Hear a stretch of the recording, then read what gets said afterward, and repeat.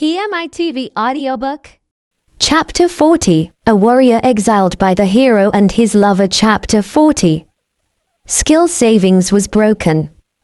Notice, since the skill savings level has reached the upper limit, it will be paid upon leveling up. Notice, the payout has been improved by the effect of skill up. Notice, skill savings has been damaged. It will take some time to repair.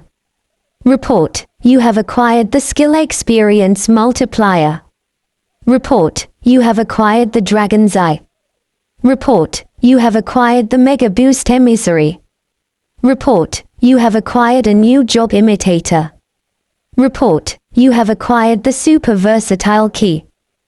These are skills I've never heard of. Some of which I don't know how to use at all. No, wait. The Dragon's Eye sounds interesting. Is it something the warriors of the ancient race had? It is said that the Dragon's Eye is capable of perceiving hidden beings, such as ghosts and spirits. If something turns out to be very powerful, I may be able to capture it visually. The Mega Boost is probably a result of Master Tamer. It can be used to increase the level of tamed monsters. This is strange, as I have heard of a casual level boost, not a Mega Boost. The imitator job may be one of the skills of a copycat, but as the name implies, can you really copy someone else's job? I haven't tested these skills for a long time, but I should try them and check out their uses. The super versatile key is another skill I've never heard of. I heard somewhere that the Great Thief has a special key, a lock-picking ability that could access anything that is kept under a lock or even padlock. I feel like I've lost a little more of my humanity after this. What's the matter, my lord? You seem a little dazed. My skill savings is broken again, and my levels are growing. That's great, Master, congratulations. Yes, thank you. I smiled as Keed hugged me. My pretty slave is always happy to embrace me. It makes me happy, but I'm a little embarrassed and can't look directly at her. Are you getting stronger again? No extreme changes. Frau spun around and watched me. Every time she did, I could smell her sweet, flowery scent. As I pat her on the head, Frau's face turns red and she freezes. Tilda, sudden heat pads are cheating. Should I stop? No. Caress me more. Even more. I patted her head some more and she continues to turn red and freeze up. Frau is a beautiful girl who has a small body but captivates everyone. Being restless is a flaw of hers, but I think it's also her charm. Even after all this time, I'm glad to have her as a friend. Tot. Someone taps me on the shoulder. Hey buddy, can you pay for that soon? Panda seems to have drunk all the milk in the pot while we were distracted. He was floating in the air looking satisfied. I apologized to the owner and to the customers in line. There will always be situations that make you uneasy. And my concern at the moment was about Sane, Lisa and Sora. No matter how much I torture myself with these thoughts, I won't solve anything if I don't do something soon. Everything that has happened has helped me change and grow as a person. This change has made it possible for me to see things in a way that was impossible before. That's why I'm going to enjoy this trip as best I can. Master, look. That's the rumored Tower of Croix. Wow, it looks really big from over here. QA. We were able to observe a panoramic view of the landscape from the village observatory. The forest was surrounded by multiple mountains, and in the middle of it stood a giant, majestic tower. The Tower of Croix. One of the many ruins of the ancient race. The purpose of the tower, the method and reason for its construction, as well as the structure of its interior are unknown. The reason is simple. The area where the tower is located is the domain of the elves. Humans cannot approach the tower and, therefore, it can only be seen from a distance. Although it's also worth seeing from here, as the tower is more impressive from a distance. The appearance of the tower is very beautiful. It was pure white with golden decoration. At the top, a jewel-like red stone reflected a dazzling light. It is a solemn, but fantastic building. For us who were in a very high place, we could see it well without using a telescope. I can see why this town is a tourist attraction. Exactly. It looks like a mountain when you look at it up close, but it's very beautiful from a distance. A mountain. At Frau's comment, I turned my head to look at her. I was very curious about her words. From the way she said it, it sounds like she's seen it up close before. Why do you have that face? Have you seen that tower up close? I already told you. Fairies are good friends with elves. Oh. I think I heard it when I visited her village. I forgot all about it. Does it mean that if Frau talks to the elves, we will get a closer look at that tower? We might even get to see the inside of the place. I was really looking forward to seeing the inside of the tower. Can you ask the elves to let us see it? Well, they're pretty stubborn. I think if I convince them, they might let us in. Do you really want to see that tower up close? Of course. Frau smiles. I have a bad feeling about this. She will probably ask for something selfish. Frau wants to reach level 220. Please help me, my lord. Is that what you want? It would be my pride as a servant of the great race. Frau wants to level up fast because she wants to catch up with Kid-san and help the Lord, even a little. I don't want to be a burden anymore and stay flat-chested. I'm sure I'll make it. My eyes expanded at her words. I feel pressured by the demonic aura emanating from her. And I'm curious about the flat-chested part of her speech. Although I can understand why you might be concerned about the size of your breasts. Okay, I'll give priority to improving Frau's level on the way to town. We'll aim for level 220. Every time she jumped in the air, the pigtails of her yellow-green hair swayed. A village of elves sounds interesting. Being able to interact with a race that usually doesn't open up to humans is intriguing for an adventure lover. And I've heard that elves are very beautiful. It's natural for a man to be curious. Yes, it's natural and normal. Jiyu, Kid hugs my arm. I'm here for you, master. I'm not thinking anything of what you're thinking. Oh, yes, that I know. She turns red and looks at me. She rubs her tail all over my body, as if trying to imprint her scent. I caress her head and she closes her eyes, looking very happy. She really is a pretty slave. My lord. Come on. I'm coming. Frau shouted and we started walking through the forest together. Frau swings her hammer and a red bear is tossed in the air with tremendous force. She flew at high speed, zigzagging between the trees, smashing the hordes of goblins and orcs in the blink of an eye, and sending the last remaining griffin crashing to the ground. Level 220 reached. Frau raises her hammer and shouts in triumph. I've been watching her all the while, and she's like a little storm. The pace she was killing the monsters at bothered me so much that I felt it was too much. Are you satisfied? Of course, I will no longer be an obstacle. I know that feeling, Frau. A while ago I was striving every day not to be like that. Come to think of it, me, Kid and Frau were lucky. The three of us are here by luck and connection. Whip. An arrow flew out of nowhere and pierced a nearby tree. This is a forbidden place for you. Go home now, human. An elven woman landed from an elevated position. She has white skin and long golden hair that she wears in a braid.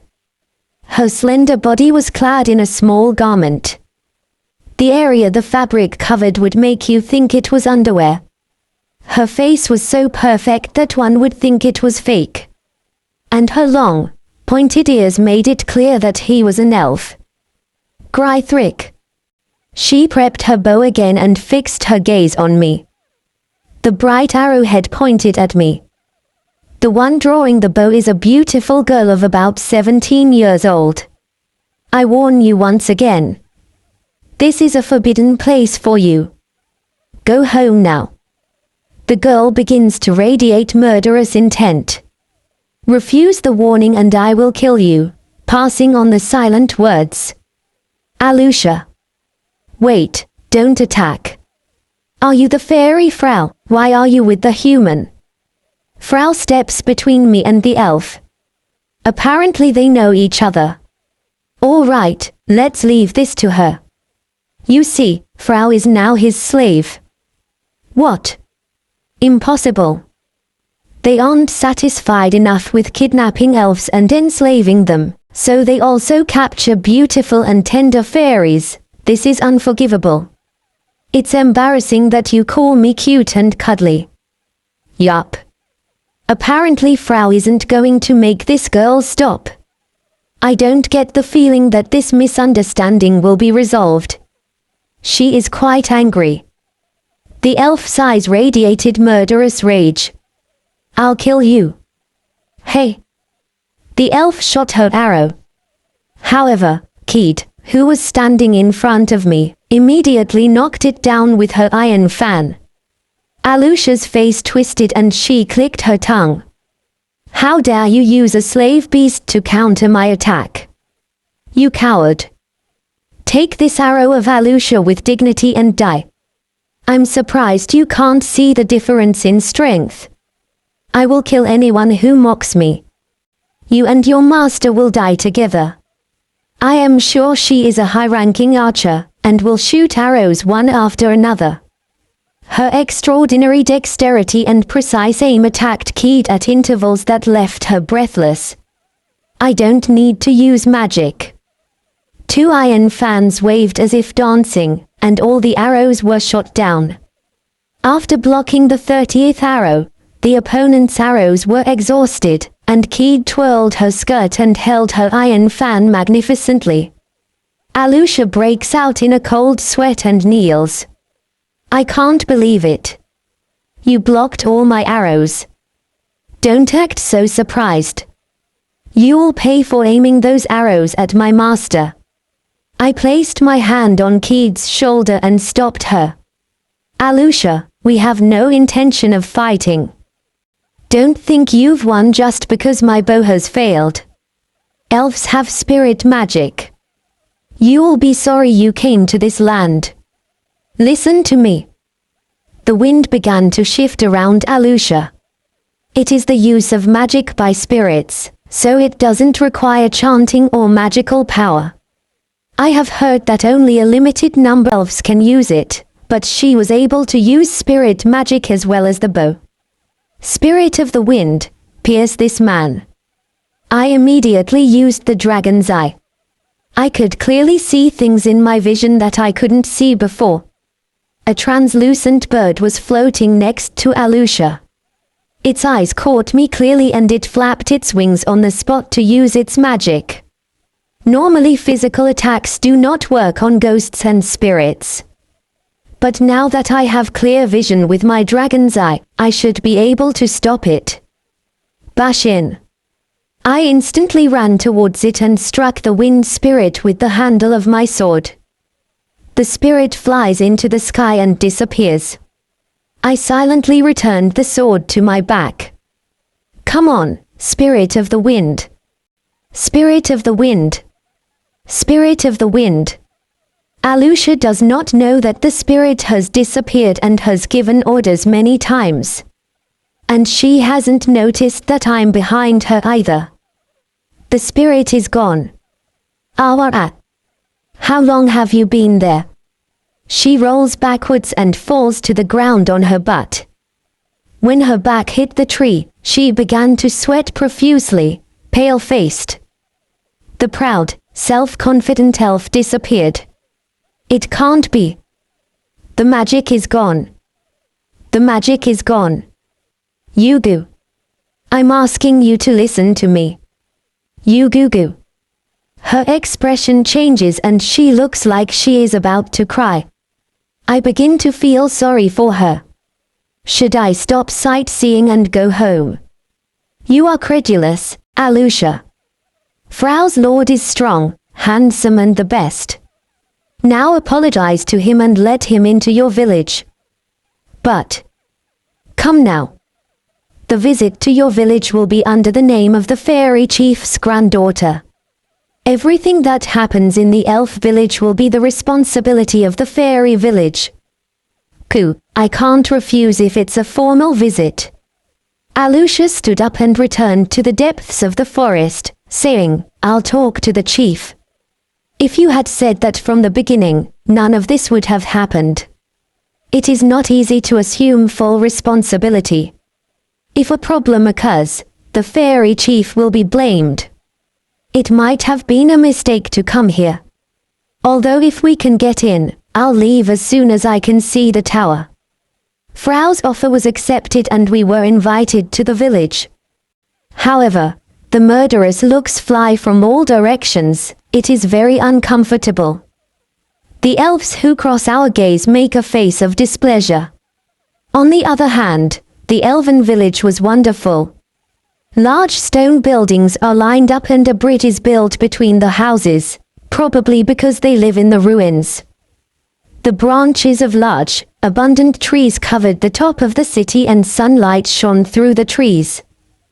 The city itself creates an atmosphere that makes you want to stay forever. If they do anything strange, you will be killed immediately. Elves hate humans. I know. I'll be back as soon as I see the tower. Alusha, who is in the lead, warns us repeatedly. It has been 100 years since humans were accepted into the elven village. It seems that last time it was a group of heroes, and they also had a lot of problems then. I'm sorry I've come to such a troublesome spot. A hard object hit my head. When I looked at the ground, there were stones on the ground. Go home, human. Yes. Children throw stones one after another. It doesn't hurt when I get hit, but it hurts my heart. It is well known that the relationship between elves and humans is not good, but it still saddens me. Master. It's all right. Let them do what they want. Very well. As a former human, I should take this punishment in stride. If I had done anything differently, I could have had an elven slave. That's why elves are such a fascinating race. Frau stomped on the ground and shook it with an impact. The noise from the elves disappeared. You plan to start a war with the fairies by attacking the Lord of One. You took on this responsibility, so if you don't cease this insolence, you will have to face the consequences. You haven't forgotten that it was the fairies who defeated you, have you? Are fairies that strong? No, the flight speed and the turns they make in the air are certainly considerable. I have heard that fairies have a strong resistance to magic. They are small, and it is difficult to hit them with an arrow. For elves, it may be a race that they don't want to have as enemies. Frau, don't threaten the villagers too much. But Alusha, I can't forgive this. They threw stones at Frau's lord.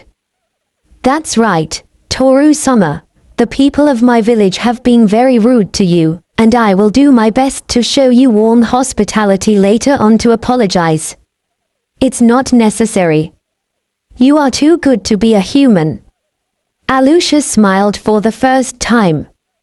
Now I can understand why humans are obsessed with elves. It's like a flower swaying in the wind that I want to look at forever. Although she can't surpass Kid's beauty and cuteness. Welcome to my village. I am the chief of this place. Thank you. A very handsome young man smiles on the couch in front of me. He looks like a 20-year-old. However, since elves are a long-lived race, their age cannot be determined by their appearance. Excuse me if I'm rude, but how old are you? I am 320 years old. I'm quite old. I have no idea how much 320 elven years are in human years. He looks younger than me on the outside. I was wondering if I could get a closer look at the tower. May I ask what you want? It's simply curiosity. It's natural to want to see a structure like that up close. I see. Certainly, it's an amazing place. The chief continues, but there are conditions. The tower is a symbol of this town, and outsiders should not be allowed near it. However, if you agree to our conditions, you may see the outside and inside as much as you like. In fact, you can even stay in this place as guests without having to have an agreement with the fairies. Really? He smiled, then there was a pause. We haven't seen the inside of the tower ourselves, either. If you are able to open it, I invite you to do so. I couldn't process what the chief in front of me had said. What do you mean you have never opened the tower? You're the chief, yet you don't know what's inside. That tower has always been closed and I've never been inside. If it were to be opened, it would be a historic moment in this town. Ha ha ha. You've never been inside. I don't know what's inside. I've lived on this land for generations, but I'm still not sure what kind of building it is. I was stunned. This is an important moment for us. In other words, that tower is an unexplored site. Excitement takes hold of me. If you give me the freedom to open it, then I will do whatever it takes. I want to see what's in there. This is like a romantic feeling, isn't it? What would you do if we found treasure inside? Half maybe. Too much, but I think I'm entitled to 30%. 30% is okay. If you can open it. Kid froze at such words. Since they are convinced that it can never be opened, this is our chance. Chief, this guy is an extraordinary human. If he accepts that kind of thing at face value, we'll be in trouble if he opens up. It's all right. Even the great thief that came here long ago couldn't open that tower. No matter what you think, he can't open it. But what if he makes it? You are very brave, but you worry a lot, Alusha. That's why there's no one who wants to marry you. This is different, brother. It seems they are siblings, and Alusha's words made Kid's and my eyes light up. I don't know if Frau knew this, but she was playing with Panda as if she didn't care. Anyway, if I open it, will you accept it? Of course. As far as I'm concerned, we'll be able to see the tower up close, and if we can open it, all the better. I only went through the elf village because I wanted to see the tower from the outside, but this unexpected change of events makes it better. It is ridiculously large. The tower I was looking up at was like a white wall. I can't find anything that looks like a window, and the only thing I can enter through is the huge door opposite. The door is made of metal and its design is reminiscent of the door of the Temple of the Sacred Weapon. The time when it was built is probably the same as that of the temple. The door has a lock. This is very different from the temple doors. How will we open it? QA.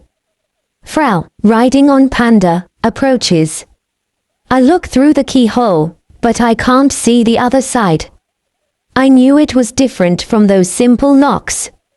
I don't know how it works even with the great thief skills. I knew from the beginning that it would be complicated, but this is beyond me.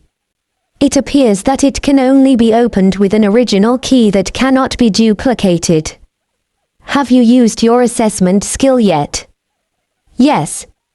It has been described as closed and unopened for thousands of years. So it's an untouched ruin. This is exciting. I wonder what will turn up. What is it, human? Open the door. Wait a minute. It's useless anyway. Alusha was watching us. She's about to give up before she even tries. It was an impossible challenge for many people of all races for several years, so it may be inevitable to have that attitude. But it hasn't been challenged by me yet, that's the difference. I will use a piece of wire that can be found anywhere. I inserted it into the keyhole. Then I activate the super versatile key. Clank. In just 1 second, the lock was unlocked. So it's true, the super versatile key can open anything.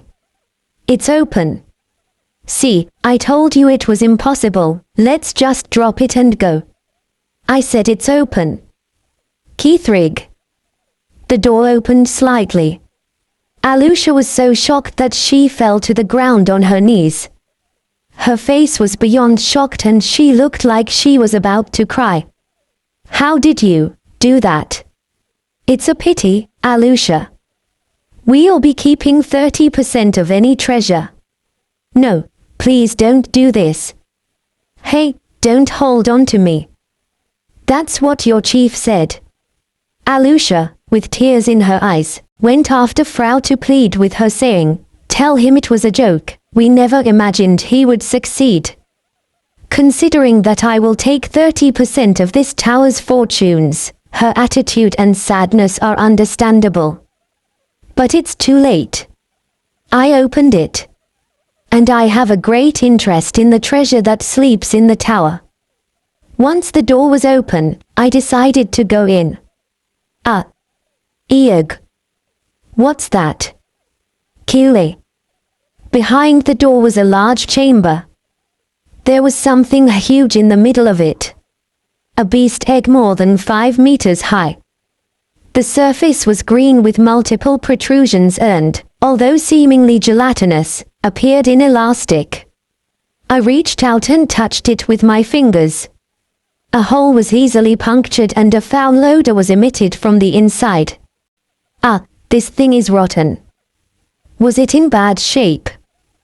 The assessment says it's dead. I can't stand the smell. Keed walked away from the egg. It was more complicated for her to be close because her sense of smell was superior to mine. I looked around me. Frau and Alusha were also moving to the corner, holding their noses. Kile. I'm sorry to hear that, buddy. I petted Panda, who looked depressed. It is so large that it must have been the egg of a very powerful animal. He is quite sad that he could not become your friend. However, is there only this in this tower? Lord, there are stairs over there. Really? We are going up. All of us climbed the stairs. The second floor was full of water everywhere. The entire floor appeared to be a shallow water tank. Clean water flows from the wall. On the other side of the floor, a scaffold led to a stairway to the bottom. There don't appear to be any living creatures. And it looks like it can be used as drinking water. Have a sip. I drew water with both hands and drank it. Yes, it's drinking water. After getting confirmation, Frau, Keed and Alusha decide to take a sip as well. I wonder if it is extracted from underground. It is cold and refreshing. I feel like taking a dip in this water. Stop, Frau, this water is important for my people. Really? Alusha drinks water again and again with a big smile. It's a little creepy. In this village, we have to walk a long way to fetch water. I had no idea there was such an abundance of drinking water right under our noses. Good to know, but what's wrong with this place? The story goes that the treasure of the elves is to be found here. Treasure. The great thief's sense of smell certainly tells me that there is treasure. There is something big here. We went up to the 3rd floor. Horror! A scream escaped at the spectacle before us.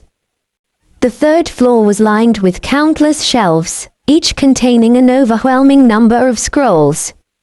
Each shelf was marked with a plaque describing the contents of the scrolls. But I can't read the ancient scripture. Appraisal, detection, clairvoyance, dissolution. It seems there are skills I've never heard of. Can you read ancient writing? Yes, that I can. Ancient writing is writing that can only be read by highly intelligent scholars. What kind of beautiful slave do I have who can read and understand it so easily? There is a magic scroll here. Really?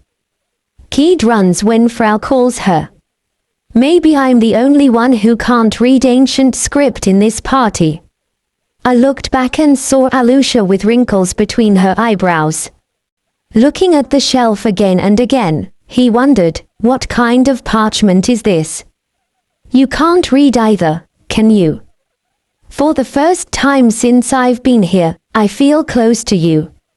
So many scrolls, it's a real treasure. As an elf you must be happy. That's right. I know it's late, but I thank you. If you hadn't opened the door, we wouldn't have had so much drinking water or this pile of scrolls. Toru-sama is a good human. Thank you. Apparently my actions have made her trust me a little. But I guess even I'd be tempted to say that with all these scrolls. The power to protect the village lay dormant here, no doubt it is the treasure of the elves. Master, there are still stairs. We will now go to the 4th floor. There was a heavy door at the bottom of the long stairs. In addition, it is locked. Here again, the super versatile key comes into play. I pulled out the wire and inserted it. Blank. The lock was unlocked and the door opened silently. By using Nii as a decoy, I managed to escape safely, and returned to the royal capital of Balsile. But what awaited there was a deadly humiliation. I will congratulate you on getting the sacred sword. You have done well. However, what was that atrocity that happened in North Star? With the demons right in front of you, you abandoned one of your companions and fled, allowing great destruction to befall the city. If you plan to make an excuse after that, you will be delighted to hear what comes next. After you escaped from the demons, a party of adventurers called the Mainayu Brigade defeated them without batting an eye. The Mainayu Brigade. How come they were there? As I was about to stand up, the knights guarding the king put their hands on their swords. I quickly knelt down again. I almost grabbed the king by the chest and I wouldn't have let go until he gave me more information. Damn Mainayu Brigade. They must have killed the demon after Nii weakened it. They stole my prey. They have interfered everywhere I've gone, and now they are following me. I will never forgive them. Never, never, never, never. Killing them will not be enough to satiate my anger. You've got to be fucking kidding me. Your Majesty, please give me a chance. Good. You're still in the process of growing, and you're still the hero. I'll give you another chance to make up for your mistakes. Thank you for having such a noble heart. I'm feeling nauseous from the things I just said. If you weren't the king, I would have trampled you underfoot and murdered you by now, you damned old fool. I wonder if you will beg for your life as those adventurers did in that guild. The king bowed and looked up. I have a special task for you. I expect you to fulfill it. I will give my best. An elven woman entered the room. She wore a collar around her neck, a sign of slavery. She is so beautiful that I can't stop looking at her. This is an elf I recently acquired. She is very beautiful, isn't she? I spent a lot of money for her. I'd like to have another one just like her, but I don't want to have to pay for it. Your mission is to go to the elven village in the forest of Gridget. Would you like me to capture one? The king did not answer, only smiled. There is nothing more to say. I can understand your intentions without needing you to say anything more. So capturing an elf, huh? Well, I want one too. Since they are a rare species, their numbers should be few. If there is only one in the village, I will keep it instead of giving it to the king. The question is how to enter the elf's village. It is an exclusive place that does not allow the entrance of humans. Even the hero would not be invited easily. I have to figure out a way to get in by any means necessary. In the past, elves have cooperated with heroes many times. They are devoted to them, so the story goes. This will be too easy. I can already imagine having my beautiful elf slave. After you bring me the elf, your second task will be to defeat one of the 6 demon generals, Roy's. Can you do it? Yes. I definitely will. Very well. The next time we meet will be at the Conference of Nations in the royal capital of Gridget. There you will hand over my elf, and prepare to be publicly named a hero. I bowed to the king and left the place. Inside me the flames of anger burned. You don't know how much I want to decapitate you, you damned old man. I've already lost count of the times I've murdered you in my imagination. You have the reputation of being a foolish king among the commoners, and they are absolutely right. Perhaps this country will not exist before long. This is where I was born and raised. But I'll get the hell out of here once I'm a hero. No matter the fate, as long as I can do what I want. I will continue to do this work a little longer. I don't like the idea of my reputation continuing to decline. On the way to the elven village, I heard many rumors about the Manu brigade. Saved 5 cities in a single day. He has a great sacred sword. The slave he has is a very beautiful woman. He defeated one of the demon king's generals with a single blow. They have a fairy with them. The leader is very handsome. The fluffy animal with them is so cute. The real heroes are the Manu brigade. It seems that there is a party in Balsile that wants to steal your credit. Something inside me was about to break. But I tried my best to ignore them. These are all just rumors. I know I am the real hero, and it will soon become clear who is the fake between the two parties. I think I've been too impatient with my success so far. The idea that I am the hero blinded me, and I didn't act the way I should have. No wonder I have failed at everything. Let's take a moment to remember who I used to be. When Toru was still in my party. That's the land of the elves. That's what they say. That's a very nice tower. We observed the forest from a tower in a nearby village. Indeed, it is a beautiful tower. Come to think of it, I heard somewhere that that tower was an unexplored ruin. If we managed to get in, we could get our hands on some valuable relics. If I present the relics to the royal family together with an elf. Phew. I'll get into that tower any way I can. If I say I'm the hero, surely the elves will be happy to invite me in, even if some show reluctance. The Demon King is a common enemy. It is impossible not to cooperate with the hero. Let's go to the village. An explosion sends me flying through the air and I fall face first to the ground. Pfft, my mouth is full of dirt. Who are those that dare to attack the hero? I will make them regret it. Are you all right, Sane? I will heal you quickly. Don't worry about me. Worry about where the attack is coming from. I drew the sacred sword and prepared for battle. However, it is very difficult to see in the middle of the forest. The enemy is cleverly hiding their presence. Go back the way you came, or you'll regret it. An elf with braided hair appeared out of nowhere. Her appearance is as beautiful as the elf I saw in the palace. How lucky I am to have found one so quickly. You may not know this yet, but I am Sane, the hero. I have come here to ask for your help. Hero. The elf's reaction was abrupt. I laughed inside.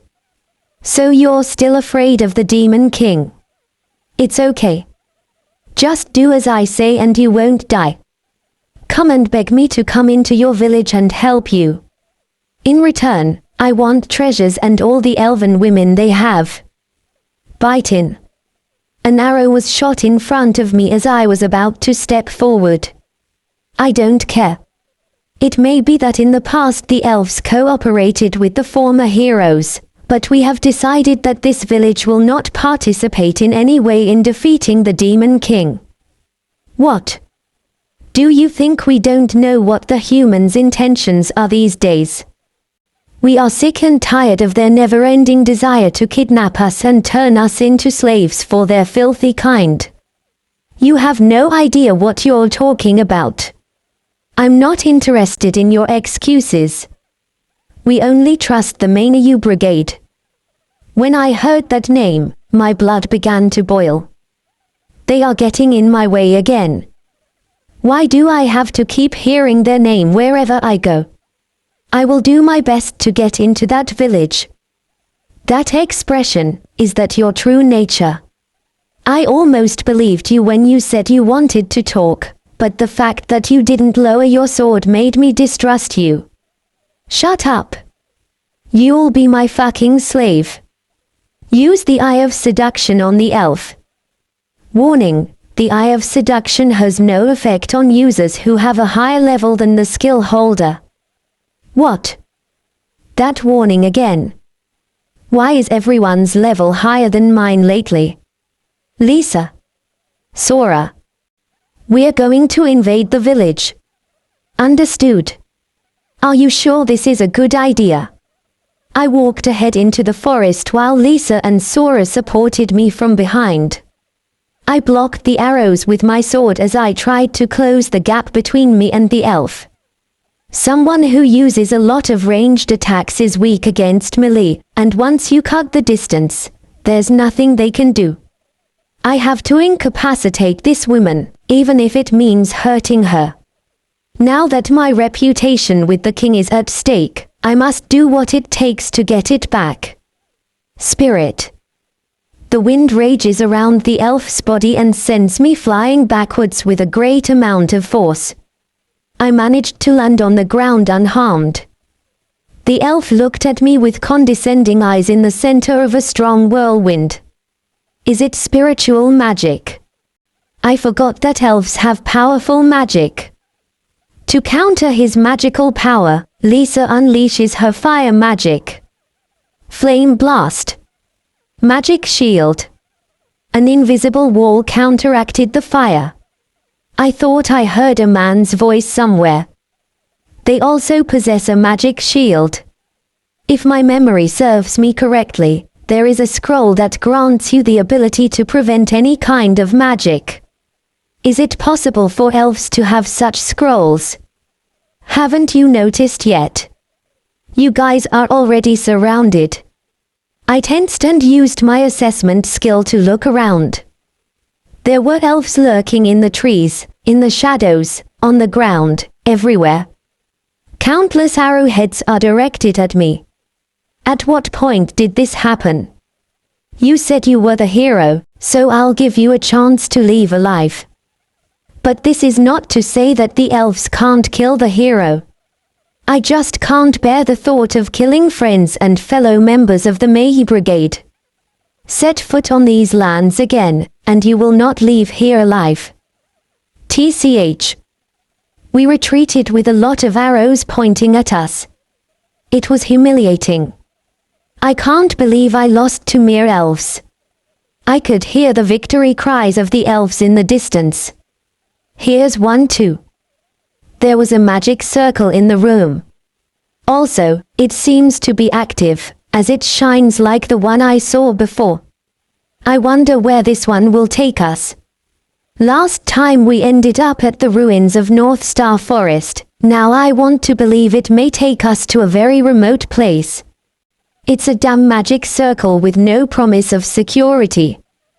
But it is also true that my curiosity is stronger than my sense of caution. I think I am destined to be traveling from ruin to ruin through magic circles. Should I step on it or not? I really want to step on it. What if it is a dangerous place? Should I stop? It is smart to hold back when considering the risks. Do what you think is right, Master. I will go wherever you go. Same here. And you don't have to worry about Frau. I'm strong now. I'm sure you'll be able to find some treasures there. Phew. Kiwi. Their words encouraged me. I cannot be an adventurer if I am afraid. We are a party that enjoys traveling. I will solve the risks with force. Well, our next destination will be the other side of this circle. Yes. Woohoo. Kiwi. Now that we've taken care of all our doubts, we can calmly check the room. Apparently there are no more rooms. So we decided to return to the village. Thud. The chief elf fell out of his chair. Wait. He held the back of his head and rolled on the ground. He must have been hit very hard. It's a shame. I turned my gaze to Keat. She nodded silently and used a healing wave on the boss. You've done a great job, opening a tower that had been closed for thousands of years. And all it had was water and a bunch of scrolls. The chief laughs as he rubs the back of his neck. Then he lets out a big sigh. He seems to be thinking about the 30% of the scrolls he has to deliver to me. Scrolls are valuable in addition to water. Considering that the scrolls can only be used once, it must be a painful thing for him. In your mind you must be fighting a battle of how to deal with this situation. Brother, you promised him a reward, and I advise you not to play any tricks. You must keep your word. I don't know why I was brought up to be so stupidly honest. Brother, I will keep my promise. The chief gave up, and nodded his head. Then he straightened his posture and held out his hand to me. Once again, I thank you. What you have done, Toru Dono, will be a historic change for our people. The abundance of water will enrich the village, and the scrolls will strengthen our defenses. It may not be much in the way of gratitude, but I hope you feel at home in this village. Thank you very much. I firmly shake hands with the chief. With this they should no longer throw stones at me. I'm looking forward to tasting the food and sake that the elves make. When the conversation came to an end, Keed placed a scroll on the table. Actually, I found a special scroll on the shelves. The contents are physical strengthening skills. What's the difference between this one and the rest? Keith's explanation is not very crisp. A typical parchment is light yellow, but the one in front of me was a beautiful white color. I know it is different from the color, but I would like to know exactly what the difference is. This is a scroll that allows you to learn skills. For a moment, I didn't comprehend what she was saying. Is it a scroll that allows you to acquire skills? Is there such a thing in this world?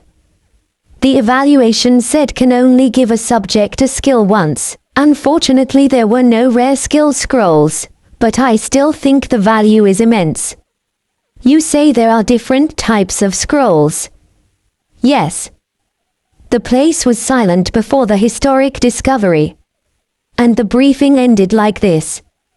Yes, this is the elf's specialty, potato mochi wrapped in herbs. I was given a bowl with a bunch of potatoes wrapped in leaves. I wonder how I should eat it.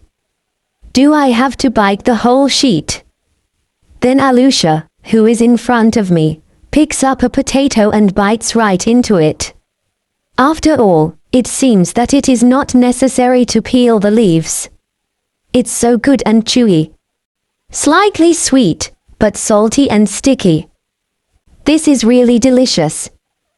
The great banquet was being held in the great hall. Many men and women were eating and drinking.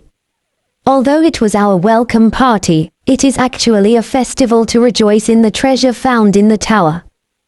But thanks to finding the scrolls, there's no one to mess with us. Some of them approached me favorably, and I was able to meet some of the villagers. Kiwi. Kiwi. Would you like some? Panda flies everywhere. Unlike Rojuk, this boy eats, and eats a lot. Anything in its path, it can devour it. The hole that appeared under his eye swallowed the offered potato in one bite. Panda squirmed half-heartedly, then opened his eye and spun around happily.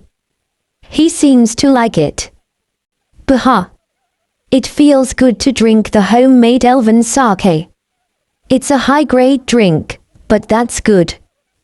Must be fun out there. What, you've never been out of the woods? I am in charge of protecting the village. Above all, elves are meant to be born, live, and die in the forest.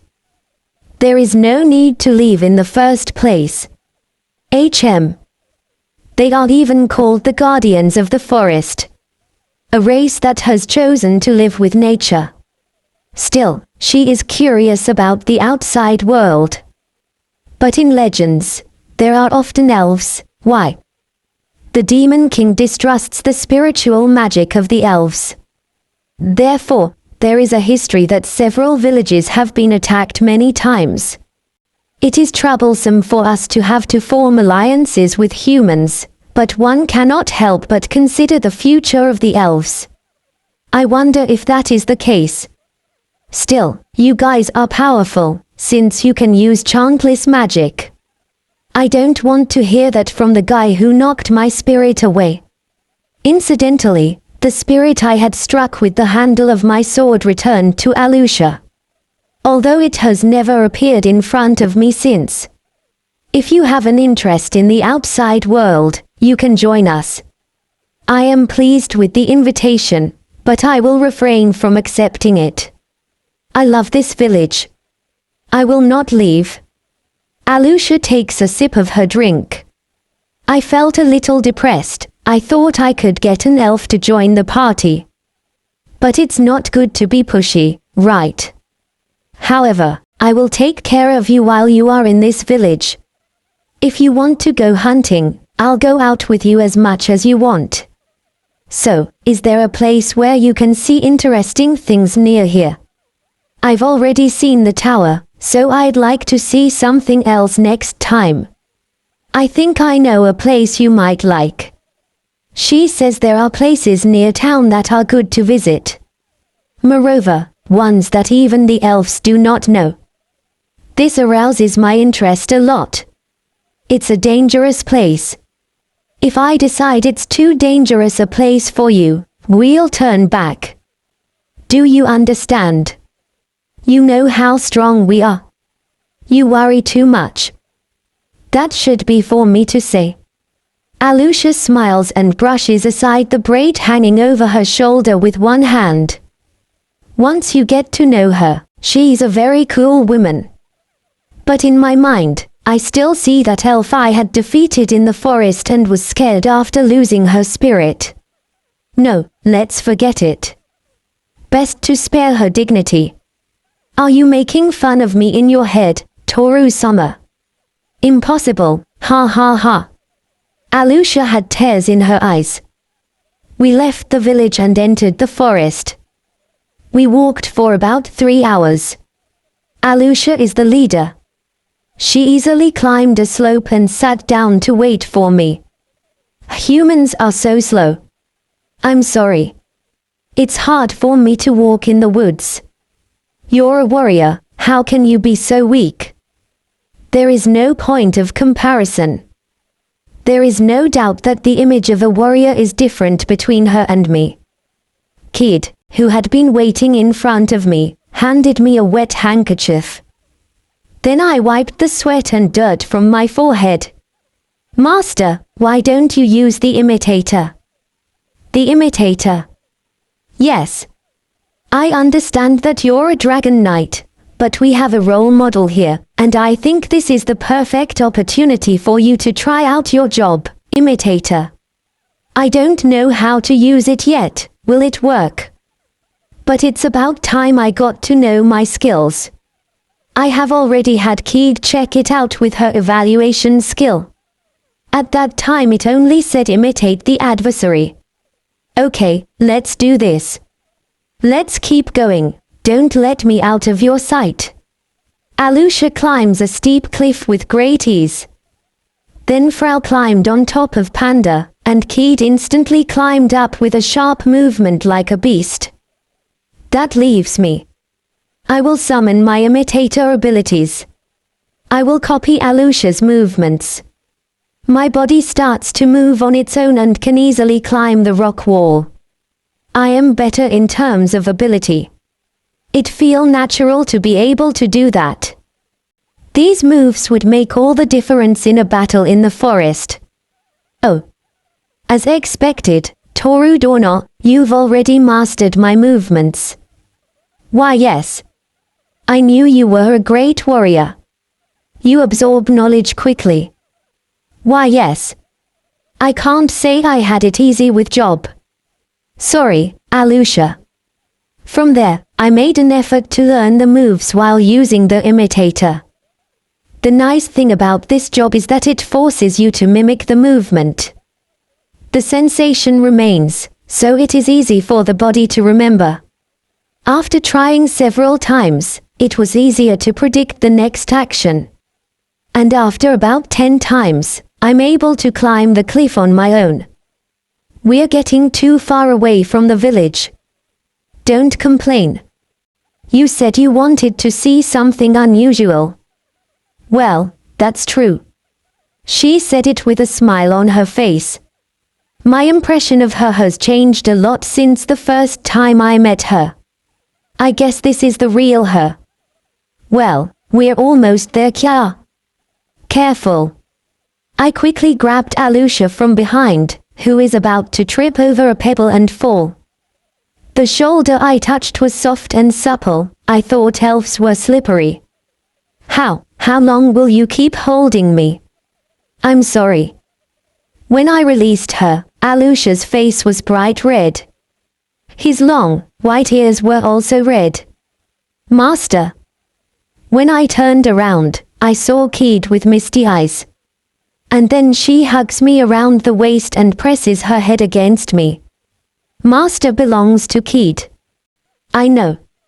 I caressed her head, her ears lowered, and she looked at me with an expression of great devotion.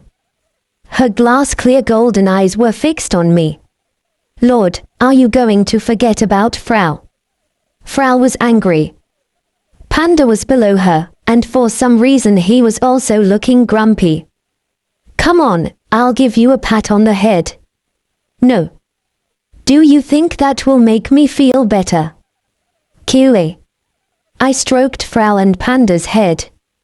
At first she resisted, but gradually she pushed her head into my hand and demanded more and more. Panda was glassy-eyed and seemed to feel fine. I love how the Lord pats me on the head. QA. The mood seems to have improved.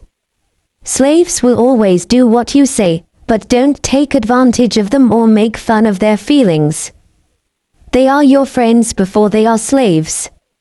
As a master, you may have many faults, but you must do your best to live up to their expectations.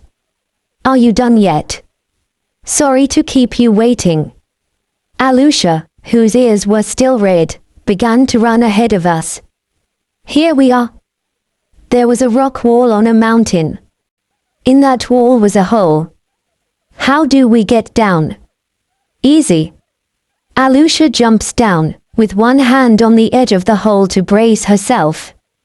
She went straight in. I'm an imbecile. I should have known better. Although if I fall at that height, a world of extreme pain awaits me. Rojuk. Shaya. I called Rojuk and had him go around a tree that was nearby.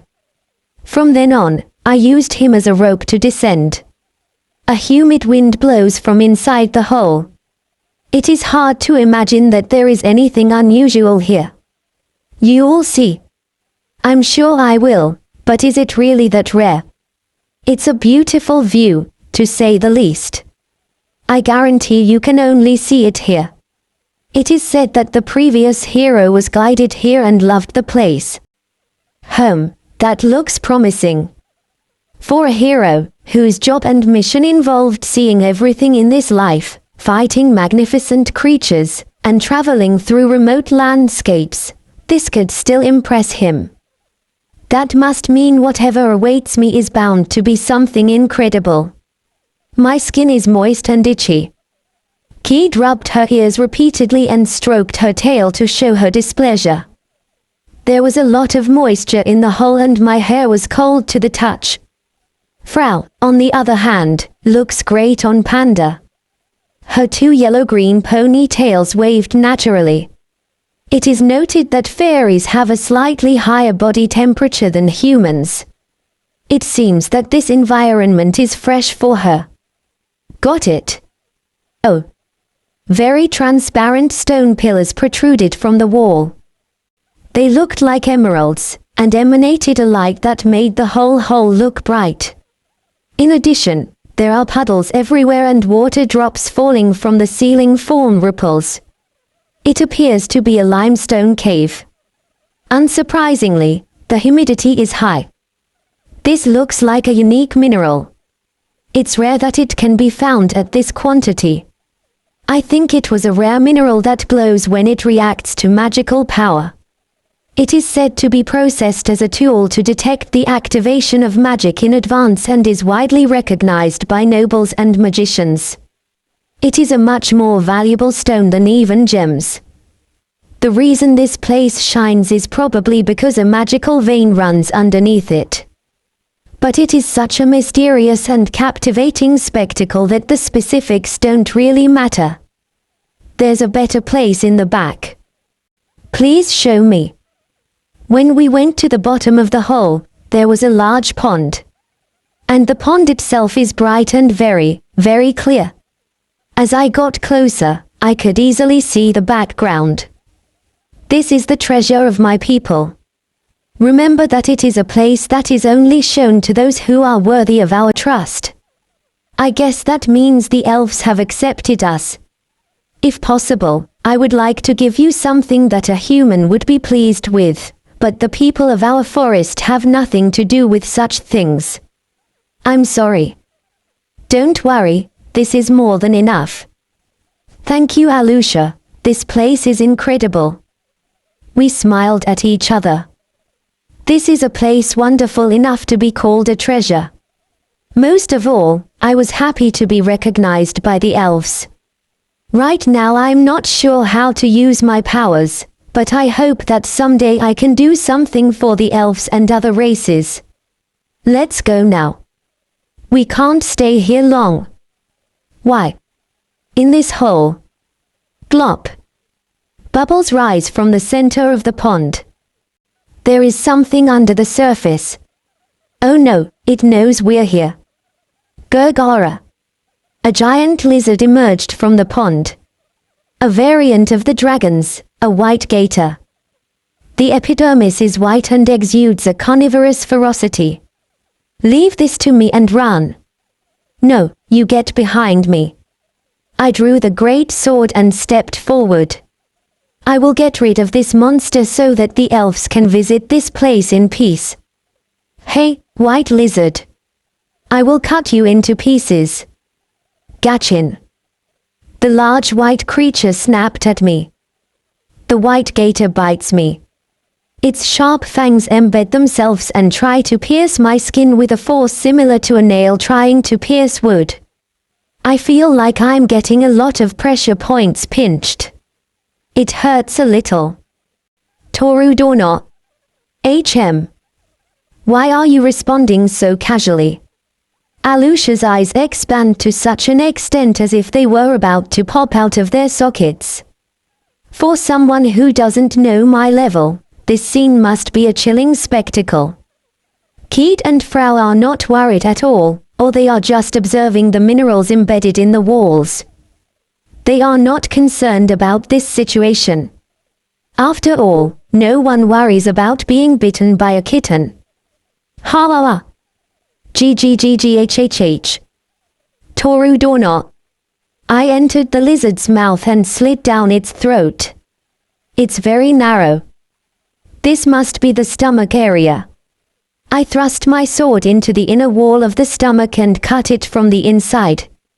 I have nothing against you, but it is for the good of the elves. And this will serve to make me a feast. Ah, it reeks. I cut the flesh from the inside and crawled out. Blood dripped down my body and I was covered in sticky lizard mucus. I should have defeated him in a way that wasn't so pathetic. This victory feels very hollow. The white lizard was rolling over and shaking. Hey, Alusha, mind if I take a dip in here? Sure. Cool, thank you. I placed my sword in its sheath and took off my clothes. Then I leapt into the pond.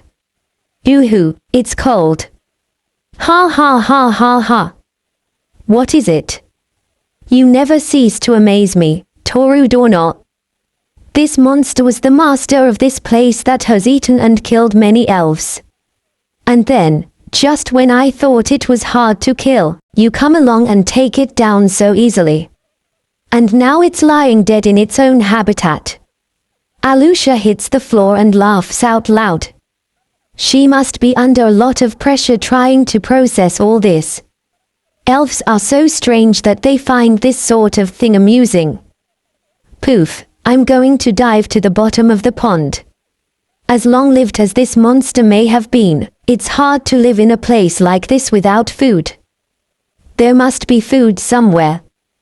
When I got to the bottom, I noticed a side hole. A long tunnel led to the back of the cave. When I reached the end of the tunnel, there was a very wide space. Light was falling from above and the surface of the water glistened. Aquatic plants covered the surroundings, and fish swam in front of me.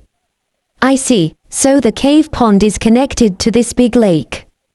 I decided to go back to where my friends were. Is there a lake near here? There is one. According to humans, you can catch a delicious type of fish there. So, this pond was the place where that monster slept. I kept the lizard in the magic storage. I would like to strip it down before arriving at the village. Elves don't eat meat. So they have no experience in such things. What the heck is wrong with me? My level went up too high. Alusha is surprised when she checks her stats. What level have you reached? I should be level 44, but now I'm level 120. That's probably my fault. Since I recognized Alusha as a partner, my experience upskill affected her. I will make an evaluation of our stats. Me, 301. Kid, 271. Frau, 243. Killing that monster was very beneficial with respect to experiences. I love my skills. No way. Skills evaluation, LV 15. Chant omission, LV 20. Shock correction, LV 20. Power level, LV 20. Healing wave, LV 20. Apparently, she seems to have broken the limits of her abilities. However, unlike me, the upper limit of her skills is 20. Frau is also amazed at her stats. Skills. Her 2. Unlike Keith, she has few skills, all of them raised to the maximum. As expected, Frau did not hide her emotions. Something is wrong with my skills. I don't think so. Look at that. My levels are amazing. Yes, congratulations. I will not give Alusha an explanation as to why she has risen so high. It is a tedious thing to explain. Surely this must be a gift from the god of the forest. That's what she chose to believe. After returning to the village, we took refuge in the tower, not even bothering to eat. We have to select what kind of scrolls we will keep as part of our reward. There are a lot of scrolls, so we'd better hurry, or we won't be able to get out of here. It's getting easier and easier to spend time here, so I feel like I could stay for months. I'll take 5 evaluation scrolls for now. Is that all you want? I can't just depend on you, Keith, all the time, and I'll take 6 scrolls with me for underwater breathing. I don't think we have any need for those scrolls. I took her at her word and grabbed 15 underwater breathing scrolls. On the other shelves, Keith and Frau are choosing the scrolls they want. Frau flies with a scroll. I found the scroll with long-distance messaging magic you mentioned. Thank you. With this we will be able to communicate easily. What's that good for? Alusha asked curiously. Messaging scrolls. In a nutshell, you can send a mental message to the person you have in mind. It can be used anytime and anywhere. It is an emergency communication method that can be life-saving. How many such scrolls are there?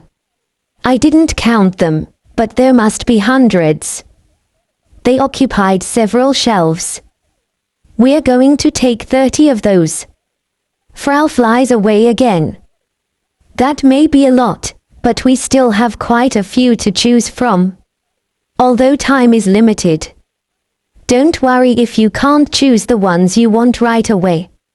You can always come back to this village. You are our friends now, and you will always be welcome. Are you serious? Thank you very much, Alusha. Phew. Alusha turned red and placed her hand on her chest, then left the room. I wonder what's wrong with her. Is she sick? I think I will ask Keith to use healing magic on her later. Master, I found many amazing scrolls. Keith came over with a big smile, carrying many scrolls.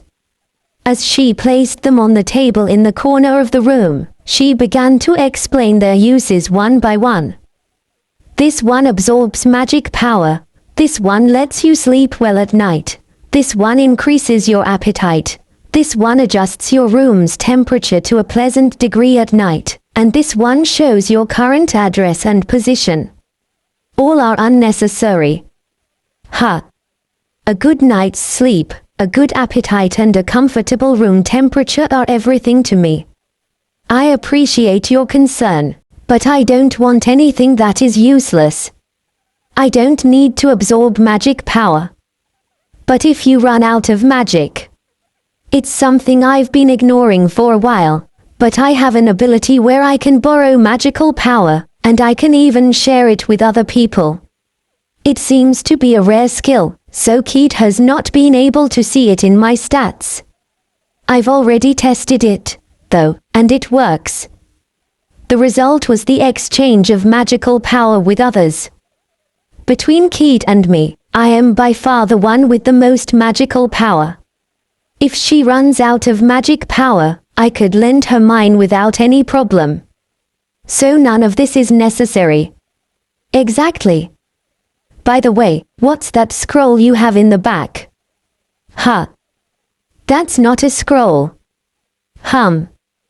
This is very suspicious. I pulled out an evaluation scroll and checked what she was hiding. Improvement of smell. I see. Okay, let's pretend I didn't see that. Today is the day we leave the elven village. I had been allowed to stay here for 4 more days. Alusha and the chief came to say goodbye. So you're leaving now. I'll miss you. We'll be back. We still haven't fully decided which scrolls we'll be taking as our reward. You are always welcome here. You are now friends of the elves. We shook hands. One day we will meet again. Maybe that time will come sooner than we think. The chief approaches and whispers. I feel concerned about the destination this magic circle will take you to. I am sorry to bother you with this request, but if there is a problem, feel free to send us a message. And if this circle is in a place where it can easily lead other creatures or humans to our village, please destroy it for me. I will. He probably has it in mind to use the circle, since if it's not exposed or a security risk, he doesn't want it to be destroyed. The provenance is a matter of considerable concern. Personally, I would like not to destroy it. After saying goodbye, we headed to the magic circle. It is not clear where it will send us. If we are not careful, we could find ourselves in a place where we could die instantly. But it is inevitable not to want to know what awaits us. Let us go. Yes. All right. Kile. The 3 of us jumped into the magic circle at the same time. We arrived at a place where there was very little light. The magic circle shines, but the space is too big to overlook. It smells of dust and dirt. And there are no signs of any animals nearby. Notice, the level of the camouflaged ring is now level 2. Are you really going to level up at a time like this? What a bad time to do it. Although it is useless to scold the ring. Be wary of the surroundings, and don't turn on any lights yet. Kid, make an assessment to find any enemies. Frau, use reconnaissance to see if there's anything lurking. Understood. Panda, float above us. Kile. I unsheathed my sword and sharpened my senses. I feel no malice, no traces of living beings. The air doesn't feel heavy. Maybe we are in an enclosed space. I don't see any enemies. Nothing and no one is hiding. All right, make a light. Keed uses her orb of light to illuminate the place. Apparently, we are inside some ruins. There are pieces of the ceilings crumbled on the floor, and there's debris from the walls scattered all over the place. I see no exit anywhere. I sense that this is a closed room. I will use Great Thief to find a way to get out. That's strange. I pushed a part of the wall, and suddenly a passageway opened up. However, there was no light behind that hidden door. Everything was completely dark. Also, I can't feel any airflow, so this must also be an enclosed space. I know we're inside some ruins, but I don't see any signs of a way out. This is worrisome. We have to find one fast. I don't like being locked up. Kile. The 3 of us walked through the door. Various parts of the room have cracks that allow bits of dim light to shine through. It is approximately the same size as the previous room. Moreover, the deterioration is even worse here, and the sand falling from the roof formed small piles everywhere. What do you think? The front wall looks suspicious. I made sure to knock on the door in hopes of finding another secret room. But unfortunately, this time there was nothing like a hidden door, and it was in a completely sealed state. Although a slight sound was generated the moment I touched it. It seems that you can't get out without destroying the wall. Everybody stand back. I pulled away, took a step back, and quickly ran towards the door to break it down with my body. Just one moment before I made impact, the door flew open. Wah-wah-ah. Ha! Behind the door, there was an old man in a robe. The momentum of my body caused me to collide with him and I knocked him over with me, slamming us to the ground. The lantern he was holding in his hand hit the ground, generating a loud noise. Ah! The old man's lips and mine touch a bit. His beard makes me feel a tingle around my mouth. Wah! It made me nauseous. It's not the first time I've kissed someone, but it's certainly the first time I've done it with a man. I couldn't even imagine an old man being in a place like this.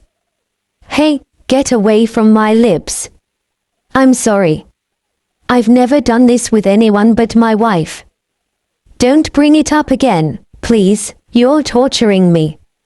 Anyway, I apologized for the incident. Even if it wasn't really my fault to appear out of nowhere. In my mind, destroying the wall made me look cool. But the reality was different. I should have broken the wall with my fists. Are you all right, master? I hope that old man didn't do anything to you. I'm fine, don't worry. I explained to Keith and Frau that there was no problem. Although the incident with the old man's lips is something that I'm taking to my grave. Fluttering footsteps echo. I heard a scream, "Are you okay?" We are in a place that looks like a living room. There is a passage in the back, from where 4 adventurers came out. A muscular man, who appears to be the leader among them, turns the torch towards us. You are safe, Lord Scotchell. I'm not injured. I'm just a little surprised. I'm glad to hear that. By the way, who are these people? I don't know. They came out of nowhere, through that wall. The adventurers who appeared drew their weapons. Wait, we're not bad people. Then tell us who you are. From the looks of it, you seem like other adventurers, but nothing assures us that you are not demons in disguise. An adventurer suddenly appears in the ruins. This is certainly very suspicious. We are the Mainayu Brigade. We are a B-rank party. Mainayu Brigade. Are you the rumored adventurers we've heard so much about recently? That we are. What is this place? It is the deepest part of the ruins near the capital Grigit. The deepest part of the Grigit ruins. Weren't there about 20 floors in those ruins? We were very lucky to be sent to a distance relatively close to the elf's village. It means that the distance it takes to walk about 3 days has been considerably reduced. The old man noticed my bracelet and looked back. Oh, that's a hero bracelet, he's telling the truth. What? Old man, you know about the bracelet? Yes, I was once the hero of this country. The old man rolls up his sleeves and shows me a gold bracelet.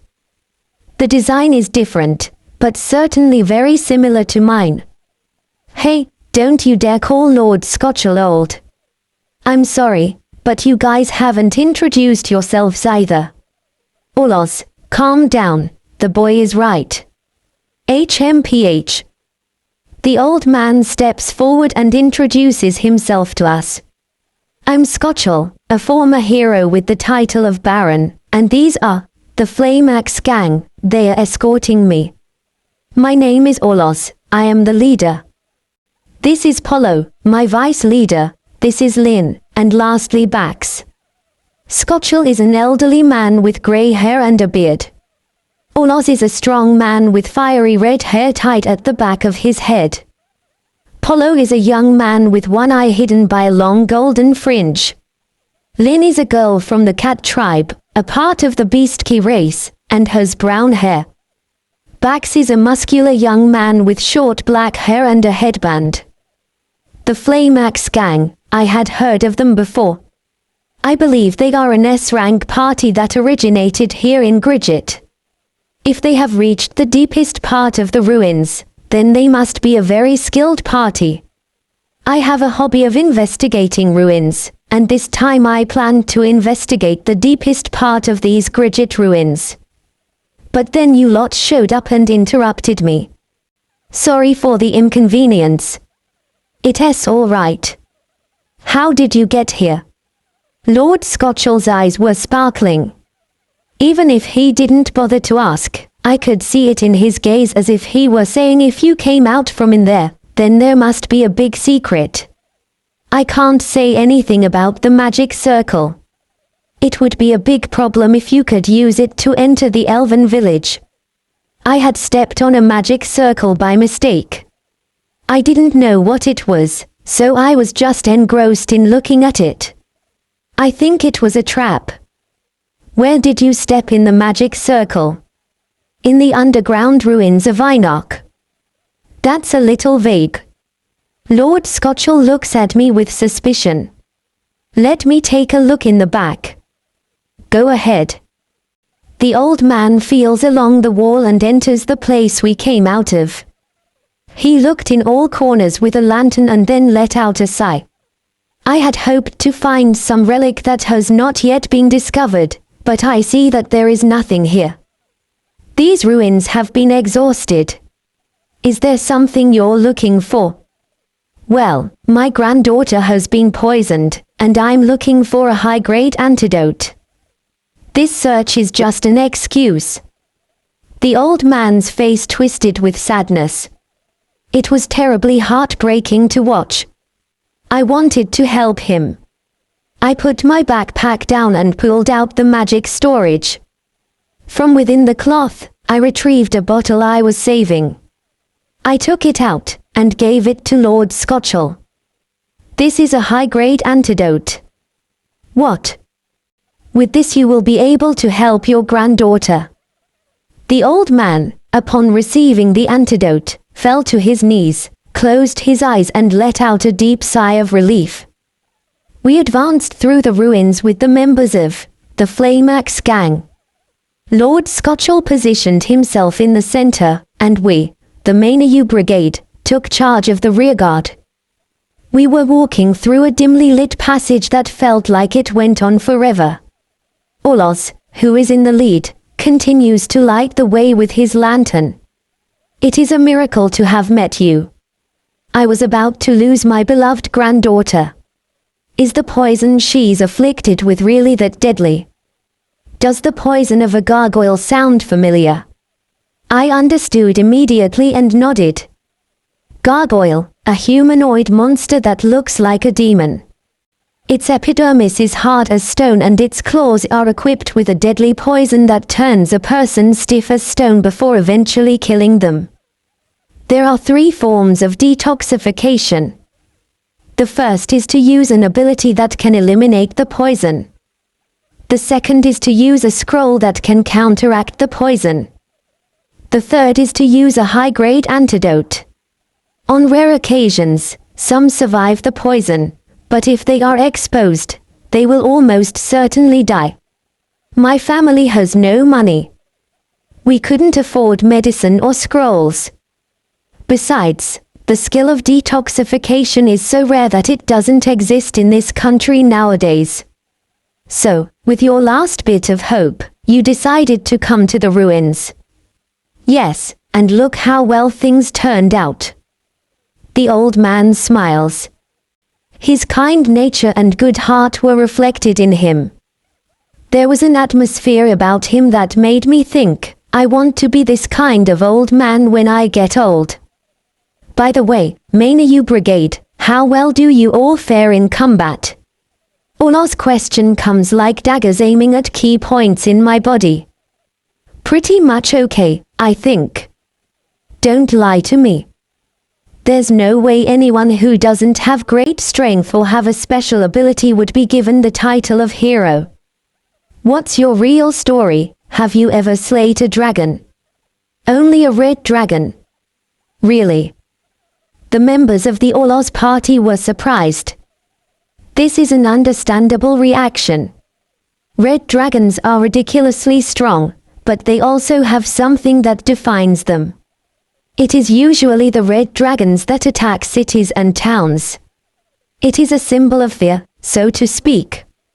At the same time, it is the #1 monster that adventurers want to defeat. Keed leaned close to me and whispered. Was that when you gave me that medicine? Yes, you had a hamburger that day too. Ah, that's right, it was delicious. I almost drooled remembering the taste of dragon steak. I should have saved more meat. Wow, I've never seen a fairy before, Neo. Phew, Frau is more than just cute, she's also soft. What's that white stuff, Neo? This is Panda. He's Frau's servant. Kiwi. Lin and Frau seemed to be enjoying a lively conversation.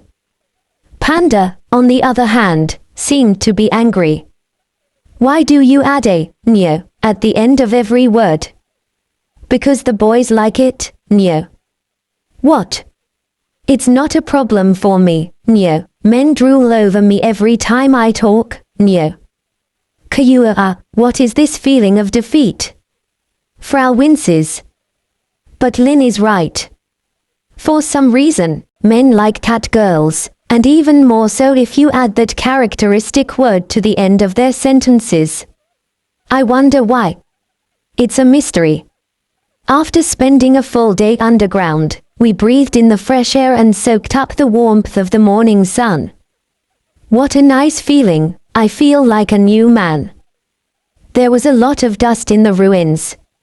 I really want to take a quick bath. My body is sticky. Kiwi. The entrance to the ruins was deep in the forest. The leaning stone statues were adorned with ivy and some of them were covered with lush moss. The ground, where the cobblestones would have been, is grassy, with rotting stone pillars lined up in 2 parallel rows. Let's take a break here, Lord Scotchell. No, I have to hurry home. I don't have time to rest. But we're reaching the limits of our strength. Panda. Panta appears in front of Lord Scotchell. His oval shape further expands until it becomes sufficient to carry 1 person. Panda is a beast that can carry people and items. I'll send him to your home, so feel free to use him. Thank you for your help. Gunian, the old man rolls his eyes as he climbs up. He was surprised to feel it for the first time. Panda is soft, fluffy and a little warm. It's interesting to see what kind of creatures these animals are.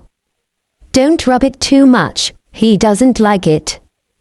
Be very careful while rubbing Panda, Lord Scotchell.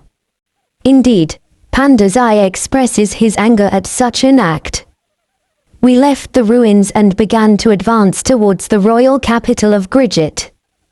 That's my home. It's a small mansion for a former hero and a baron.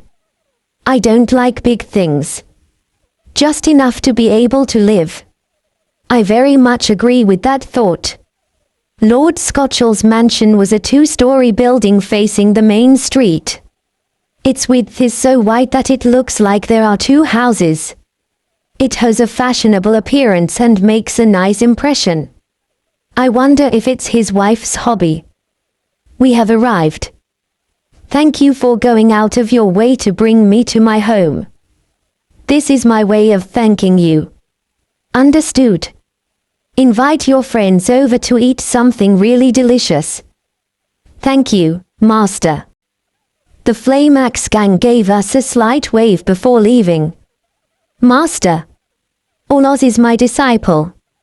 He is now even stronger than me. He was a brat many years ago, now he has grown into a great man. Master and disciple. I like that. In my case, I learned the basics from my father, but he died when I was young, and since then I have been mostly self-taught with respect to fighting. There is no one I can properly call a teacher. I envy Olos. The old man invited us into his house. Father, did you find anything in the ruins? I had no luck. I see. As soon as you enter the house, a middle-aged woman comes running out of the back. Probably the mother of his granddaughter, she was kneeling on the floor. Instead, some people I met in the ruins gave me a high-grade antidote. This will help Anna. Where are? Is this the guy who gave it to you? Yes, now prepare the cups, we have to give our guests a warm welcome. Yes, Father. The mother who received the jar thanked us before going upstairs. This will help your daughter. I was invited into the dining room and sat in a chair. I'll go make some tea, please wait for a moment. Don't worry, it's not necessary. Don't be silly, you just saved my lovely granddaughter's life. I can't just let you sit there quietly. Lord Scotchall went to the kitchen. Never before had a nobleman made me a cup of tea. It is unbelievable that someone like him would treat a commoner like me this way. Freshly brewed tea is placed on the table and Lord Scotchall sits down. Thank you so much for what you have done. I can't tell you how much it means to me. That's okay. I happen to have an extra antidote. For you it may be, but not for me. I owe you a debt I can't repay, and I don't know how to shape this feeling. He pounded his fist into the palm of his hand saying, I got it. He ran out of the room, the sound of his footsteps echoing throughout the house. He is a very energetic old man. I didn't know he had the energy to keep running when he was so exhausted before. When he returned, he placed a box on the table. Pay close attention to what I have in my hands. What is it? Phew, do you want to know? Do you really want to? Don't get so mysterious now. In his hands was a rectangular box made of wood. At first glance, I don't know what's in it. But that size. It looks familiar. Lord Scotchall opened the box and there was something wrapped in cloth. The fabric is lifted and what was underneath is exposed. No way. Yes, this is a beast egg. In his hands he held a pale blue beast egg. A pale blue beast egg.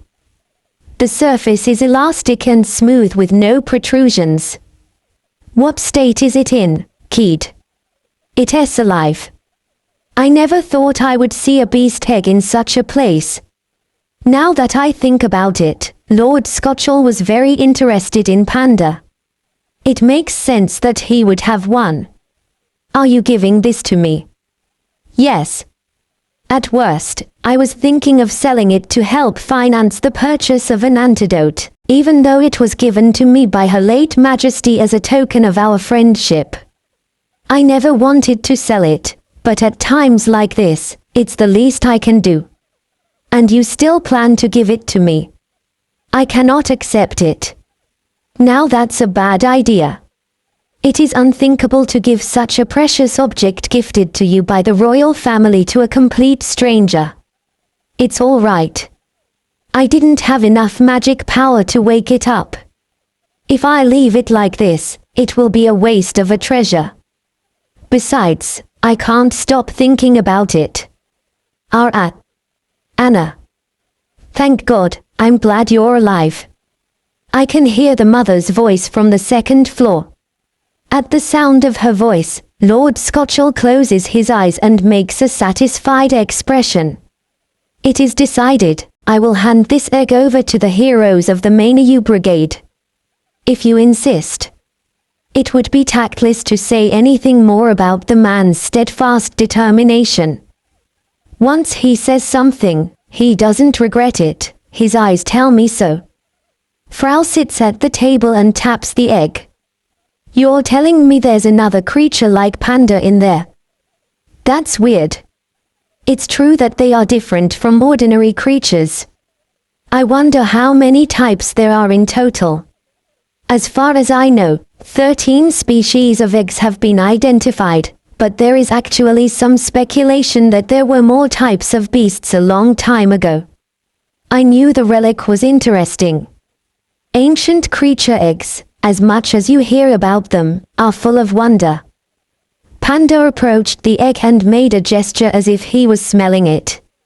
Are you reacting to your new friend? Can I wake it up now? It belongs to you.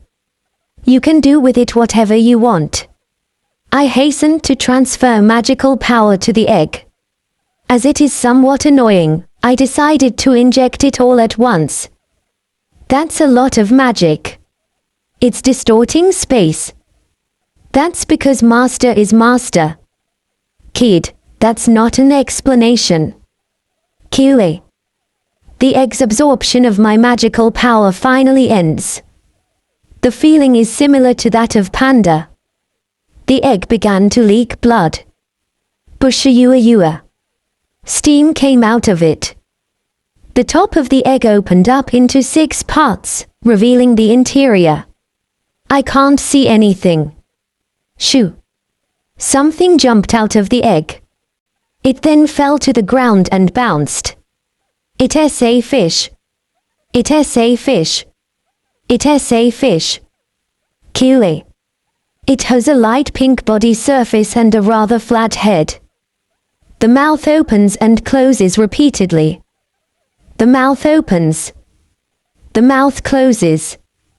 The mouth stopped moving. It's dying. Water. Water, water. We took the fish to a tub of water and I released it in there. After a while he began to swim slowly. That was dangerous. I almost killed him as soon as he was born. Lord Scotchell is looking into the bathtub, thinking about something. It's probably a shark. Definitely. Are you talking about those wild animals that are in the sea? Yes. The appearance is a little different than what I saw, but the body is that of a shark. A friend in town showed me a shark in a picture book, but I think it had a scarier face. His eyes are distant, he has no fangs in his mouth, and he has a vaguely dopey look that makes it hard to tell what he's thinking. The shark looks at me and opens its mouth. But if you look closely, it can be charming and beautiful. What name do you want to give it? How about Shark Boy, per the shark similarity? That's great. Hi, Shark Boy. It's a strange name any way you look at it, at least we can have some fun with it. When I petted Shark Boy, he was happily wagging his tail fin. I wonder if it will feel comfortable in that environment, since it is not seawater. And I don't know how it can be of use to me either. Is it a support beast or an attack beast? Keith gives him an assessment. It looks like it's a familiar beast guarding the water. I'd say it's between Panda and Rojuk. I see. I'm counting on you, Shark Boy.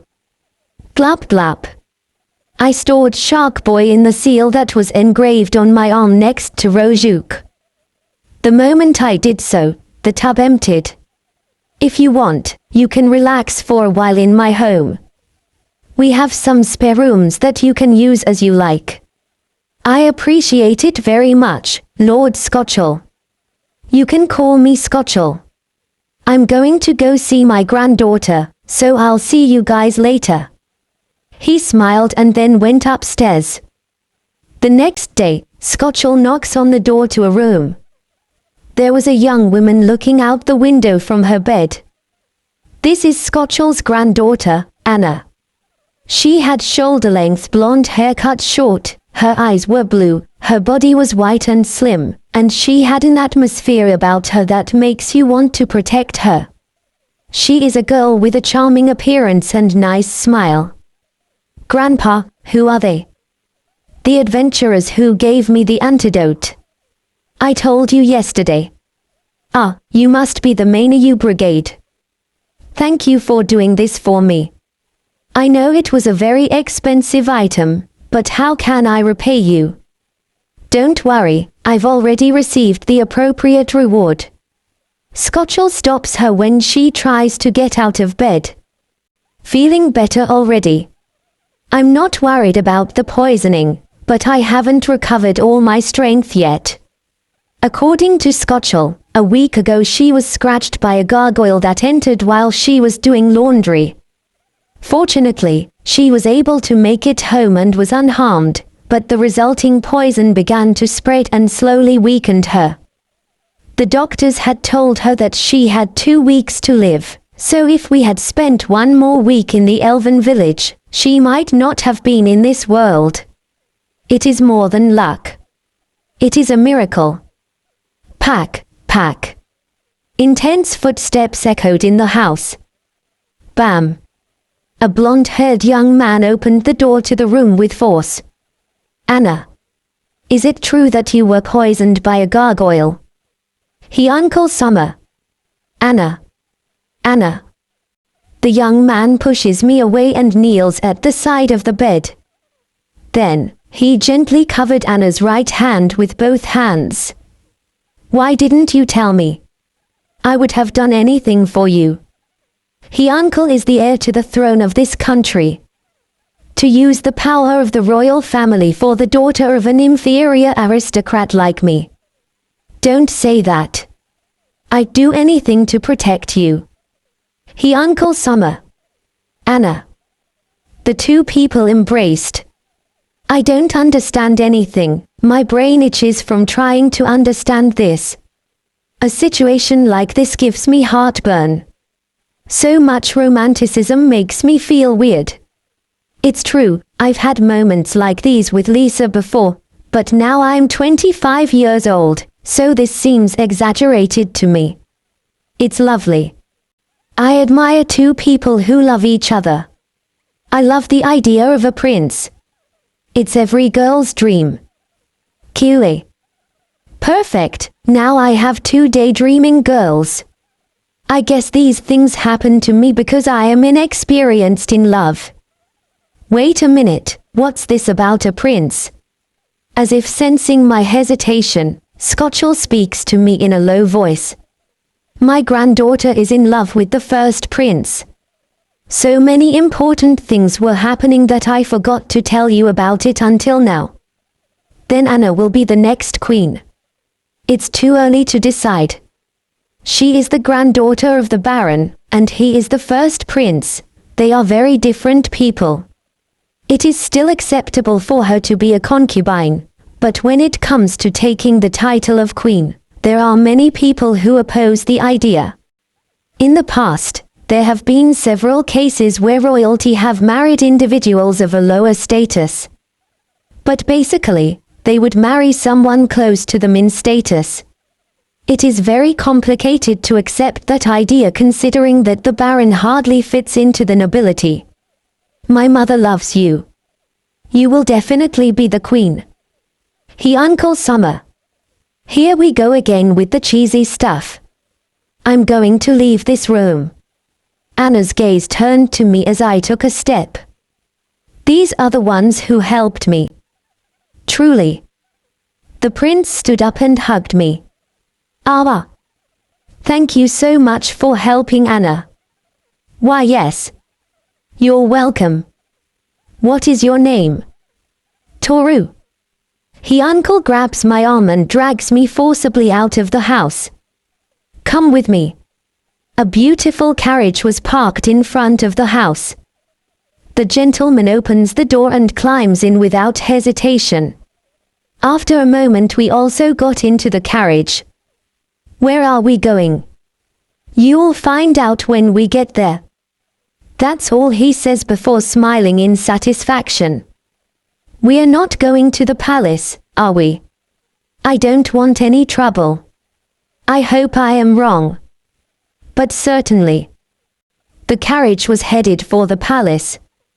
Chapter 50, A Warrior Exiled by the Hero and His Lover. Chapter 50. Bang! The prince vigorously opens the door with both hands. What's the matter, Uncle? You're a prince, act decently. Mother. Reward those who have helped Anna. This is very sudden, I need more context.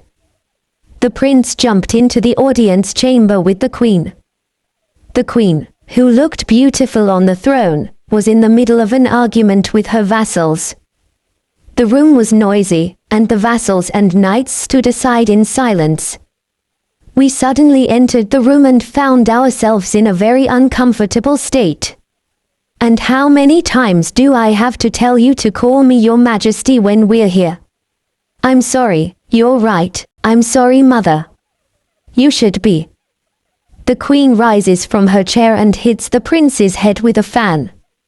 However, the prince doesn't seem to mind. Are you used to being beaten? I don't understand. Could it be that I've hit you over the head too many times and that's why you're so dumb? Don't worry, Mother. That's the way I've always been. I know, my son, you always have been. And that doesn't reassure me. The queen returned to her throne as if she had surrendered. She made a slight gesture with her hand and motioned everyone out of the room except the knights. Then she turned to us with an intense gaze. Judging by their appearance, they are adventurous. Anna needed a high-grade antidote to help her with her health problem, and it looks like these people offered it to her. That's my mother. You're very perceptive. Huh, no big deal, it was a simple thing to guess. The queen places a hand on her forehead. You can see the anguish in her deep sighs. None of this interests me, I would just like to go home. If they plan to give me a reward, I'd like them to give it to me as soon as possible so I can get out of here. Give them 1 million each. That way we'll get this over with quickly. I'm a very busy person, and you know it. It is not enough, Mother. The importance of the country is just as important as Anna's health. You should give them a medal for saving the future queen's life. And not just 1 million, but 10 million each. Hey, a medal. I will not accept that. I simply had the medicine and gave it to an elderly man worried about his granddaughter. The queen had a look of disgust as she placed her hand on her cheek. This is not the first time I have had to listen to this kind of nonsense coming out of my son's mouth without him thinking about his words beforehand. That was the atmosphere that the queen demonstrated. You have a strong point, and these people, aren't you going to introduce me to them? Oh, right, Toru, please introduce yourself. The conversation suddenly turns to us. It's annoying, but I have no choice but to do it. I'm Toru, leader of the Manga Brigade.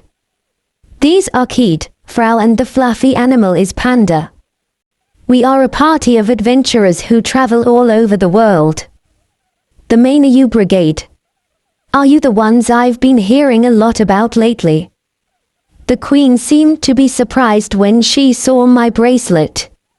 She placed a finger on her mouth and kept silent, then smiled as if she had thought of something. She then quickly straightened her clothes and posture. Manga Brigade, I am pleased that you have come all this way. As a mother, I thank you greatly for helping my daughter-in-law, Anna, survive her terrible ordeal. It was no big deal. I know this is sudden, but what is your next objective? Are you looking for a well-paying job as an adventurer? That sounds good. I thought I saw the queen's eyes light up. I have a bad feeling about this. I smell trouble ahead. I tried to rush out of the room saying, I'm sorry, I have business to attend to, but the knights closed the door. I have heard magnificent rumors about you for quite some time. I have heard that you have defeated 2 of the Demon King's generals. Can you defeat a 3rd one as well? Of course, you will be well rewarded. Yeah. Another knight grabs both my arms and forces me to bow in front of the queen. I don't think I will escape until I have heard your proposal. Phew, I think I can talk calmly now. The queen narrowed her eyes happily. Beyond the royal capital of Gridget, there is a mountain range that passes through 2 towns and 3 villages. You have to cross the mountain range to reach the neighboring country, Greyfield. However, it is said that for the past 2 weeks, a horde of demons has been occupying the roads that cross the country. Immediately, the queen began a cleansing operation to wipe out the demons. The results have been disastrous. The enemy was very strong. The group of demons was led by a general who was 1 step below the Demon King. The queen was so angry about this that she sent word to Balsile, a country that had an adventurer with an aspiring hero. However, the adventurer never arrived. He should have been here by now. So we conveniently arrived at a time when the queen was in distress. I feel like the prince and queen are setting me up. Is there something wrong with that? It's for the good of the people, for the good of this world, and for the good of the Mainu Brigade. Kid, have I told you that you are a very good slave to me? He. I stroked Kid's head as she walked beside me. Her tail rubs casually against my ass. Speaking of which, I feel like her hair has improved a lot, probably because she uses the shampoo and conditioner of the ruins. It feels very soft when I stroke it. Her fox ears are also fluffy, and when petted, she ducks them. Kid tripped over a pebble and quickly grabbed the hem of my clothes. Excuse me, I didn't mean to. I don't care. Just watch your step. Okay. For some reason, Kid won't let go of my hem. He looks me in the eye and seems to want to say something. Can I keep holding on a little longer? Of course. Master. Her smile is as if a beautiful flower had bloomed. She fidgets and follows a little behind me, pinching the hem. After all, my slave is very pretty. Frau wishes she had been born with Kid's height. Kile. That's none of your business, meddlesome panda. Kile. Frau and Panda were arguing. It's good to see them getting along so well. Suddenly, I heard a sigh of dismay behind me. Why do we have to follow these people? If you don't like it, you can go home alone, Nyo. That's even worse. Then I'll have to listen to all our scolding. Then be silent, Nyo. Good men don't talk about unnecessary things, Nyo. Polo clicks his tongue. This time we were forced to bring companions to defeat the demons. They are Polo and Lin, from the Flame Axe gang.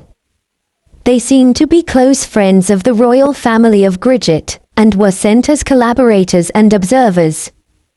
The reason these 2 were specifically chosen is simple, because they are relatively agile and have a high probability of escape even against demons. Hey Toru, are you really that strong? What makes you think that? I took a look at your stats with the evaluation scroll. And according to this, your level is 50. Our opponent could be over 100. I am using my camouflage ring to hide my level. As for the skills, only damage reduction, physical strengthening and the upskill effect are shown. Comparing the levels of past heroes, I could easily be a joke. They gave the title of hero to the party, not to me. If possible, I want everyone to see us as a party that works as one, and not recognize us for our abilities as individuals. I'm sorry to say this, but if that's the case, then the Flame Axe gang is better suited for this mission than you guys. I guess Armand has already produced so many heroes, they've finally fallen to the bottom. I sense a lot of confidence in your words. I hope you're wrong. Polo replied, sure. This is very strange. You can say all you want, you have known nobles for a long time, you have raised enough money to buy their titles. As far as I'm concerned, I stopped caring about that kind of thing a long time ago. By the way, we are currently on a narrow path that is located on a precipice. Apparently, this is a shortcut. Grunk. A large rock rolled down from above. Watch out. Quick, get out of the way. Lin and Polo were the ones who noticed and shouted the warning. Buush. I lightly tapped the rock with my hand, as if swatting a fly. The rock disappeared into the sky. I hope it doesn't hurt anyone. I should be more careful when I do this kind of thing. After that, Lin and Polo were stunned by my strength. Chapter 51, A Warrior Exiled by the Hero and His Lover. Chapter 51. Blop, blop. Keith smiles and pours the ingredients into the pot. Purple grass. Creepy humanoid-looking vegetables. Meat of a mysterious origin. Tamp. Close the lid. It's almost ready, master. Good. I nodded in agreement. Polo and Lin, who were watching Keith cook, turned pale with astonishment. The hand holding the bowl seems to tremble. Fufu, are you scared? Relax, Keith's cooking is delicious. I'm not scared of your food. It's just that. It's very strange to me. I'm scared. The color looks horrible. This fear is very understandable. Keith's plate scared me when I first saw it. And with the type of ingredients it contains, you'd think it was poison. But its taste, contrary to its appearance, is out of this world. How Yura taught her to cook is a mystery. Whether she follows the recipes to the letter, or just adds ingredients depending on her tastes. It's all a mystery. Come here, Keith, I'm going to brush your tail. Thank you for your help. Frau took out a comb, and was brushing Keith's tail. The fur on Keith's tail, which had a rough appearance, became truly beautiful after being brushed. Hey, don't get in the way. Keeley. Panda tried to approach Frau, but before Frau could do anything to him, Keith caught him and held him in her arms. Panda's eye glazed over and he becomes quiet. Instead of being a party of adventurers, you're more like a family. Really. We are something like that too, but not on your level, Neo. I get sleepy every time I watch you guys, Neo. I don't like it. You guys look too distracted to be adventurers. Polo still does not seem to be satisfied with everything we do. Maybe it's because he's the underboss of the Flamax gang, but I get the impression that he's a stickler for common sense. Lin, on the other hand, has a laid-back personality that doesn't worry about these details. She has a more relaxed attitude while Polo is in charge of thinking about problems. I have been shown many such scenes on this trip. Shia. Polo and Lin react to the sound and draw their weapons. Don't worry, it's Rojuk, my hunting beast. Rojuk. Rojuk stretched out his long body and moved through the air. I had him come out of the seal the moment we got here. But apparently the two of them didn't see when I called him. Rojuk is like a watchman, he'll keep away the demons that come near us. It looks like a snake. I'm not sure I like snakes either. Shocked, Rojuk curls up in my arms out of sadness. Although he is a rough beast that has no feelings, it seems that he can't stand to be mistaken for a snake. The food is ready. Keith opens the pot, and extracts the thick purple liquid.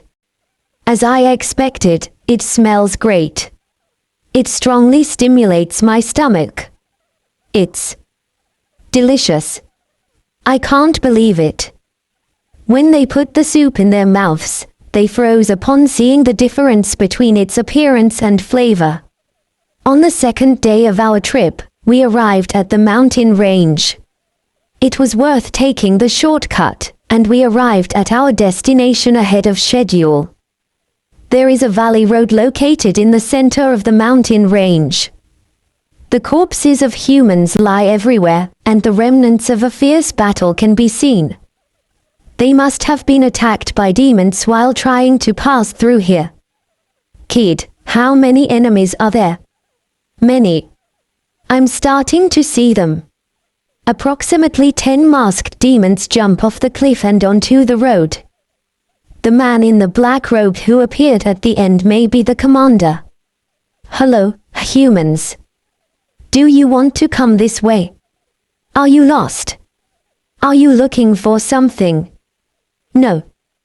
We're here to get rid of you. That task will not be easy. Are you heroes? Who are you? Are you only human? Am I wrong? The man in the black robe was gaunt and had sunken eyes. His words, actions and behavior are unnatural and creepy. I can deduce that he is a wizard, because he has a wand. Polo, Lin, you guys stay back. We can't do that. You're going to fight a midge, Neo. Tell me what to do and I'll help you. No, with me it's enough. Polo brought up the rear, at least let me cover you. Now, third general of the Demon King, show me how powerful you are. I drew the great sword and held it in both hands. You're Royce, right? Can I ask you something? I don't like to talk to the enemy, but I suppose I have to in order to gather information. I'll let you ask something just once, and in return you'll answer my questions. Why did you block the road? It's bait to lure the hero. The greatest enemy of all demons, the one trying to kill the Demon King. I see. So the demons are going straight for the hero. Maybe they wanted to kill him before, but they couldn't find him since they haven't heard any news about what Sane is doing for a while now. If it's any consolation, I also want to kill the hero as much as you do. Now it's my turn to ask you a question. Where's the hero? I don't know. Let's change the question. Who was it that killed our compatriots, the Demon King's generals? It was me. The demons made a stunned noise. Royce also stepped back, as if he had not expected that answer. Who are you? A simple warrior. Nonsense. We'll end this now. The 10 demons accompanying the general drew their knives. They disperse and start attacking from different directions. Wind cut. Foosh. The demons were cut down by the wind blade. The enemy flinched as Keed held out her iron fan so gracefully. Break hammer. Frau's hammer hits the enemy directly, and the opponent is sent flying and driven into the wall. Only you are left. They are only disposable tools. Royce's real power comes after his men are dead. Demons that should have been dead rise from the ground. In addition, the corpses of humans lying dead in the vicinity also rose up and we were suddenly surrounded by more than 50 opponents. So this is the famous necromancy I heard so much about. An abhorrent magic that manipulates corpses to obey the caster. Get away from me. That's disgusting, Neo. Polo fights from a distance with a bow, and Lin fights to keep the corpses away. This situation is something we can easily overcome, but just in case, I'll bring out my escort. I called Rojuk and ordered him to protect Polo and Lin. What can I do for you, Master? If you want me to get rid of them, I can do so gladly. No, I'll do it. You guys keep an eye on the general and make sure he doesn't escape. I held the great sword and controlled my breathing. I used the Dragon Knight and Great Thief skills simultaneously. In addition, I will use the moves learned from Alusha to be more agile. My speed increased so much that one of the corpses reacted to me and looked back the moment I cut it in two. Then I cut one after another until they were all lying on the ground again. Roy still couldn't process the fact that his army was lying on the ground in the blink of an eye. Royce was left alone again, and stepped back. Did you realize that you have no chance of winning? Ice Rock. Keith acted fast, and froze his legs so that he could not escape. I slowly approach him. Get away. Get away from me.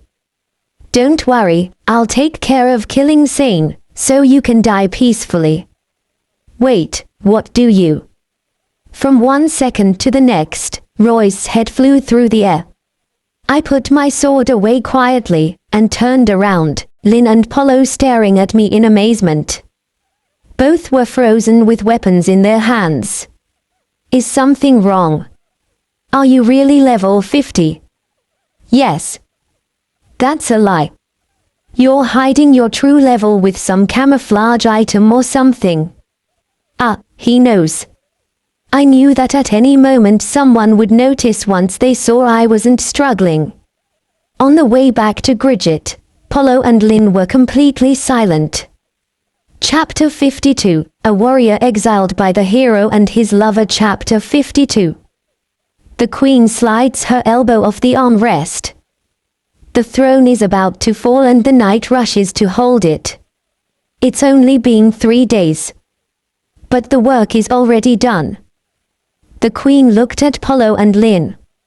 I saw it with my own eyes, Neo. He's not lying, he did. In 3 days. The Queen rose from her throne and approached me. He takes my right hand and squeezes it with both hands. On behalf of all my people, thank you very much, hero. I felt embarrassed and scratched my cheek with my left finger. The Queen, who is above the clouds for commoners, came to me and grabbed my hands. It's a great honor, but it's something I'm not used to, and I'm very embarrassed. When I looked at Keith and Frau, they smiled. They looked happy. After all, does a slave really take pride in seeing his master become famous? I've tried to keep a low profile, but if that's the case, I might as well be a little more active. No, I can't. If they find out I'm level 301 or something, I'll be in a lot of trouble. When I looked at the Queen, I realized she was mumbling something. King of Umand, you are a cheating man. I can't believe you had such a good adventurer in your lands. If I had met him a year earlier, I could have given him a hero's title. Oh, I was just thinking out loud. Oh ho ho, I'm so sorry. The Queen tapped my shoulder. She may be a queen, but she has the attitude of the typical old lady in town who cares about you and makes jokes. Oops, not a good time to think about these things. He returns to his throne and opens his fan. Then let me give you your reward for fulfilling the request so well. Bring him here. A car was brought to the courtroom. On top was a pile of white gold coins. There's 200 million there. And I'll give you your own private mansion in the royal capital of Gridget. What? Since I can't give you the title of hero, the best thing would be to give you a very comfortable mansion in this country, so you can come back here whenever you want. Phew phew phew. No, what I'm trying to say. Are you going to turn down the Queen's generous offer? His eyes are scary. On his face is a smile, but his eyes say otherwise. I reluctantly accepted the offer. The queen's attention is captured by Frau. Oh, look at that, it's a fairy. Is there a problem with that? Not at all, I've always wanted to meet one. I've admired them since I was a little girl, I never thought I'd see one here.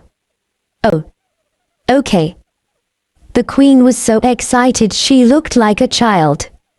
Frau turned around with her face red with embarrassment. Isn't it too big? It's not an optical illusion. This place is huge. How can anyone live in a place like this? QA. The mansion had been prepared exclusively for us. There was a fountain in front of the entrance, and a lush lawn grew in the garden. The path from the gate to the mansion was well paved with stones. The important building is also 2 stories high and wide. This is much bigger than the house I once used to live in. I am afraid just to make comparisons. I wonder what the cost of this place will be. Will the country take care of all the cats?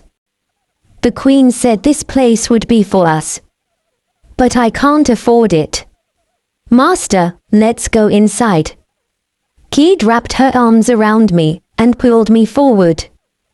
When I saw how happy she looked, I felt that nothing mattered to me anymore.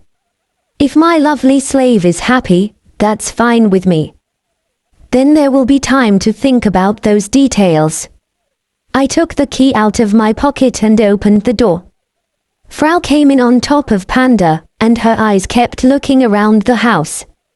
It doesn't seem like a bad place to live, but it's unnecessarily large. I'm sure I'll get lost in this place. Q. Come on, Panta, let's look over there. QA. The 2 disappeared down the hall. On second thought, staying in this place is convenient. I just have to wait for Sane to come to this country. To do this, he needed a place where he could spend a long period of time in comfort. And I couldn't stay in Baron Scotchell's house forever either. This reward is not so bad, I feel grateful with this. Master, there's a bathroom. Keed runs back. Wow, there's even a bathroom. I've only been to one a couple of times, and they've been quite exhilarating. It feels great to wash in that place.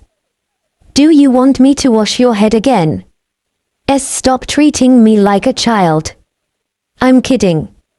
I don't have the courage to be alone with the current kid.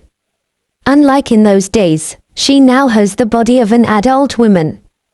Oh no, I just missed my chance. He lowered his fox ears. Chance? What do you mean by that? I bowed my head without understanding what was happening. Speaking of which, I'd better get to my room. Yes, so do I. I have a lot of things to unpack and you need to organize them. Every time I pass through a town or city, I buy or keep souvenirs. Bears carved out of wood, vases, etc. Things that have no other use than decoration. The magic storage is convenient, but its capacity is limited, so I have to empty it from time to time. Well, if there's a souvenir that looks good, I can display it at the mansion. I do push-ups in my room. Completely naked. I have wanted to try it for a long time. I could never do it at the inn as it would be weird in front of my ex-friends. This feeling of freedom is pleasant. It is a relief to have a place like this to relax and have my privacy. Should it be squats now? No, I'd better get on with the abs. Must. AAH. The door suddenly opened and I was seen naked. Keith saw me morosely, screamed and ran away. Hey, close the door. And knock on the door when you come in. No, it's my fault for not passing the key to the door. I heard a familiar voice from the hallway. Are you sure they're here? That's what I heard at the palace. And seriously, that guy is really strong. Yes, I'm not exaggerating. If I had to guess, I'd say it's above level 100. Then it is indeed true that he defeated the dragon. Those voices. The Flame-Axe Gang. This is not good.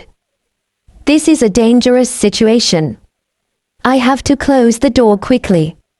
I got up and ran to the entrance. Hey. Ah. Olos, the leader was in front of me. He looked down and paused.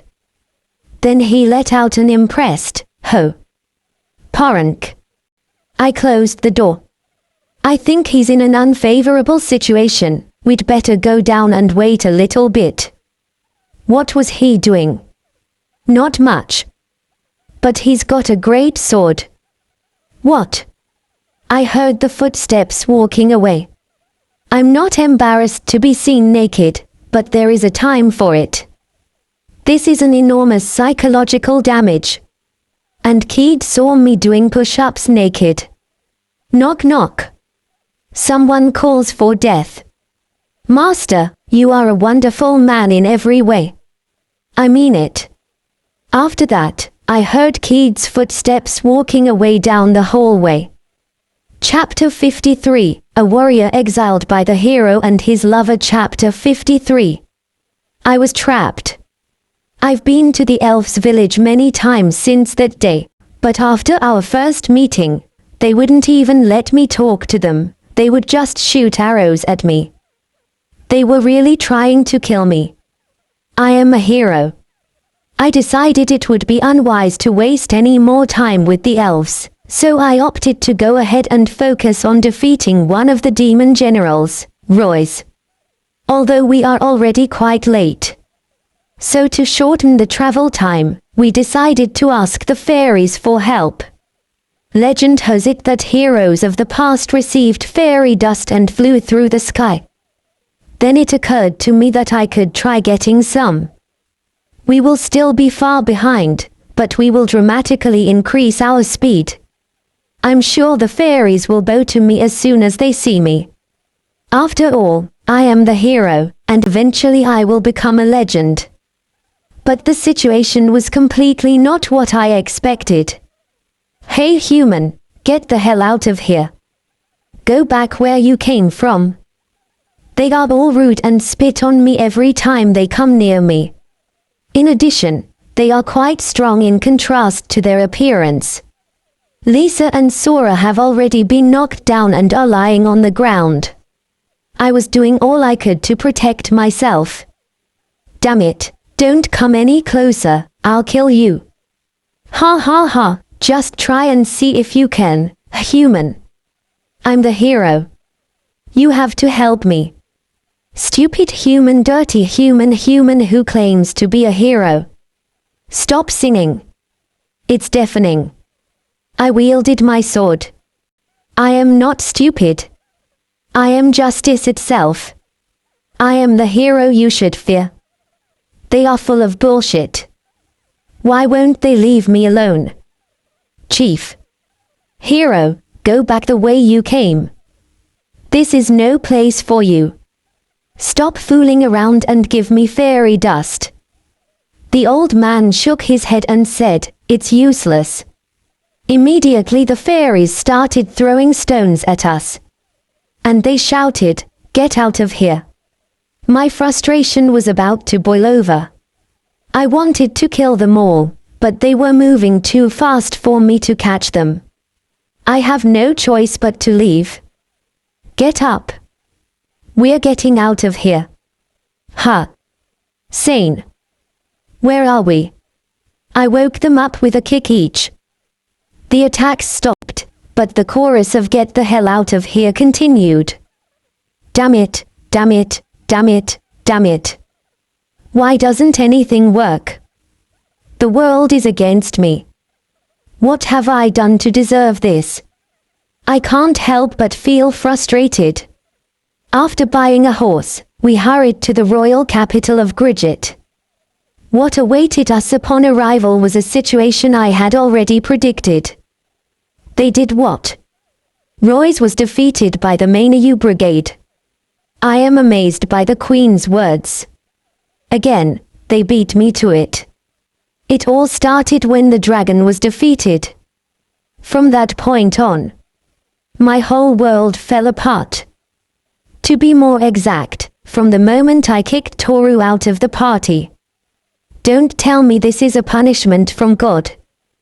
Perhaps it is the curse for receiving this title. It's ridiculous, but very funny at the same time. Thanks to you, all my plans, my life, everything is shattered. I was going to be a hero, make women serve me, enjoy my position, fame and money, and finally marry the Princess of Balsile and take control of the country. Do you have any idea how hard it was to get here from that small town? What went wrong? What went wrong? Why is everything going wrong? I don't get it. It is hard for me to think of what could be the cause. Saint Dorno, are you feeling well? Excuse me, I'm feeling a little sick. I see. Thank you for the work you've done so far.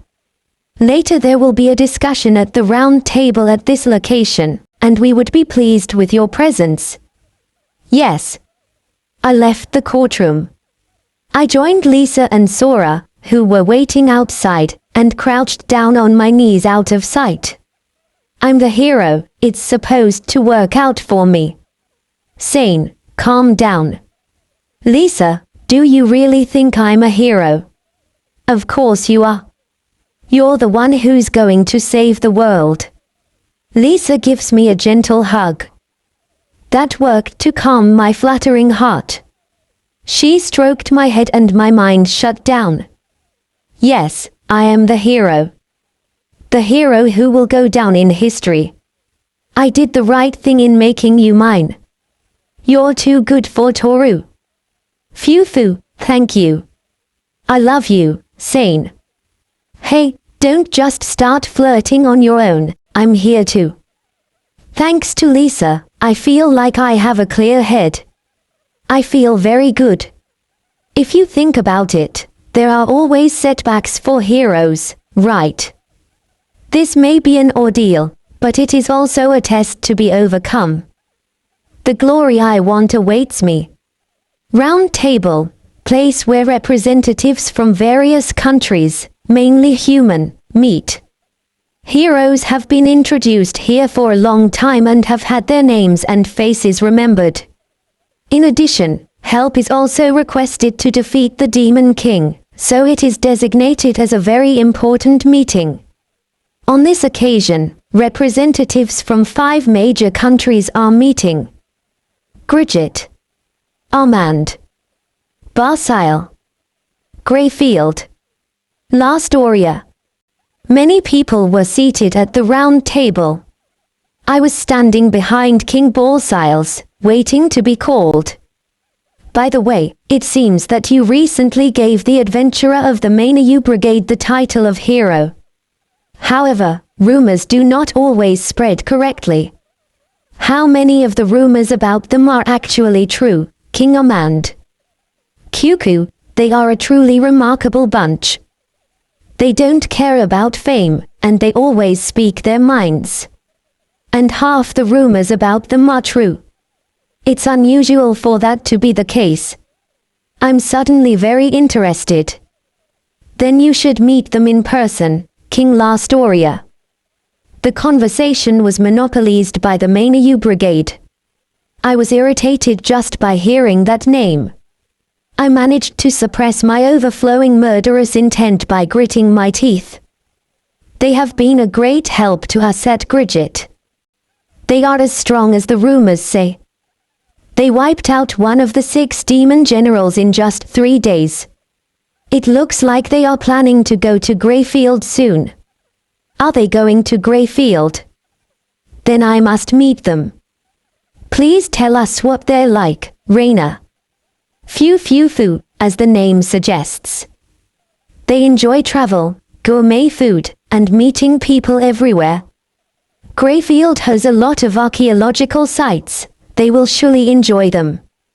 Enough of this. Don't talk about the Manu Brigade in front of me. It's disgusting. It's disgusting. Tap. King Balsile taps his finger on the table. We must talk about what concerns us. This is not a meeting for small talk. It is about solving our biggest problem, the subjugation of the Demon King. You mean your boy? He hasn't done anything. But he will. He is the pride of Balsile, the greatest hero of all time. The king strikes a blow at the table. The queen and the kings looked at me and King Balsile with cold eyes. It's as if they were watching a fake hero. Then King Armand interrupted him. We have to keep calm. It is an undeniable fact that he is a hero, so we simply have to cooperate, as usual. The Demon King hasn't started a full-scale invasion yet, probably because he hasn't gained enough power. I think it's the right time to attack. Everyone nodded in agreement. Exactly, after all, you have to trust me. They just have to keep quiet and watch me work. I will kill the Demon King as you wish. I will show them that there is no point in waiting for the Manu Brigade. They were only given the title of hero. Instead, I am the hero among heroes. The one who has the specialized job of fighting the Demon King. It is not necessary to make a comparison. That said, is Greyfield your next destination? Does that mean they are here in Gridget? Then we arrived just in time. I'm going to go ahead to Greyfield and make an appearance worthy of a hero. I couldn't do anything before because they were so many steps ahead of me. To tell you the truth, I'd like to go take care of them right away, but right now I'm thirsty for results. I want to be showered in praise. First, I must be recognized for a great feat. It's not too late after all. Look at me, Manu Brigade. I'll show you how scary I can be. Ha ha ha ha ha ha ha ha ha ha ha ha ha. Chapter 54, A Warrior Exiled by the Hero and His Lover. Chapter 54. Glop glop. Shark Boy was swimming placidly in the fountain. As soon as you look at him, he comes towards you, and will open his mouth repeatedly as if trying to tell you something. Well, what can you do? Glop. I can't understand a word he says. Nor does the expression on his face tell me anything. It's like I get sleepy every time I see him. Ha ha, perhaps that's his special power. Or not. The silly look on his face makes me forget things. In case you're wondering, Keed told me that he's a type of underwater escort, but she didn't tell me what exactly he can do. In other words, every time we make an assessment of him, it yields no data. It would be simpler if we put his skills to the test, but there are no abundant sources of water anywhere near here. How is everything? Oh, you're back. Olos just happened to show up. Bax was also at his side, accompanying him this time. I've been coming here quite often the last few days. I have received many invitations from them to participate in quests, but we just end up drinking sake. At first, he ordered his vice leader, Polo, to get along with us. He did so reluctantly, but when he learned that I like sake as much as Olos, something inside him crumbled. In addition, Olos was in a similar situation to mine. A man who came out of a small country town and came to the city. His parents died and he's been living alone all this time. His friends are made up of younger childhood friends, so he's probably proud to be their older brother. It's just like me, but with a few differences. Olos sits on the edge of the fountain and extends the bottle of sake he was carrying. This guy. He's drinking during the day. If you look closely, his face is a little red. What did you come here for today? I came to invite you on a quest. Actually, there is a lake a few distances from here. It's a very safe place. There are no monsters or any aquatic animals that are dangerous. If you want, you can join us today. Are you guys working too? Half work and half rest. Well, it's to pass the time. Well, they did say they were going to do some work near the lake. I guess it's not such a bad idea. These days, both Kid and Frau are in a state of distraction, having been confined to the mansion. This could be a good distraction. In addition, it would be very beneficial for us to be able to see Shark Boy's abilities. When will you be going? The day after tomorrow. Okay, I'll be ready by then. I have to buy a swimsuit. Willow. This is huge. Frau shouts as soon as we arrive at our destination. She flew towards the lake with a twinkle in her eyes. Lately, she keeps saying, I'm bored, I'm bored, I'm bored, I'm bored, so it's normal for her to be excited now. Today the weather is fine. The surrounding area is covered with trees sporting greenish-yellow leaves and the surface of the lake reflects the light with a brilliant shine. Master, I'll have the camp ready in a moment. Kid said this with a simple smile, but her tail was wagging furiously and she seemed to be itching to play in the water as soon as possible. When I pat her on the head, her white fox ears droop. I'll take care of the preparations. You take care of the food. Okay, first we have to get water. Water. Her expression becomes brighter and her fox ears perk up. She was so happy that she pulled out a bucket and ran to the lake right away. But she came right back and hugged me. She rubbed her face against my chest and sniffed me lightly, then ran back to the lake. I think she went skipping. You've been waiting for this for a long time. Right, Kid? Phew. My slave is cute even today. We'll go complete our work. We'll be back a couple of hours when everything is settled. Be careful.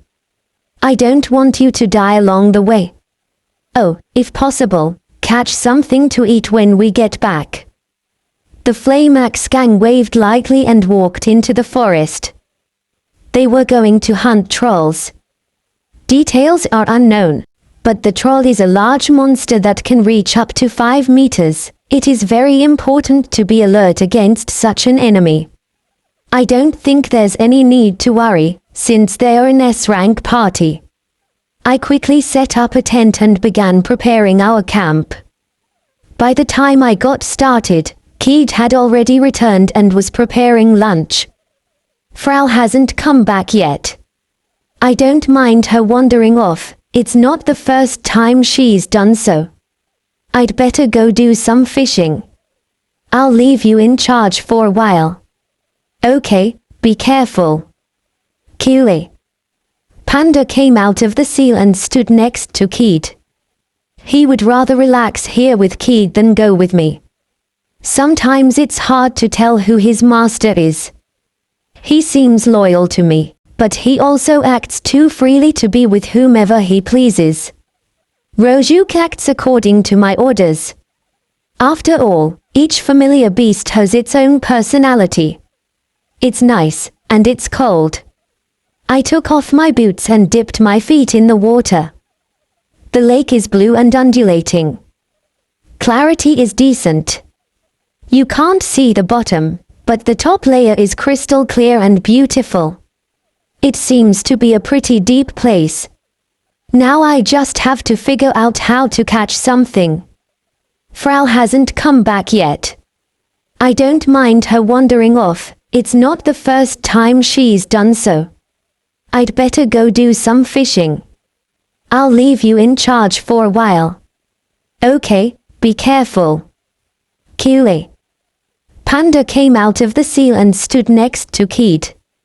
He would rather relax here with Kid than go with me. Sometimes it's hard to tell who his master is. He seems loyal to me, but he also acts too freely to be with whomever he pleases. Rojuk acts according to my orders. After all, each familiar beast has its own personality. It's nice, and it's cold. I took off my boots and dipped my feet in the water. The lake is blue and undulating. Clarity is decent. You can't see the bottom, but the top layer is crystal clear and beautiful. It seems to be a pretty deep place. Now I just have to figure out how to catch something. The surface of Shark Boy's body is rough, probably due to his shark-like body.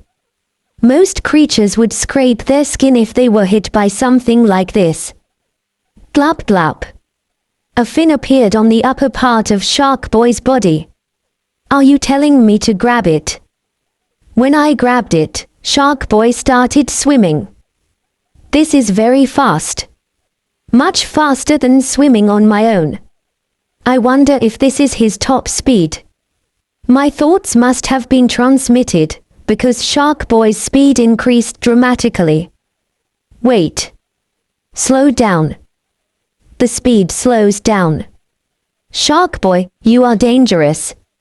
If we were at sea, the speed he can achieve would be extraordinary. I'll have him take me to the deepest part of the lake and see what it's like.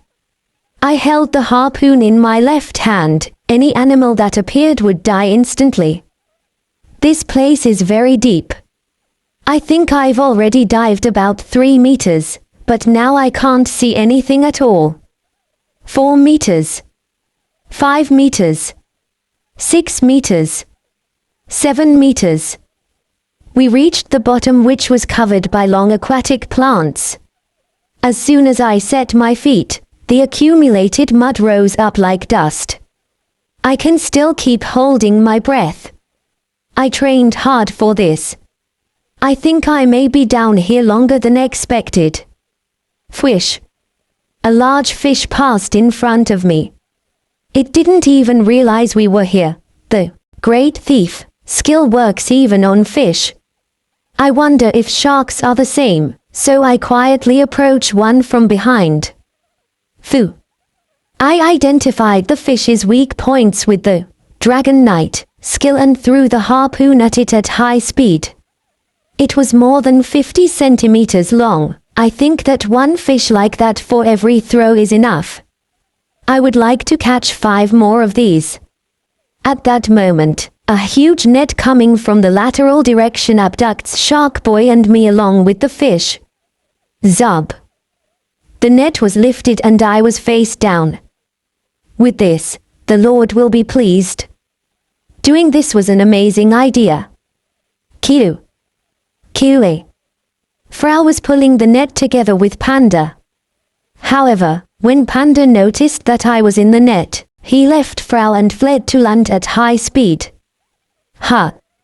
Hey, why are you leaving all of a sudden? Frau. We'll discuss this later.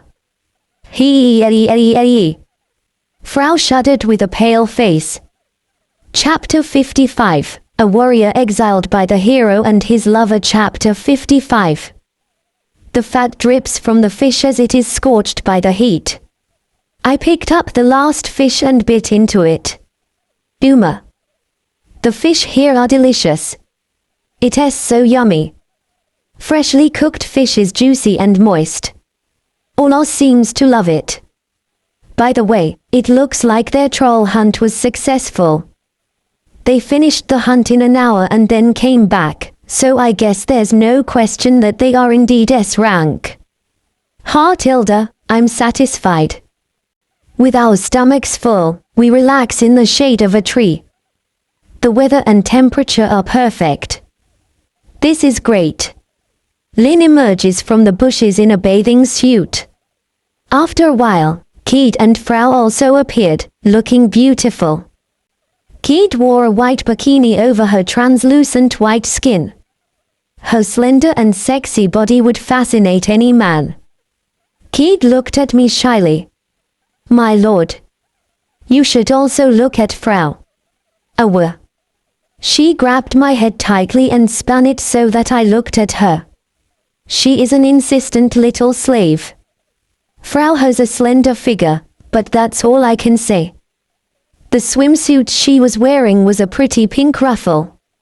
Her long pigtails were pulled back in a bun, giving her a slightly different look than usual. Guys, don't go falling in love with my body, Neo. Lin wears a black bikini to accentuate her sex appeal. However, the members of the Flame Axe gang looked at each other and then quickly looked back at Kid. Hey. Why are you only looking at Kid?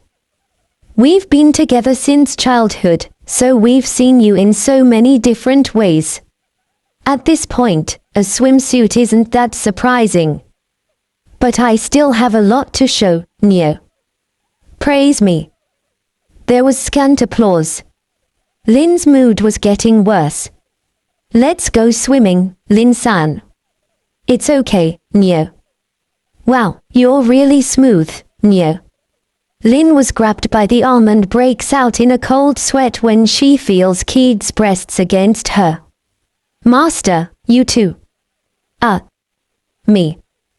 When I tried to get up, they pulled me down and forced me to sit down. I was quickly handed a bowl that had sake in it. Are you seriously planning to stand in the middle of all those women and leave us alone? That's right, Toru. You're staying to drink sake with us.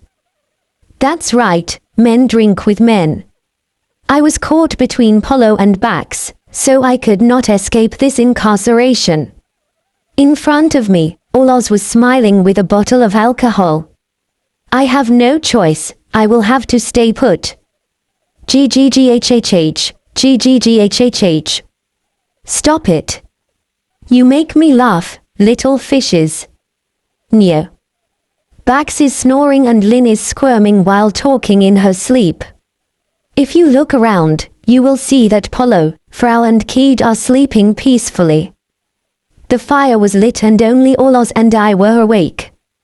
You look like you're going to fall asleep at any moment. I think I've had too much to drink. Yeah, this was a lot of fun. Rojuk was keeping watch. Although there's nothing dangerous nearby, the fact that Rojuk is flying around and circling the place makes me feel more at ease. Olos pours me another drink and I thank him. So, what are you going to do next? What do you mean? As the name of your party indicates, you are going to be traveling, so what's your next destination? I thought a bit before answering. Actually, I'm waiting for a certain hero. I heard that a round table gathering is going to be held and they are coming to Gridget. According to the calendar, it will be held the day after tomorrow. What are you saying? The round table ended yesterday. What? I spilled the sake due to the surprise. This can't be, I heard that it was going to be the day after tomorrow. Did they change the date? Why? You never asked me about the round table, so I assumed you weren't interested. Never mind, it was my fault for not giving notice in advance. But why did they speed it up? There was a demon attack at North Star. I'm sure you've heard about it. We heard about it too, and that's why they decided to move up the date. Crack. Without realizing it, I squeezed the container. Stay calm, we still don't know for sure if Sane has left Gridget. It's all right. Don't panic. You'll see those three again soon. Olos looks at me while holding a new bowl. Don't show that face to the girls. I touched my face. It seems that my murderous intent appeared unconsciously on the face. I didn't realize it until he pointed it out to me. I'm sorry. Don't apologize. If you want to see the hero, man, then I don't think you should bother. What do you mean? I know where the hero is going. And you shouldn't go because the Dark Realm is ruled by demons. Something crossed my mind. Greyfield. Yes, the heroes will end up going to Greyfield, which is next to the Dark Kingdom. Also, the road is currently blocked by a fort. It should take at least a few months to break through it. If I don't find him at Gridget, then I'll see him at Greyfield. I was relieved to hear that. I had originally planned to go to Greyfield. This would only accelerate that plan. As you must know, the hero is an effective card in this battle against the Demon King. I will take full responsibility for whatever happens. Olos spoke no more. But I understood what he was trying to say. If that happens, I will have to release Keed and Frau, and then apologize to them. Come on, we have to drink a lot today. You always do. Really? Has this guy forgotten that I've been hanging out with him a lot lately? He poured more alcohol in my glass. Suddenly I felt someone grab my pants. Mars, Tia. Kid. She must have grabbed me while she was asleep. My heart is soothed at the sight of Kid's sleeping face. Don't try to lead your slaves to death. I know. I'll do everything on my own, and I'll take full responsibility. If you can't do it, I'll take care of it. Do you want to make such a commitment? Maybe. I hope that day never comes. We clink our glasses. He is a man with a big heart. No wonder his friends trust him so much. I wish I had had an older brother like him. Someone I could trust. If it had been like this, none of what I am living through would be happening. No, there is no point in regretting the past. I just have to go ahead and face whatever comes my way. I stroked Keed's head. Her tail began to wag. Frau, who was sleeping while holding her tail, begins to growl. Stop. Frau won't give in to such torture. Kile. Frau squeezes a clump of Panda's fur that was within reach. Panda's bad-tempered mood began to emerge. He then looks at me to stop petting Keed and help him. Well, I'll leave it. Kile. Ha ha ha ha ha. You guys are really interesting. Olos stamps his feet on the ground while laughing loudly. I'm not trying to make you laugh. I stroked Keed's head and that was enough for me. Glop glop. What is that sound? I hear a familiar voice from a distance. I can't remember because of all the alcohol I drank. Glop glop. There it is again. It sounds very sad. I seem to be forgetting something. Come to think of it, didn't you leave that fish-like thing out there? I ran to the lake in a hurry. At the water's edge, Shark Boy was scraping against the algae trying to climb ashore. Sorry, I forgot about you.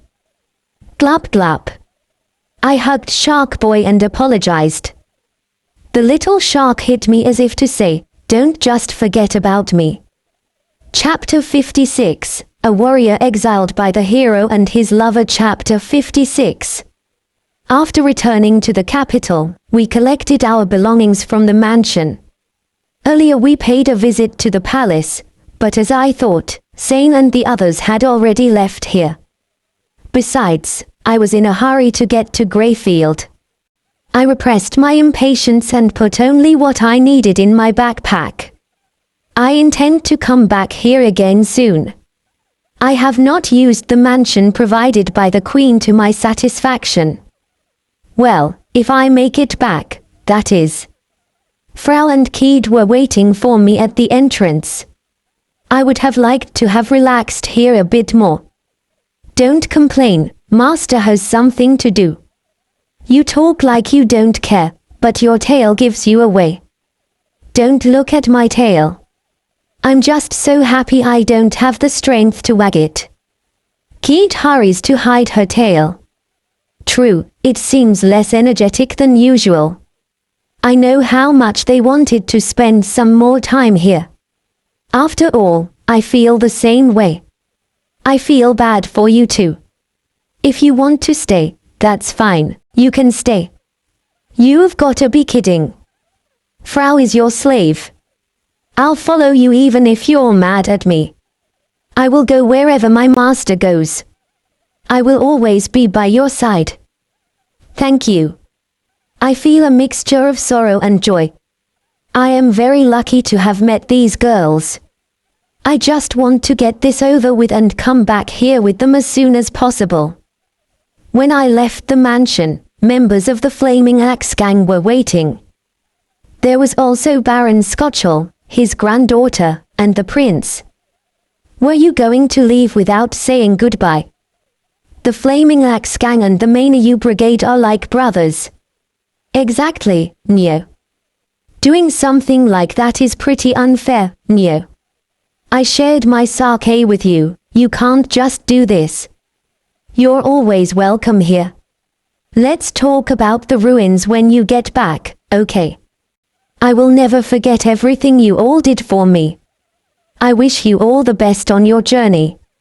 I could not award you a medal, but I swear to you that I will ensure that the name of the Mainu Brigade be engraved in the history of our country. My tear glands almost loosened at the farewell to the people I had met in this city. Keed grabbed my arm and smiled. That was enough to convey what I wanted to say. Yes, we will definitely come back here. It is a promise. We leave the capital of Grigit and cross the mountains. Shortly thereafter we were able to reach Greyfield. Greyfield is a country with a lot of history related to battlefields. The reason is that it is on the border with the Dark Realm, which is ruled by the demon race. On the other hand, it is also a country focused on tourism. There are numerous ruins, local specialties, symbolic buildings, relics of past heroes, etc. In fact, this country is a treasure trove of tourist attractions. So you plan to go deep into the country without stopping in the capital? I nodded in response to Keed's question. Sane and the others should be there. I want to see them as soon as possible. Panda, with Frau on his back, spins in front of me. Hey, you're making me dizzy. You're doing it on purpose. Kile. There's no point in playing dumb, Frau knows exactly what you're doing. Kile. Ha ha ha, watching Frau and Panda is a good distraction. I try to be serious, but it's impossible with the two of them. Their nonsense saves me from my dark thoughts.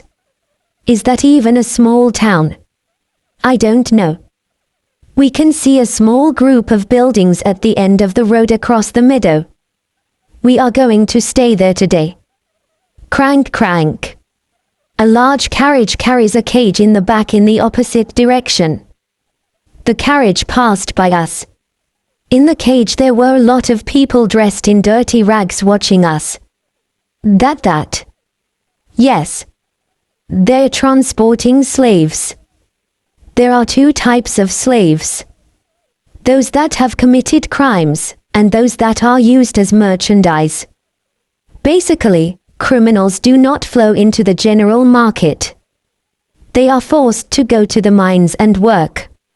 And the other kind is the case of people who are in need of money and sell their family members. In fact, this is the most common. But in reality, there is a third type. It's an open secret. There are ways to buy and sell kidnapped people behind the scenes. Although every country is cracking down on this, it is only a facade. The nobles' auctions are proof of this. Slaves nowadays are very different. In the departing carriage, Sora's figure could be seen. Wait. Stop that carriage. This kind of deal is impossible. You have to go to a slave market first. I'll give you 10 million. But 20 million. Sold. Negotiations have been concluded. The slave trader immediately accepted my offer. He opened the cage and Sora came out of it handcuffed. She is not the same since I left. She now wears rags and her once beautiful hair has become dirty. For a moment, I couldn't believe it was Sora. Toru. Yes, it's me. What a coincidence. To see you here again. I find it hard to look directly at her, knowing that I had known her for many years, and now she looks like this. Crank crank, the carriage began to move. Sora did not receive a master-slave contract because she wasn't bought at a slave market. However, she has a collar around her neck. Sorry for this next part. I am your slave. Do with me as you will. I poured a bottle of liquid over her head. Sora's body glowed a vague pink color. No doubt about it. She has been brainwashed too. I wiped the liquid with a towel, and removed the handcuffs with a wire. How did you become a slave? I was abandoned by Sane. He met with a high-ranking priest, and sold me to him, saying I was no longer of any use to him. Bastard. He dared to sell Sora, his childhood friend. I knelt at the same time as I was stunned. I was having a hard time processing reality. Master. Keep calm. Get a grip. You can't keep running away from reality. Keith hugs me and uses healing vibrations on me. At the same time, Frau slaps me in the face several times. Frau, I'm glad you're trying to help me, but stop. I appreciate the way you care about me. If I were alone, I would have lost my mind by now. I would have been swallowed by anger and sadness. I managed to get up and grabbed Sora by the arm. Come with me. I am no longer worth anything. Do what you want with me until you are satisfied. I gritted my teeth as hard as I could to keep the tears from flowing. I was being strong as I tugged desperately at her hand. I rented a room at the City Inn and put Sora to bed. Perhaps she had worked too hard when she got here, as her body was broken. Fortunately, she didn't have any life-threatening injuries like knee, so I just gave her a potion and she regained all her beauty. Well, she's still a little dirty. Toru is still as gentle as ever. You're wrong. But you've helped me a lot. Even as she said this, Sora's eyes were dark. I am beginning to doubt that she can be freed from the brainwashing. Will she really be able to stand it? Nii said that Sora received more mistreatment than she did. I'm not sure what I should do. I felt someone's hand on my shoulder. It was Keith's warm hand. It was as if she was telling me, whatever happens, I will be here for you. It's like I can feel her heart. Sane has brainwashed you. Is that so? I've had a vague feeling about that. She had the same reaction as Nii. It seems that she was also uncomfortable. I took the potion I used on Nii to rid her of her spell out of my pocket. With this you will be able to break the brainwashing spell. I won't force you to take it, it's up to you if you accept it. Gulp, gulp, gulp. She grabbed the bottle quickly, roughly popped open the cap and downed it in one gulp. Sora wiped her mouth with her sleeve. Baha. Aga. Are you okay? Yu-Gi-Oh. I held her head and laid it to the side. The same thing is happening as with Nii. I looked to Keith and Frau as a signal to act quickly. But Sora got out of bed, stood up and threw the bottle out the window.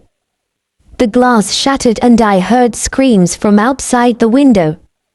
Wah. I can't believe I was fooled by this stupid kid. I did not expect this. Her eyes glared at me. It's like she wants to kill me. Sora, could it be that you have been hiding your true nature all along? Chapter 57, A Warrior Exiled by the Hero and His Lover. Chapter 57. No, that's not her. That's not the Sora I once knew. Where is that sweet, soft, gentle girl? When I was a burden to the party, she always encouraged me with patience, and when I was tired, she would gently make me tea. Whenever I pushed myself too hard, she would take the initiative to help me heal my wounds. She was the personification of a devotee to God. I don't think this is because of the brainwashing's influence on her personality.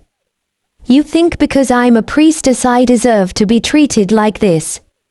You're going to pay for this, you little son of a bitch. I am beginning to believe so. Was Sora really like that? She scratched her head and briskly sat on the other bed. That fool needs to be punished for what he did to me. Sora. Yes. You're back to normal, aren't you? Yes, all thanks to you, Toru. I'm afraid of Sora. A murderous smile appeared on her face. I don't know how to respond, so I smiled back. The black aura that formed around Sora caused Keed and Frau to hide behind my back. It's very scary. She's very dangerous. How did you manage to have been with her all this time? She's usually a nice girl. Maybe the brainwashing made her react differently. Although I know that last part I said isn't all that believable. Since Nee did not turn out like this.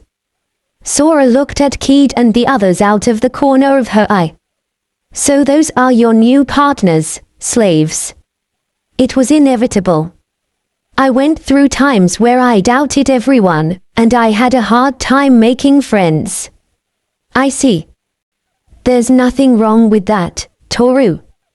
I was relieved when the tone of her voice returned to normal. Sora stands up and stomps her right foot. It's all that little rat's fault. I can't believe he had that forbidden ability, the stupid whelp. He makes my blood boil. Awara. Are you hungry? Is that why you're cranky? Thank you for your concern. But as strange as it sounds, I'm not hungry. Just to be safe, let's eat, even if it's just a little. I'd like to talk to you calmly. Her cold face turns warm with a beautiful smile that lights up her face. Sounds good to me. Let's talk about how to get rid of that bastard. Sora was very scary. She's more fearsome than any enemy I have ever fought. I see. So Toru was the Mainayu Brigade. As she said that, she put her glass of sake down on the table. There were a few bottles already opened. I didn't know she was such a drinker. Thank you for helping Nee. I've always regretted not doing something.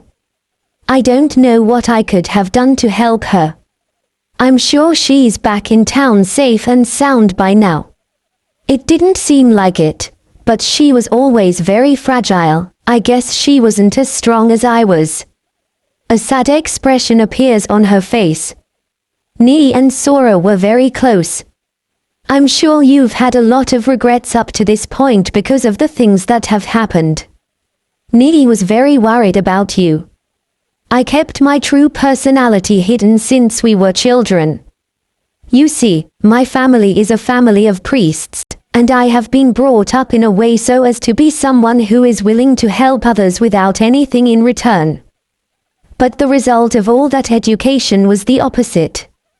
I think I remember some of that back when we were kids. She had a very masculine look back then, and once hit Nee and made her cry. I had forgotten because I was apart from them when I played. Sora had an aggressive personality as a child. What are you going to do now? If you have nowhere else to go, you can stay with me. I will have to abstain. I'm not qualified to be around you right now. Qualified? What do you mean? Suddenly she hit me on the head with an empty bottle, causing it to shatter and shards of glass to fall everywhere. I am not refusing your offer. There are many things I have to do, like praying for God's forgiveness, performing redemptive service, and to counteract the false love I was subjected to. I have to reaffirm my true love within me. I don't understand what you're talking about. Don't hit me with a bottle again. If this had been the Sora from a while back, she would have scolded me with a simple meh. Is it too soon to tell her I'm level 300? I'm calmer now thanks to Toru. I'm sorry you had to see me so miserable. Don't worry about it. You have not changed. You are always unwavering and imposing. No, no, no, no, no, I am very agitated. I am too shocked to react. I guess this was the best thing for us. Sora's heart was broken. Have you killed Sane yet? I am here for that purpose. Then I will go to the nearest church and pray. That sinful man must be brought to justice. That man has trampled on our minds and played with mine and Nii's bodies. I will make him repent for laying his hands on a priestess, a servant of God. Her black aura reappears, and she shattered the glass she was holding. Keat and Frau huddled against me out of fear. They both listened quietly the whole time, but it seems they are not used to the current Sora. Sora's anger is justified, but I want her to calm down a bit more. I feel relieved and sleepy. I'm going to get some rest. Sora. What's wrong? I look back. He still wore a rag. Her hair and face were dirty, and she didn't look very good. Also, her white breasts were clearly visible. Do you want to go clothes shopping tomorrow? Clothes. Oh. Yes, yes. Please. Then she turned red and ran out. I'm glad you remember the embarrassment again. I had trouble keeping my eyes on her face. Master. Master. What's wrong? Sora has big breasts, doesn't she? It's not like that. Keat yells at me and Frau looks at me angrily. In any case, I only like Keat's breasts. What the hell am I thinking? Anyway, I hugged Keat and stroked her head. Sora, who has once again adopted the appearance of a priestess, bows in front of the church. Thank you so much for everything you did, Toru. It's okay, it's not important. You are wrong. Yes, it is important. I am truly blessed to have you as a childhood friend. You're HM. What? Ju. Sora steps on my foot. In other words, she's saying don't ask me any unnecessary questions. I think I am slowly beginning to understand Sora's true character. I don't know how I managed to miss it before. If it wasn't for all this happening, she probably would have fooled me for the rest of my life. Sora looks at Keat. Please take care of Toru. He can be insensitive and uncaring about his surroundings, but he is a very kind and vulnerable person. I ask you to always support him. Yes. I intend to follow my master wherever he goes. Hey, don't forget Frau. Oh yes, I ask you to do the same, please. She squeezed Keat and Frau's hand and bowed deeply. So this is goodbye for now. Sora will spend a few months in this church before moving to the church's headquarters in Balsile. I have given her the money for the trip. In addition, I gave her a letter addressed to Jonathan, so that he can provide her with safe passage to Balsile. I wanted to take her directly if possible, but Sora refused. She punched me in the stomach and said I need to focus on finding Zane instead of wasting time. Oh, I almost forgot. Sora grabbed my arm and pulled me along forcefully. She had taken me to a slaver's store. I want to make a master-slave pact with this man. Chapter 58, A Warrior Exiled by the Hero and His Lover. Chapter 58. Sora stroked her chest with satisfaction. I ended up becoming her master. She is free to do what she wants. The contract is just a formality. Although I should be happy to be able to help, I feel a strange weight on my shoulders. I wonder if it was a bad idea to have told her about Nii's master-slave contract. My order to Sora was live the same order I gave to Nii. But I doubt Sora needed it, as she showed no signs of wanting to commit suicide. But I'm glad I did it. Sora is a sensitive and kind woman. She had quite the attitude, but never dared to show her true personality. So why do I feel like I'm being enveloped by a snake? It is strange. Really strange. Are you sure this is a good idea? Yes, I'm sure God will forgive me. I too would like to be forgiven by God. I would not want to receive any punishment from him. I mean, what kind of person would make a master-servant contract with a childhood friend of many years, right? In Nii's case, it was inevitable, but in Sora's case, it would have been wrong for me to refuse. I think accepting it was the best thing I could have done. So, this is where we say goodbye. I'd like to stay longer, but we can't afford to waste any time. I'm going to give you some advice. Sora whispers in my ear. Lisa is a traitor. I frowned, not knowing what that meant. Lisa is a traitor. What does that mean? I've always felt it. She smells just like me. Smells? Yeah, the smell of a fake, like she's hiding something. Sora's face didn't look like she was joking. She was seriously wary of Lisa. That's what it looked like to me. Do you remember the day she came to town? That was when I was 14 years old. Lisa had moved to town. Sane moved in at about the same time and we hit it off right away. Both Lisa and Sane seemed to come from big cities, and I had the impression that they were very sophisticated. That's why I admired Sane so much. He knew everything, did everything well and was more mature than we were. Lisa was also very feminine, and I fell in love with her as soon as I met her. So when we met, it was like I was in heaven. I thought it was the best time of my life or something. From the moment I saw her, I knew she was just like me, and that's why I hesitated to be friends with her at first. Do you have any proof? No. Do you think Lisa is faking? That's not possible. But could she have also realized Sora's true personality? What if Lisa, like Sora, also has a true personality to hide? I am insensitive. That much I'm aware of. Therefore, even a lie can appear to be true. I'm sure Nii knew that. But she couldn't tell you to give up, could she?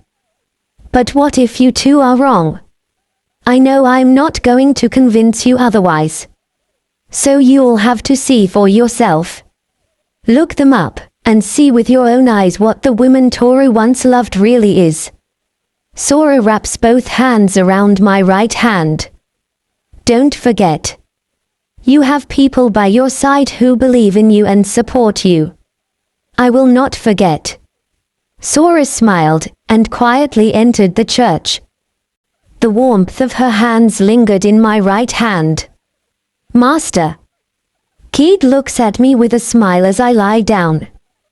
Panda also appeared at her side. What are you thinking? About Sora. Is it because of the contract? I nodded in agreement. She gently lifted my head and placed it in her lap. There was a soft sensation in the back of the head. Master is a strong and kind man, and I'm sure Sora-san was spoiled by him. A contract is a deep connection. You say that from experience? Yes. The master-slave contract, in itself, is a repugnant form of magic that embodies human desire. But at the same time, depending on how it is used, it has the potential to become something irreplaceable and wonderful. Keeg gently places her hand on the seal on her chest. This is the bond I have with my master. Thanks to it, I have been able to get this far. I am sure I will remain strong because of it. That's how I think. A bond of trust. I had never thought of that. I always thought that the master-slave contract was an old, abominable magic that made people obey. There is always something new to discover when I am with Keed. Every time I am with Keed, I see things in a different way. Hey, Keed, do you smell something burning? Eh? Ah. He puts my head on the ground and runs away. Speaking of which, she was preparing lunch. Looks like today's soup is going to be bitter. What I told Keed was true, but the truth is that I am also worried about Lisa. Sora's words have stuck with me. From the moment I saw her, I knew she was just like me, and that's why I hesitated to be friends with her at first. What if Lisa is not what I thought she was? What should I do? Should I accept her as she is? Do I really miss her in the first place? Most of all, I don't understand how Lisa is a traitor. It is unclear who he is betraying and how. Ah, shit. I won't think about it anymore. I'll know it when I see it. I won't get anywhere if I keep thinking this way. Master. The food is ready. Thank you, here I come. I stood up and walked toward Keed and the others. Sniff, sniff. It smells a little burnt. But anything made by my pretty slave is delicious. I don't mind if it's a little burnt. The bowl I was given was full of a black liquid. Keed, it's so dark in here. I'm sorry. It got more burnt than I thought it would. Don't worry. We all make mistakes. I put the soup in my mouth. Ah, it's so bitter. It is a bitterness that numbs my tongue. Still, I ate all the soup that was in the bowl. I grabbed the pot and poured in the rest of the remaining soup. Delicious. Keed's cooking is always so good. Master. Master Tilda. Keed hugged me and rubbed her face against my chest. When I stroked her head, her eyes were watery. It's too bitter. I don't know how the Lord could eat it. Frau quoted these words as she drank her soup. Then, to clean the roof of her mouth, she pulled a cracker out of her luggage and popped it in. It's because Master is Master. It still doesn't make sense. I'm not giving him to you, Lisa. Keed hugged me tightly. I think it's his way of being strong. Since that day, Keed has been the one by my side. Constantly trying to tell me that she will always be by my side. Not like Lisa. Message received, Keed. I said I wanted you by my side until the day I die, and I will not change my mind. If you want to follow me wherever I go, I'll make sure you do. You are my pride and joy, and you are the sweetest slave I have ever known. So I don't want you to get carried away with Lisa. She probably thinks I'm going to throw her away, like they had done with her before. It's okay, I'm going to be with you always. Master. I went over and hugged her tightly. Pat pat pat. Keed's tail began to thump loudly. I hear you. I appreciate your honesty. Oh, I just remembered I have something for you, Master. Keed, who ran off with great vigor, took something out of her backpack and hurried back. She pulled out a large black object. It doesn't look like a stone, but it's not food either. It's a candy called chocorito. Ho! I tried to take a bite. It melts quickly and spreads its unique flavor with a moderate sweetness and a rich sticky texture. What is this? This is my first time trying something like this. What do you think? It's surprisingly good. Her expression became brighter. Kid grabbed another one and went to put it in my mouth. But Frau rushed forward and put it in her mouth first. She even stuck Kid's fingers in her mouth and sucked them for a bit. Hey! Hey, Frau! You don't have to be stingy with me. Kid chased Frau as she ran away. Chapter 59, A Warrior Exiled by the Hero and His Lover. Chapter 59. It has been 3 days since we left the city.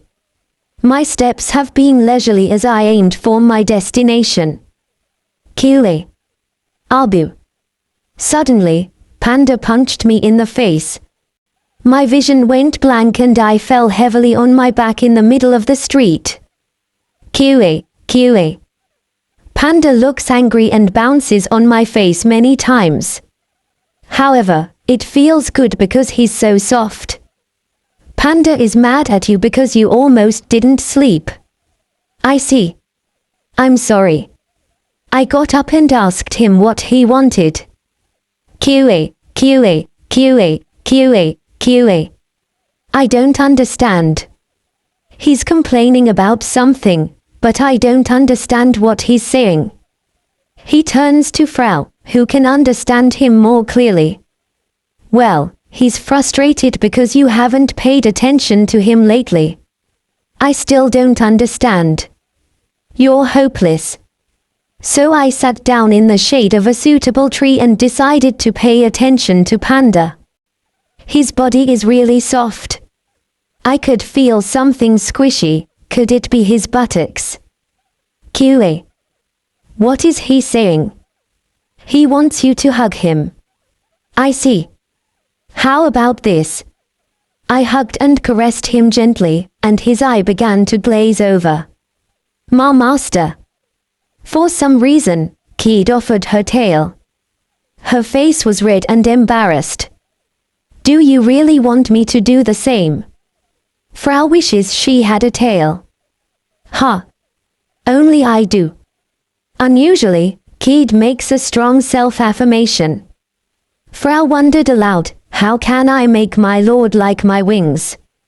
I left Panda, who had fallen asleep, alone and began to stroke Kid's tail. Her coat is soft and silky. It feels good to touch it with my fingers. I knew she brushed it every day, but I didn't realize how much brushing would change it to the touch. The surface reflects light and is beautiful. Tap tap tap. Hi. Each time I caressed a different spot, Kid covers her face with both hands and looks embarrassed. Her breathing is getting more and more agitated, so I think it's time to stop. But there is one last thing I would like to do. Hiya. I buried my face in her tail. I've wanted to do this for a long time. I thought of it every time I saw her fluffy tail. It feels too good. My lord. Kid couldn't take it. What? Hiya. Kid fainted. I think I've crossed the line. Her face is bright red. Oh, you're awake now. Kid, who was riding on my back, had just woken up. She was sleeping peacefully, so I decided to carry her and continue our journey. The sun was about to set, the day was almost over.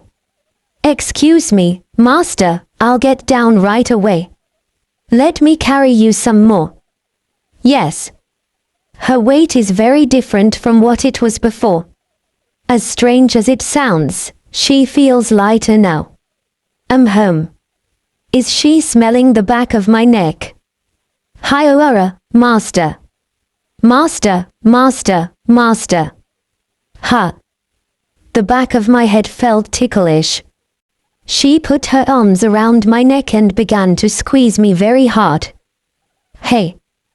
Keely. Frau and Panda were back. I had told them to go a little ahead and check out the end of the road. We should be arriving at the city by now. Otherwise, we'll have to set up camp tonight as well. There's a city at the end. It's really big and sturdy looking. After a while, the city appears in our range of vision, just as Frau said. A high and wide wall surrounds the whole city. It looks like a castle. We have finally arrived at the fortified city of Lawana. Stop it, Keed, that's not right. Master. Frau also wants to. Hey. Frau moves from side to side, hiding in my clothes. Even Panda was forced to sneak in. Stop, it tickles. Ah ha ha ha ha. I can't stop laughing as I squirm. Please come out of there. When I managed to reach the entrance to the city, I was stopped by the soldiers guarding the gate. Hey, you guys. Show me your ID. Do higher, higher, higher.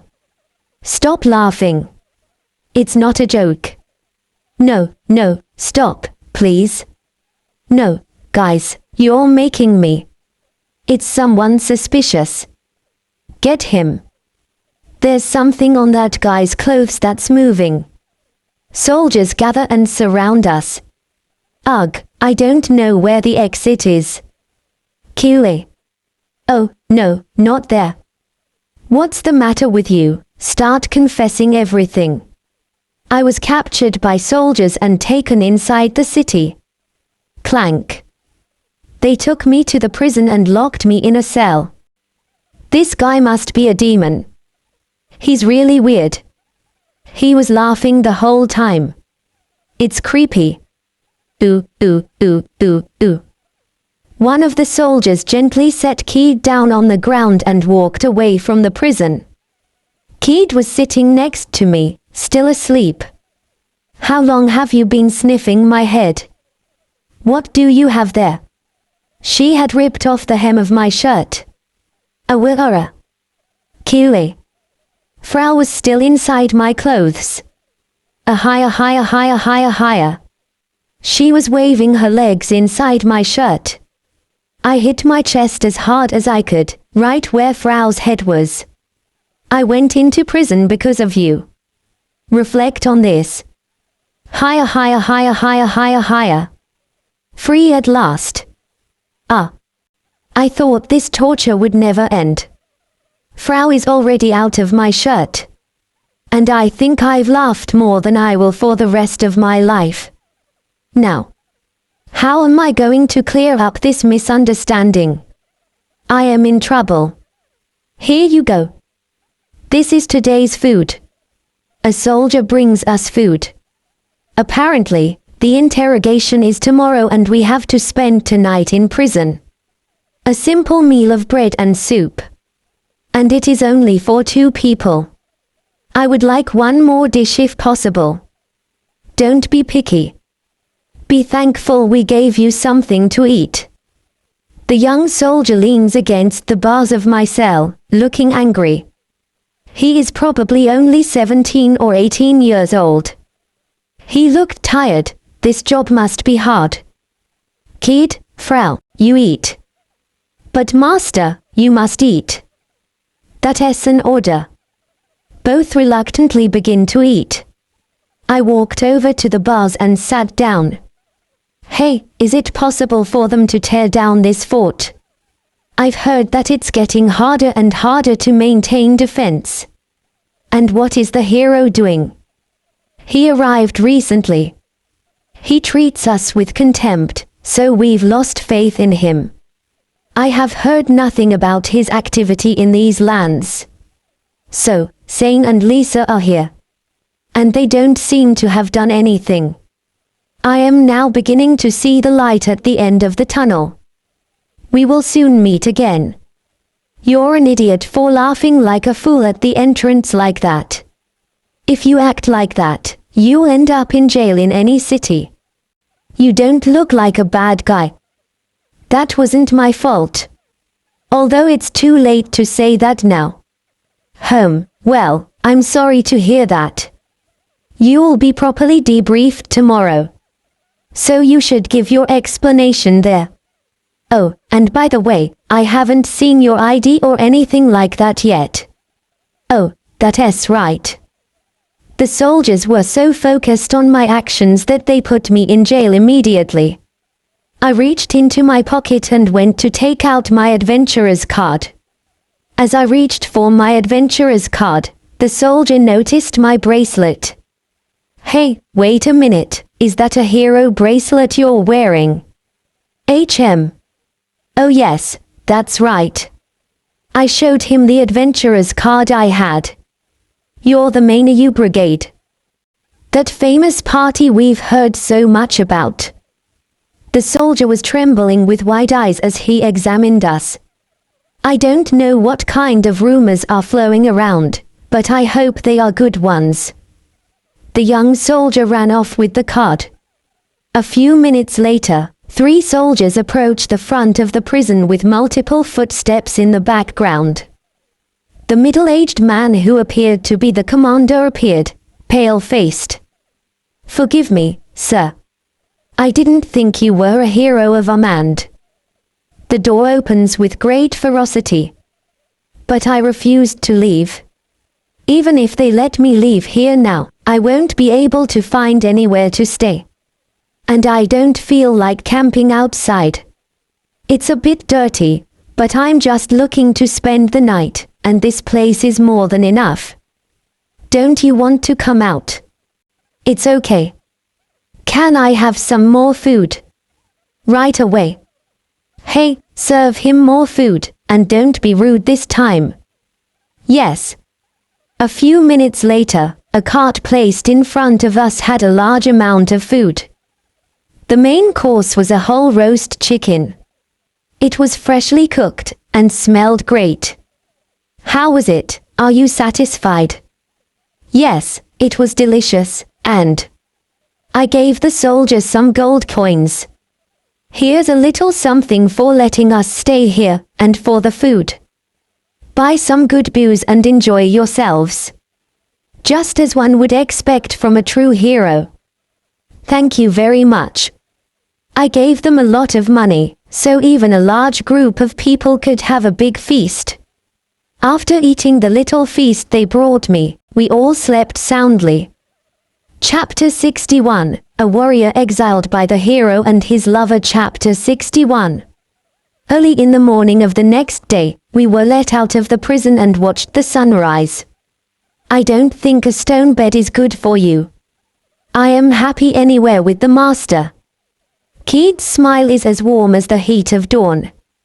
I would like to sleep in a real bed tonight if possible, but that may not be the case. After all, he is here. Perhaps today is the day my fate will be decided. Murdering the hero is a great crime. There is punishment for such an act. I don't know what will happen to me. But even if there are extenuating circumstances, it will not be minor. They can execute me in the worst-case scenario. If that should happen, I will have to release Keith. Now we can't leave too much behind. It doesn't matter where she goes. She has to be able to live a happy life. Well, let's get on with our journey. Yes, gotcha QA. Not far from the fortress city of Lawana, there is a huge outer wall. This is the wall that separates the demon side from the human side. And beyond, there was the front, the battlefield. Beyond the horizon, a citadel stands at the entrance to the Dark Kingdom. Fortunately for us, we easily got through the wall, thanks to the fact that we were well known. We visited a camp with an army of humans. As we enter the countless tents, we see soldiers running towards us with spears. The air is tense and tense, Honestly, I don't think I want to stay here very long. Boom. The sound of an explosion echoes in the distance. It seems that many wizards have been recruited to take down the fort. What's the situation? It's not good. Dinas the 6th General is wiping us all out, and we can't seem to get through the entrance to the citadel. Where's the hero? He was supposed to be here with us. He's been on a losing streak against Dinas. I think they're still struggling. Damn it, we're just adding to the casualties. Isn't there someone with more power here? A man in cloak and armor was shouting in the distance. From the looks of it, the battle situation does not look very good. He digressed to us and gave us an angry look. Who are you? No one but the military is allowed in. We are a party of adventurers called the Manga Brigade. We are here looking for a hero. Manga Brigade. The man ran to me and grabbed my right hand. You've come to the right place. We've been waiting for renowned heroes like you. Your arrival will change the course of the war. Where's the hero? If you're looking for the hero, you can go to that demon's fort. You can attack him too. Da ha ha ha ha ha. What's up with this guy? He's in a really good mood right now. But I don't care. Now I know where Sane is. The fort, huh? I'm going to tear it down, but only because it stands in my way. It's time to confront my former best friend. I won't let anyone come between me and him. I bowed to the man and headed for the fort. Soldiers flock to the huge citadel. Gonk flash. Countless catapults hurl stones, but the walls are high and thick and bounce back. Clank grong. A large number of golems were advancing forward, but were shattered midway by arrows and magic fired from the citadel. I'm nervous because this is the real battlefield. After all, adventurers are just amateurs. We are not trained for combat like soldiers or mercenaries. Master, there it is. Ho! At the entrance to the citadel, there was a group of people fighting fiercely. I pulled out my big sword that I had on my back. Panda, come back. Rojuk, come out. Q. Sh. I had Panda return to the seal and brought Rojuk out to join me in the fight. In addition, I activated Rojuk's Mega Boost. Makimiki Makimiki Makimiki. Rojuk's body grew 3 times its size, and countless large, sharp blades appeared all over his body. His silver body rippled in the air, the light reflected blindingly. Support the military. Shara. Rojuk renders the demon soldiers on the outer wall unable to fight. Kid, I need you to keep the entrance area clean. Gotcha. Kid opened her fan and danced lightly, creating a gust of wind. All obstacles, both friend and foe, separating us from the entrance have disappeared. Frau, can you break that door? Yes, I can. It will be shattered, just watch me. Frau, who flew straight up, charged at the door like a meteor. Kraonk. A loud roar sounded and the gates of the citadels flew into the air. From there, the soldiers rush into the citadel, avoiding the hero standing in front of the gate. I quietly made my way to Sane with Kid. What's wrong with you, hero? Get up, you can still do it.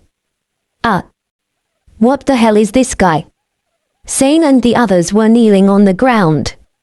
On the other side is a man of the demon race with a huge physique holding a huge curved sword. He has 2 thick horns on his head and his black hair is slicked back. That would be Dinas, one of the 6 generals we have heard so much about. The reddish-purple curved great sword was beating like a demonic sword. It is identical to the fairy that Dom had when I defeated him last time in North Star. After I killed him, his sword turned into particles of light and disappeared.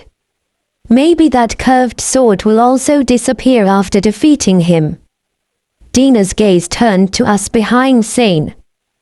The presence of this man's strong forte, his extraordinary skill, makes my blood boil. I have lost interest in you. I myself will cross swords with that man. Hey. I'm the one fighting with you. I don't want to waste my time with a weak human anymore. Now I want a challenge. What are you talking about? Sane turned around and made eye contact with me. Toru, what are you doing here? It's been a while since I've seen you, Sane. All my anger that I had been holding back all this time exploded like a big explosion. Nee and Sora's faces flashed through my mind. But I'm not going to let my emotions get the better of me and murder him fast. I have been thinking about it for some time. What is true and what is a lie? To find out, I need to exchange words with my former best friend. Dinas walked past Sane and approached me. It was about 2 meters tall. He was even more intimidating than Dom. What is your name? Toru. I am Dinas. I know. The next moment, the blades of our swords clash. I have asked Keed to keep an eye on the surroundings so that no one interferes. No matter who you are, you will not enter this place as long as I am here. Dinas, you're in the way too. Every time you bring the sword together, sparks fly and a shockwave licks the ground.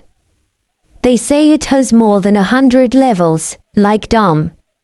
I may have almost 200. It's interesting that a person who is not a hero can put up with this. Why don't you attack me with all your might? I took a big swing at Dinas, knocking him back. I don't like it when you keep delaying me. Now I will get serious.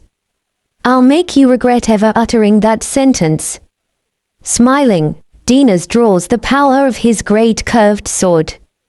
A root-like thing sneaks into the arm from the sword, and shells and thorns appear from the shoulder to the arm. The roots extended beyond his chest, and a large mouth appeared on his right breast. His presence became very intimidating, and the air was feeling heavy. Now my level has increased to 240. I was hoping to enjoy this fight a little more, but you pissed me off. No, you're wrong. What? I activated the Dragon Knight and the Great Thief at the same time. In addition, further activate physical strengthening skills. Putting it all together, release the power of the Sacred Sword. My level has increased by 40%, from 301, I now have 421. I can't believe a human would reach a level like this. Ching. I put the big sword in the sheath on my back. Dinas collapsed behind me. I paid no attention to her body. My gaze was fixed on Sane, who was sitting hunched over. Now, let's hear what he has to say. Chapter 62, A Warrior Exiled by the Hero and His Lover. Chapter 62. Looking down is my former best friend, Sane. He looked at me in a daze. What's with that face? Wondering why I'm here. Sure, it may be a surprise to see the warrior you got rid of because you thought he was a liability back on the battlefield. But after all you've done, isn't it perfectly natural for me to be angry? You killed Dinas, with one blow. That's impossible. Even I, the hero, could not land a single blow. I fought again and again, got hurt many times, and you killed him with a single blow. Sane staggers to his feet. His sword is still in his right hand. With his left hand, he wipes the blood dripping from the edge of his mouth. His eyes did not reflect warmth, Not how you would expect to see a former friend. They were full of murderous intent. I see. Toru is part of the Mainu Brigade. I don't know how you got that power, but I'm guessing you've been interfering with my plans all this time out of spite for me taking Lisa away from you. What are you talking about? Don't play dumb with me. You kept messing up my plans over and over again. Were you so disappointed that I'd taken Lisa away from you? That's right, you promised to marry her. But it's too late now, Lisa's all mine. I could see the madness in his big, unblinking eyes. As I look in front of me, I don't see the Sane I once knew. No, this was his true nature. He was always just playing the role of a kind and trustworthy leader. Every time he spoke, there was an ugly face under his valiant mask. Lisa and the woman who appeared to be their new companion were silent. Nii and Sora have told me everything. I also know that you are the bearer of the demonic eye of seduction. You ran into those two. Yes, and they are both well, safe and sound. I have removed the curse you put on them. Sane's face twists in anger. It's as if he wants to say, why are you here? I want to know something. Why did you betray your childhood friends and toy with all of us? Why? Do you really have to ask? I wanted it all. Money, fame, women, status. I wanted it all for myself alone. And I also wanted to see you cry and scream because I stole something you deeply cherished in this world. Ha ha ha ha. Sane ran to Lisa, grabbed her by the arm and came back. Then he put his hand around her waist to show off. Her eyes flashed with amusement, the corners of her mouth turned up sharply. It was as if he was waiting for me to get angry. However, I remain expressionless. Hey, what's up, man? You should be ashamed of yourself. You should be crying your eyes out in front of me. I looked Lisa in the face. Her appearance hasn't changed at all, he's remained the same since the day I left. Now I looked at myself coldly. Lisa, you've been brainwashed. Yes, but it's okay. I'm in love with Sane. Don't you wish to be free of that curse? No, I want a hero like Sane. Not a simple traveler like you. Sane immediately swung his sword at my neck. Reflexively, I turned my upper body to avoid the attack and flew backwards to get away from him. You're going to die here, Toru. Your death will be your apology for getting in my way. That's not going to happen. You are going to apologize to Nii, Sora and Lisa for the things you do. You can't kill me. You stupid fucker. Kicking hard off the ground, Sane jumped up and tried to swing his sword from above diagonally. Only for Keed, who had quickly stepped between Sane and me, to drive her fist into his face with all her might. He flew through the air and rolled across the ground roughly. How can you not understand the pain of my master? Betrayed by his best friend, deprived of his lover, deprived of his childhood friends, and yet that gentle heart is still trying to believe in you. How dare you? I feel disgusted. To know that my master has been hurt by the madness of such a vile man. Thank you. Kid. I looked at Kid again and she was crying. She threw herself into my arms and hugged me. I didn't know that. I didn't know she felt so much pain for me. I can't help but feel a great deal of happiness. It seems that meeting Kid has saved my life. I'm glad you feel that way, but this is something I have to finish on my own. I understand. I couldn't help it, my body acted on its own. I leave Kid and turn to Lisa. I took the bottle out of my pocket and removed the cap. This liquid will check if Lisa has been brainwashed. I need to confirm this. I poured the potion over Lisa's head. If you have been brainwashed, you should glow light pink. Master. That person. What's wrong? That person does not have any abnormalities. What? I looked back at Lisa to check. Lisa had a slight smile on her face. But her body did not shine at all. It's not possible, I thought she was brainwashed. You'll be glad to hear this. Yes, it was my own decision to leave you. Have you been pretending all this time that you've been brainwashed? You are unusually insightful. But in a way, you're wrong. Lisa hits me in the abdomen with her cane and whispers to me. I never liked you in the first place. There was a roar, and an intense heat followed by a shock that sent me flying. For a moment, I didn't know what had been done to me, but I soon realized that powerful magic had been unleashed. I was slammed to the ground on my back while covered in smoke. Keith's face appeared in my vision. Are you all right, Master? I'm going to heal you. I'm sorry. I got up and stood my ground. When I looked at my clothes, they were burned around my abdomen. The damage was controlled, probably thanks to my skills and the holy armor. What I don't believe is the power of that magic.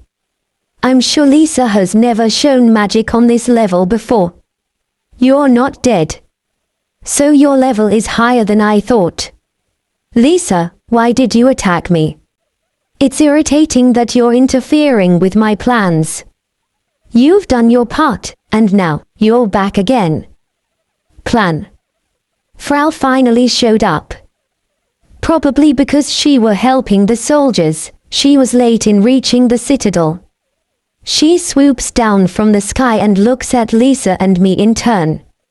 It was unpleasant to get here and... That woman. Frau wrinkles her forehead and stares at Lisa.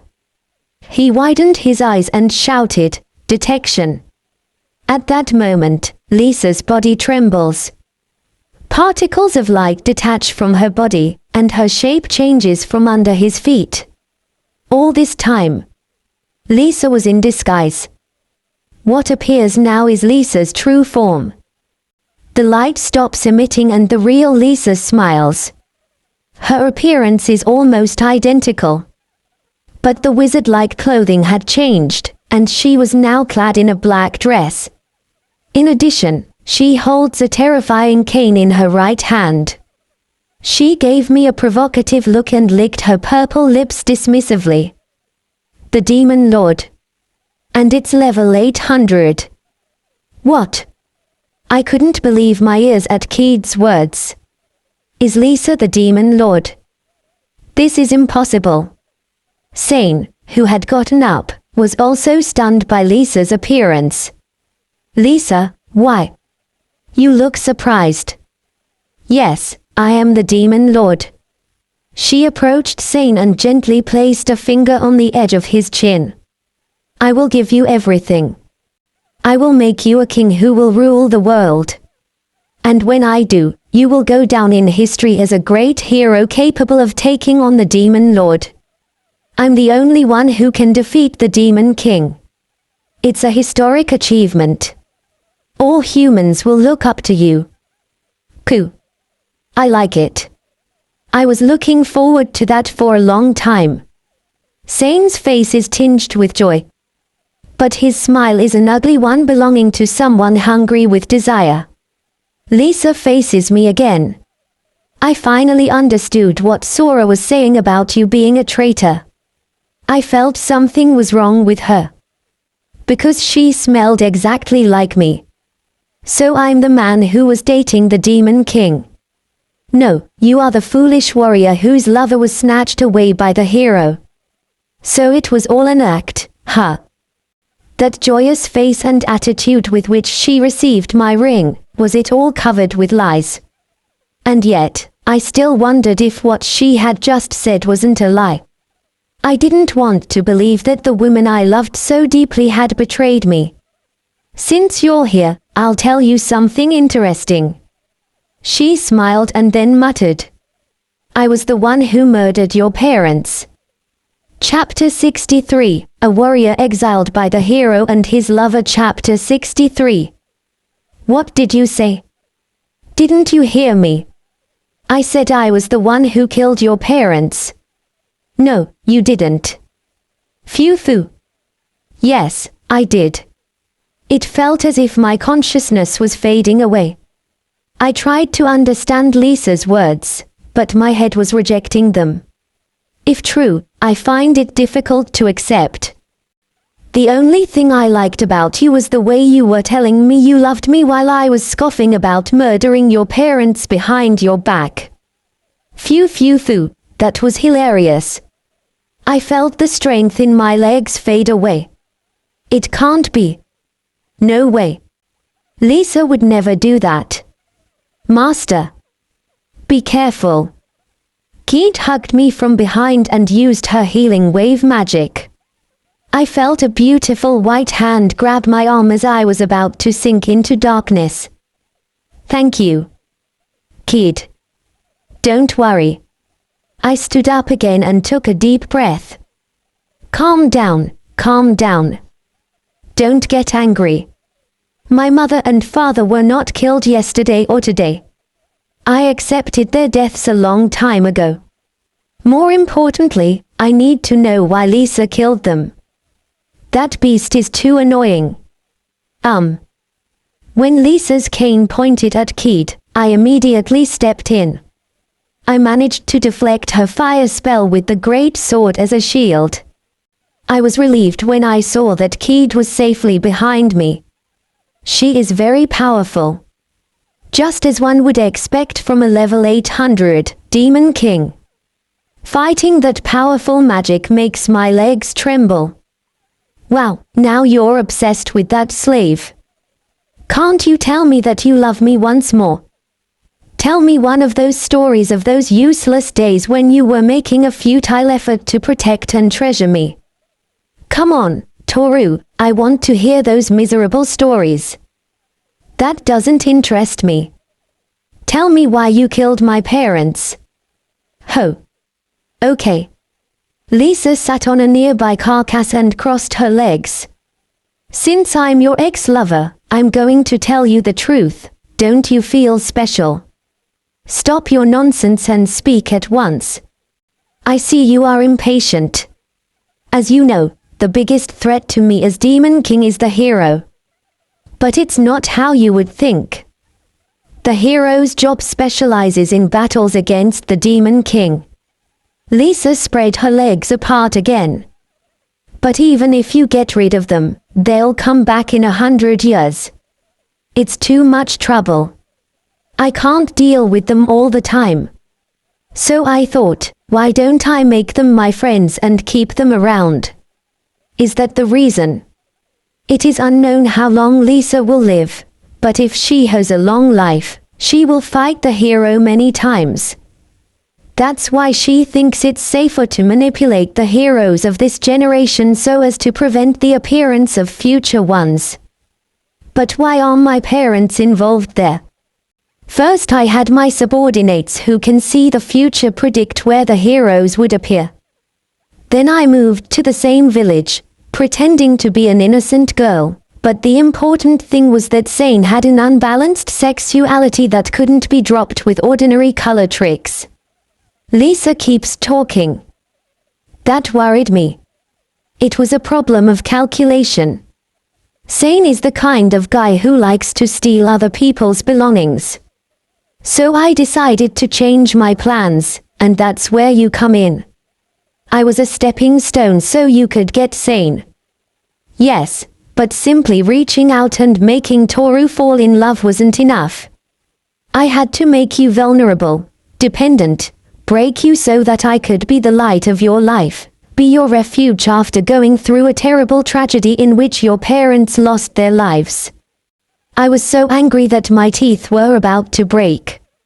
My parents were killed so that I would be fobbed off as a fool.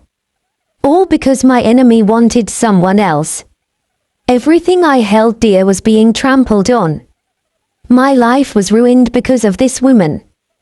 But what I didn't calculate was that Sane would get the demonic eye of seduction. It's really a problematic ability. Nee and Sora weren't in your plans, were they? Lisa laughs at my question. That's why I said it was a calculation problem. Thanks to you, it took me a long time to get rid of them. I needed Sane to trust me. I can't let him focus on two people I don't care about. I am the only person he can trust. And if he doesn't believe those words, my whole plan will fail. But there is a contradiction in what she says. There was a woman standing near her, her new companion. I wonder if that woman was also outside of her calculations. So, what about that woman? The woman who looked like a priestess takes off her ring. From one moment to the next, her figure changed and she became a huge, muscular demon. For some reason, Sane was upset. The demon man cast an embarrassed glance at Sane. The demon blushed, rubbing his buttocks. Do you understand the situation yet? I was never interested in you. What's more, I wanted to kill you long before. I finally understood everything. It had all started with the woman in front of me. Angrily, I swung my sword at Lisa. However, the demon man who stepped in an instant stopped my sword attack with his spear. Don't think I'll let you near the Demon King, a human. Myrim, Toru's level is probably close to 200. Be careful, I'm going back to the castle, so come back when you've taken care of him. Ha! He hit me with his spear and I went flying backwards. Lisa stood up and started walking with her back to Sane. Wait, fight me. I will never forgive you. I am Myrim, one of the 6 generals. The Demon King commands me to deal with you. Get out of my way. I attacked him with my sword with all my might, but he parried all my blows with his spear, and kicked me hard in the back. After receiving the kick, I managed to position myself in the air after propelling myself with one of my fingers on the ground. How dare you? I saw you. Myrim easily dodges Frau's hammer and is behind her in an instant. Ice rock. The moment he aimed his spear at Frau's back, Myrim's legs froze instantly. Keat held her iron fans in her hands. How dare you harm my master? You, the hero and that woman, I'm going to send you to hell. Get out of my way, wizard. Don't forget Frau is still here. Hammer break. Goo. Poow. A thunderous sound was generated and Myrim was sent flying by the hammer with great force. He quickly shielded himself with his spear and landed with a glide. How could she hurt me with one blow? If I don't heal quickly. He tries to draw strength from his pulsating spear. But before he could, a blade of wind passed by and severed Myrim's right arm from his shoulder. The arm and spear flew through the air. Kid, who had a cold look on her face, closes her iron fan with a snap. Did you think I was going to give you enough time? Ka. Myrim holds his wound and starts to run away. Although he fell, he got up and kept running desperately. His appearance is so wretched and ridiculous. Keat's eyes had an expression as if she was wondering, what are you going to do? Clearly I do not intend to let him escape. I ran past him silently and showed him my great sword as I passed. Ah, damn kid. How could you? Fwish. Myrim's body separates in two diagonally. Have they escaped? I clenched my left fist tightly. Sane and Lisa had disappeared. Keed placed her hand on my arm as if she knew how I felt. The warmth of her hand was now gratifying. Frau landed softly on the ground. I'm not sure if we can go through with this, we might as well withdraw for now. The Demon King is level 800. I will not give up. I will definitely kill those two. I will follow the master wherever he goes. But first you have to raise your level, it's essential. Yes, I can't win in this state. I'm nowhere near being Lisa's foot soldier right now. But I definitely have to get stronger. And the fact that the hero has betrayed the humans is also a problem.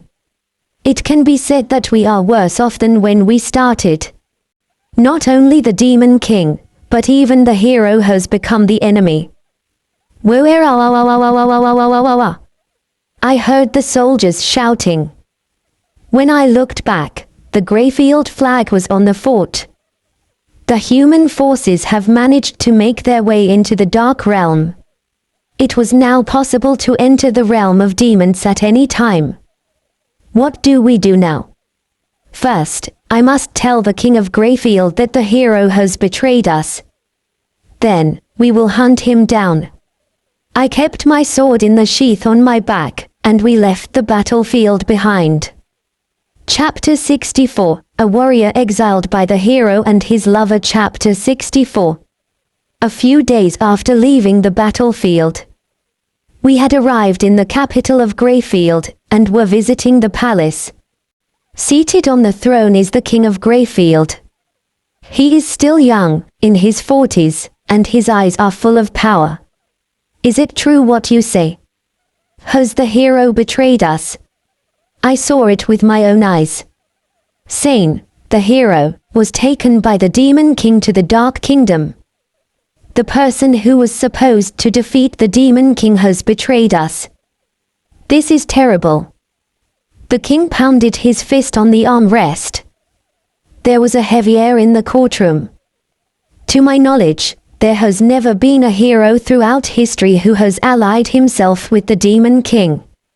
Maybe there was, and they have been erased from history, but what is certain is that there has been no betrayal by a hero in the last 500 years. I have already informed King Amand with a message scroll. As soon as possible, King Barsal will receive the news of Sane's betrayal.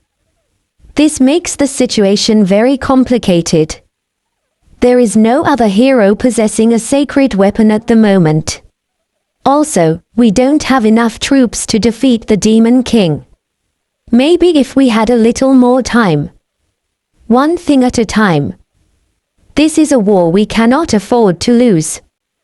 Both the Demon King and the hero have become our enemies. They must be defeated. Your former lover and best friend, are you sure you're ready to kill them? Yes.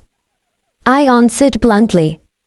Honestly, it's not for the good of the world or for peace or anything like that. This is entirely a personal grudge. Sane, who played with Nii and Sora's minds and feelings. And Lisa, who murdered my parents. I simply cannot forgive those two. I have to solve this with my own hands. Very well. Then I give you the title of hero. I didn't understand what he meant, I could only make a silly face. Am I the new hero? What's this, a new joke? But it will be Amand who will be in charge of awarding that title. What we need now is for you to take the hero's seat as soon as possible.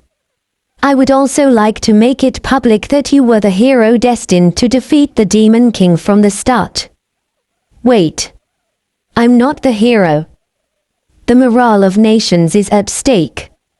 If it is known that the hero has betrayed us, pessimism and panic will become widespread. I would like you to take on this role to keep hope alive. Wait a moment. Don't just make such sudden decisions. I do not agree with this. I will agree to take it upon myself to assassinate the Demon King and the hero, but I don't want to be one. Once I do, I will be the center of attention at all times until the day you die. As I have said many times, I don't like to stand out. I don't want that title. From the sounds of it, you're having a hard time accepting it. Of course. I'm sorry, but I don't want to be the hero. I think being a hero is a great honor. You will make a name for yourself in the history of the world. But I would like to know why you are not satisfied. I don't like to be the center of attention. I'm a little embarrassed by the reason. That's because I'm honestly happy to be chosen as a hero. But I've always been bad at being the star of the show. I am not the type of person who can take on a lot of responsibilities and obligations. I'm just an ordinary guy, born and raised in a small town, who became a warrior because he looked up to his best friend and felt like he could do anything. I don't like to carry a lot of weight. Being a hero is too heavy for me. Then let's give the Manga Brigade the title of hero. If you agree to this, they can keep their names and identities hidden and remain active. Oh, no, not again. Don't be so negative. It is already whispered that the Manga Brigade are the real heroes of the world. We would only be backing up the rumors. If you don't want to be a hero, you're free to disband the party right now. I see, we can disband and reunite under a new name. Thus, we will be free of titles and will be able to return to our free lives. But is it okay to become a hero even if you don't have a hero's job?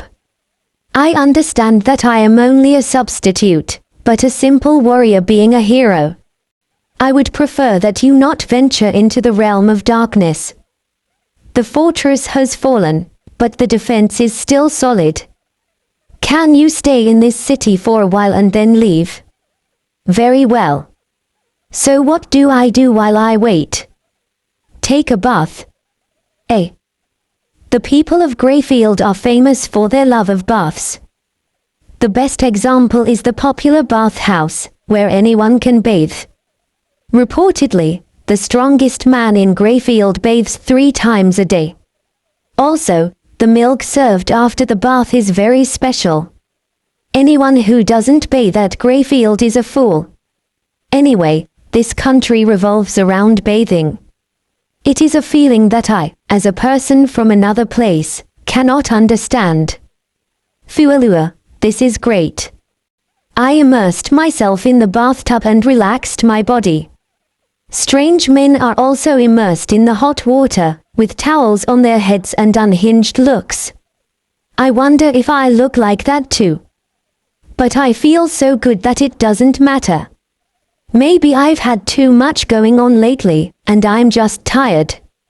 As I immerse myself in the warm water, my tiredness and weight seem to melt away.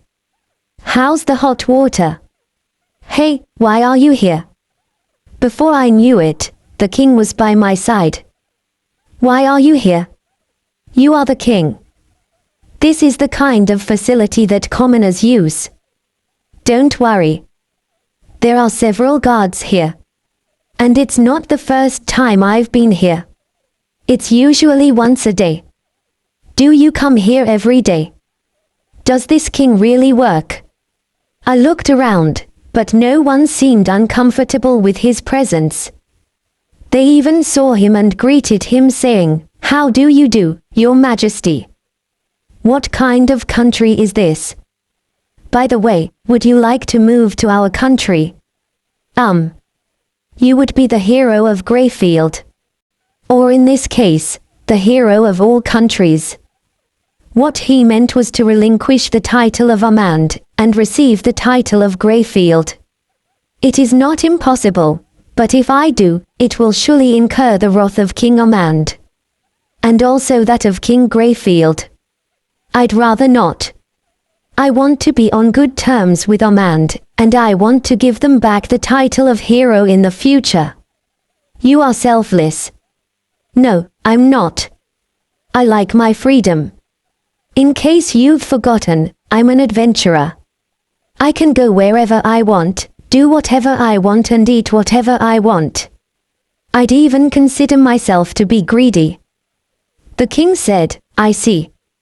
You certainly are greedy, as he leaned his back against the edge of the tub.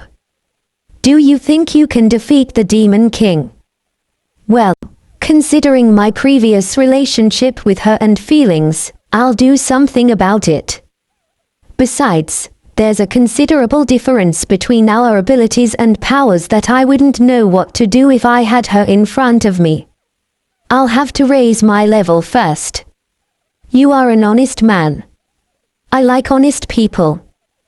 Thank you. Perhaps the king came here because he wanted to know my true intentions. After all, I am the one who knows the Demon King and the hero who betrayed us. It is normal for him to be wary of me betraying mankind as well. It is an unnecessary concern. I understand you have 2 slaves. They are more than that, they are my partners. Then go to the 2 sacred weapon temples in this country. If they have the right skill, they will be able to increase your strength. In other words, I have to get Keed and Frau to acquire their own sacred weapons. Come to think of it, Keed's iron fan is in need of repair. And it's not like the weapon is made of such tough materials either. If the 2 manage to get sacred weapons, it would definitely be a significant increase in strength. Also, I would like to consult with you about the possibility of getting a guide for your party during your stay, someone who can brawl a bit and is very knowledgeable about our country. I would appreciate it very much, thank you. I'm glad to hear that. I just happen to have one waiting outside. The king smiles and stands up. Chapter 65, A Warrior Exiled by the Hero and His Lover. Chapter 65. The next day, I was having a drink in a coffee shop. Luna, the first princess, was assigned to me as a guide. She is a beautiful girl with blonde hair tied in a side ponytail. What stood out the most about her was her shirt's neckline. A tight, white shirt with a large slit above the chest that highlights her 2 big mountains in full view. In addition, the lower half of her body is also clad in tight pants. It's hard to look her in the eye. Are you listening to me, Toru-kun? Yes, I'm listening. Luna is getting closer to my face every moment, but at the same time, her breasts are also getting closer to me. So gulping down my accumulating saliva is inevitable. Master. I know, I'm not going to look anymore.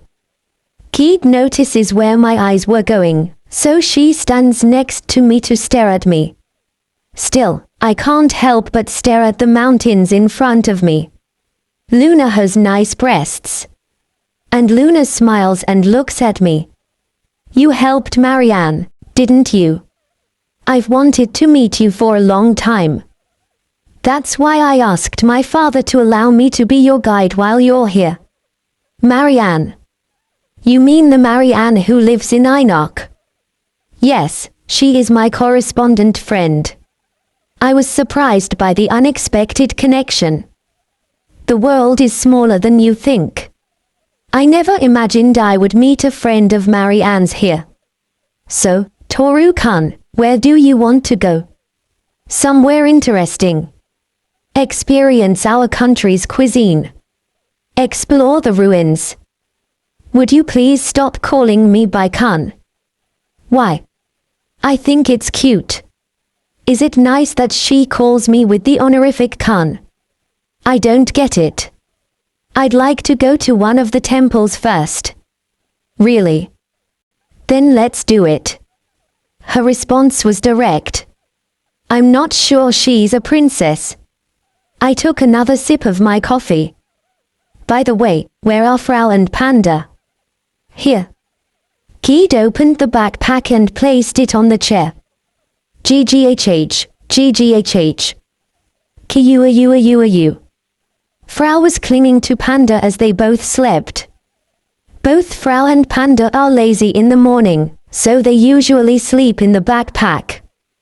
By the way, this is not a nap, but a double nap. They're so cute. Toru-kun, you're so lucky to have such lovely girls. Something tells me these two are awake. When I asked the cafeteria employee for a cookie, Frau jumped up. The Temple of Sacred Weapon in Greyfield was half a day's trip from the capital, and the two temples were stuck together like a split lemon. Will I be able to acquire a sacred weapon like my master? Be confident. You're definitely a hero of sorts. QQQ, I will be the first fairy in all of history to wield a sacred weapon.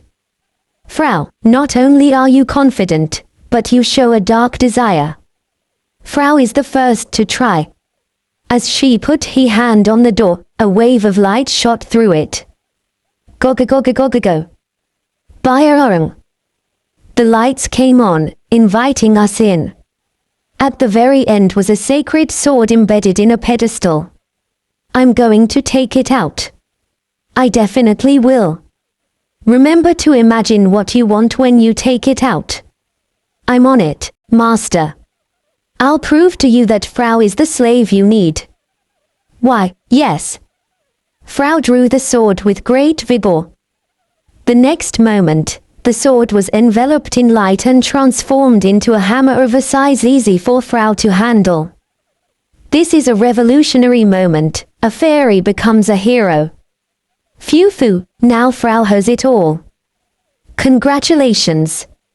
Frau is both amazing and cute after all. Frau has a satisfied look on her face, probably pleased with the compliments. Panda, who is observing the situation, gets a little cranky.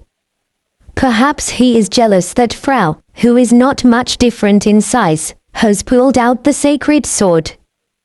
There are still a lot of things you can do. Kiyua. When Kid hugged him, Panda shed tears. Although he is a familiar beast, we should make him proud to be part of the party. It would have been nice if Panda had the strength to fight. We left the temple and headed straight to the next one. When Kid put her hand on the door, it opened on its own as if nothing had happened. Master, please watch me. She stood in front of the sacred sword at the end of the corridor and gripped the hilt tightly. The moment he pulled it out, the one-handed sword became enveloped in light and split in two. This is my sacred weapon. In Kid's two hands, she held two folded iron fans. As she extended the fans, a gentle breeze was generated by them. Kid danced in place to show them to me, her bright white hair flowing smoothly. When the dance ended, we applauded. Sorry. I got carried away with the new fans. It's okay, I was glad to see you dance. I danced thinking of the master. Thank you. I patted her head. Kid closed her eyes as if she was enjoying it. Pat pat pat pat. Her tail wagged left and right with great force. So, where are we going now? To a dungeon. To the ruins. It's kind of late, we should go back to the city. Hey, but I have all the equipment we need. Luna becomes instantly morose. Did you want to go on an adventure that badly? Sorry to disappoint you. But I can't let the princess camp in a place like this. I have to get her home in one piece. Then let's all go to the bathhouse together. That's a great idea. The three of us washing each other's backs would also be nice. We will use the rest of the day to go to a public bath in the city and wash up. Cap'n. The sound of a wash tub being placed on the floor resounds. Like yesterday, I am again immersed in hot water. This feels so good, I think I'm going to get addicted. The sensation spreading throughout my body is heavenly. Kid-chan, you've got such big ones. Please don't squeeze them. And they're so soft. Aha. But Luna's are bigger. Really? I'm not so sure. Everyone in the men's room stopped moving immediately. Everyone heard the women's voices coming through the walls. Of course, so did I. My hearing sharpens as I plunge into the hot water. I heard that you have already obtained both sacred weapons. Gah. Before I knew it, the king of Greyfield was at my side. I bet this guy has a job as an assassin or a thief. I can never detect his presence every time he approaches me. Yes, we already have them. That's good. Now you'll be able to increase the strength of your partners. Yes, but unfortunately, we are still no match for the Demon King. The king replied, she's a level 800 monster. Never seen before. All the heroes of the last 500 years are around level 200. If in the past they were able to defeat the Demon Kings with that level, it means that they did not have such a high power before. 800 is such a ridiculous number. There is no chance of winning if I think about it clearly. It's like going straight to death. But I'm still going to do it. Hey, is there anywhere around here that's good for leveling up? Berserker Valley. It's guarded by undead, but you can level up very quickly there. Berserker Valley. I've heard of that place before. It's a very dangerous place in Greyfield that no one has ever been to. To date, the complete picture of the site is unknown. There I will be able to level up efficiently. If I'm lucky, I'll even get rare items. I think it would be better if the princess did not accompany us. Well, I've trained her to be able to fight, but just in case, I'll send someone else to guide you instead of Luna. I like that idea. I would feel terrible if something were to happen to the princess. I am relieved to hear that. All right, tomorrow I'll start working on leveling up. Master. Sorry, I kept you waiting. When I left the bathhouse, Keed and the others were waiting for me. Her wet white hair and fox ears were brighter than usual, and her pink gown wrapped around her collar in a way that gave her some sex appeal. She entwined her left arm with mine and shyly turned around. Her face looked even redder than usual because of the hot water. Fuabu Tilda, I need a break. Kile. Frau and Panda climb onto my shoulders.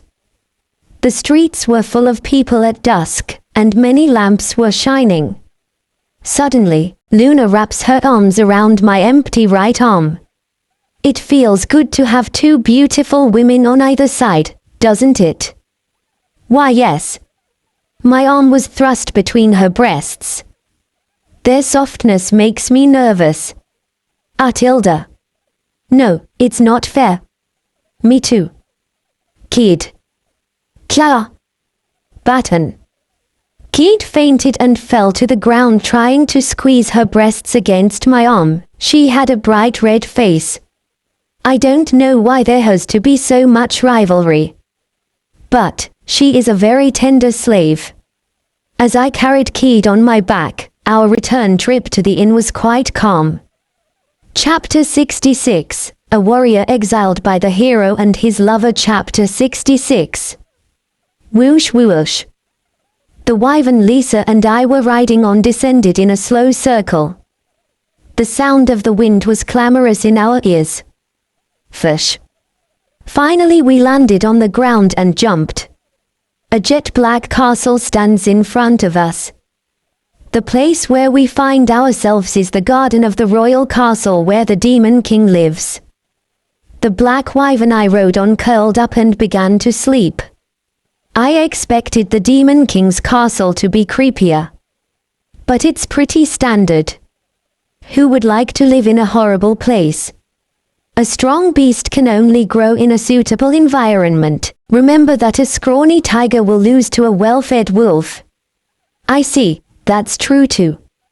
Even the demon race does not want to live in a difficult environment. Based on what we talked about on the way over, are you sure about all this? Of course. You must be my servant, the hero meant to be the champion of the world beyond the Demon King's lands. Then speak with more humility. I am offended by your attitude. Oh, I'm sorry.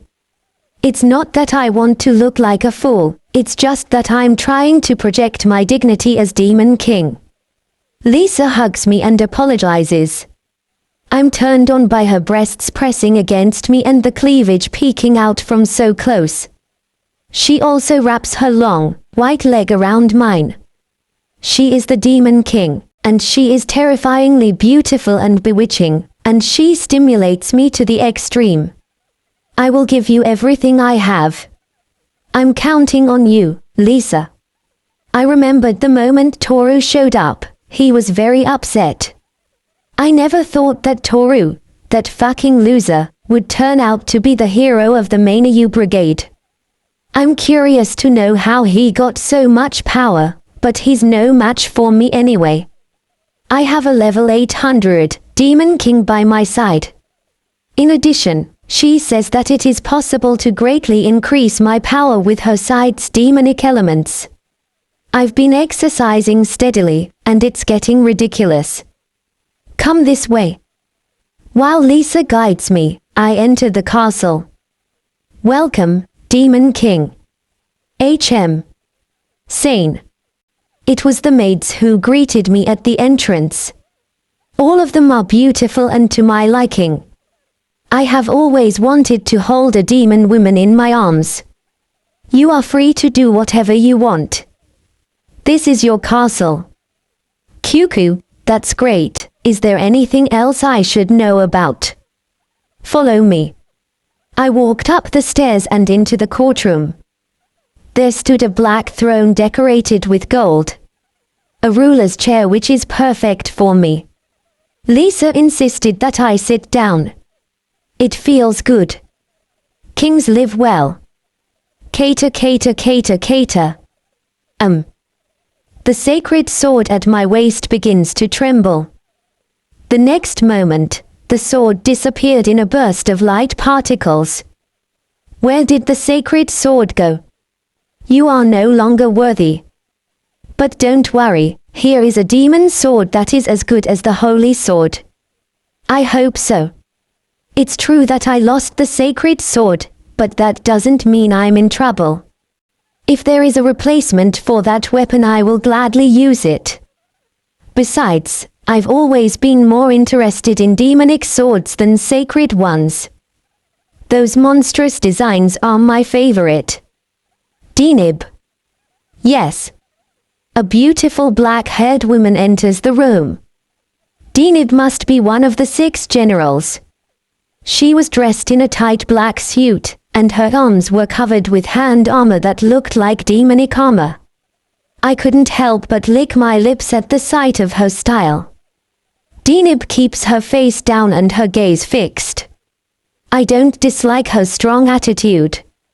It makes me feel better when they look at me from the ground. Prepare a demon sword for Sane. I will do so immediately. Denib, who left the room, immediately brought a sword. It is a jet black, one-handed sword of hideous and terrifying design. Even just looking at it gives me chills. You can't use a sacred sword unless you take it off its pedestal, but a demonic sword is different. Anyone can use it and become its owner. What happens if the owner dies? It comes back here. It's the same as the sacred sword in that regard. I rose from my throne and picked up my demon sword. I grabbed the hilt and tried to pull it out of the holster, but quickly stopped myself. The sacred sword has had its trials. It is normal to think that the demonic sword also has them.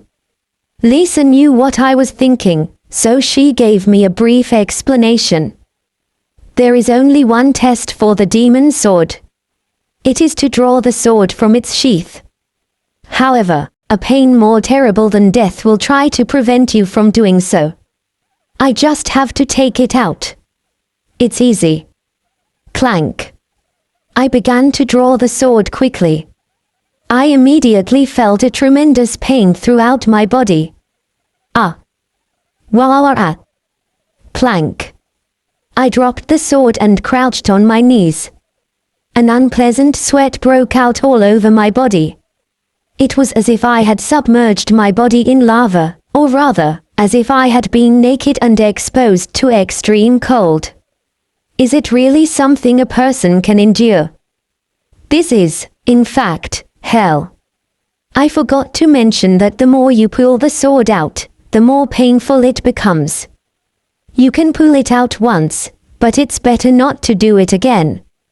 It will probably break your spirit. I need time.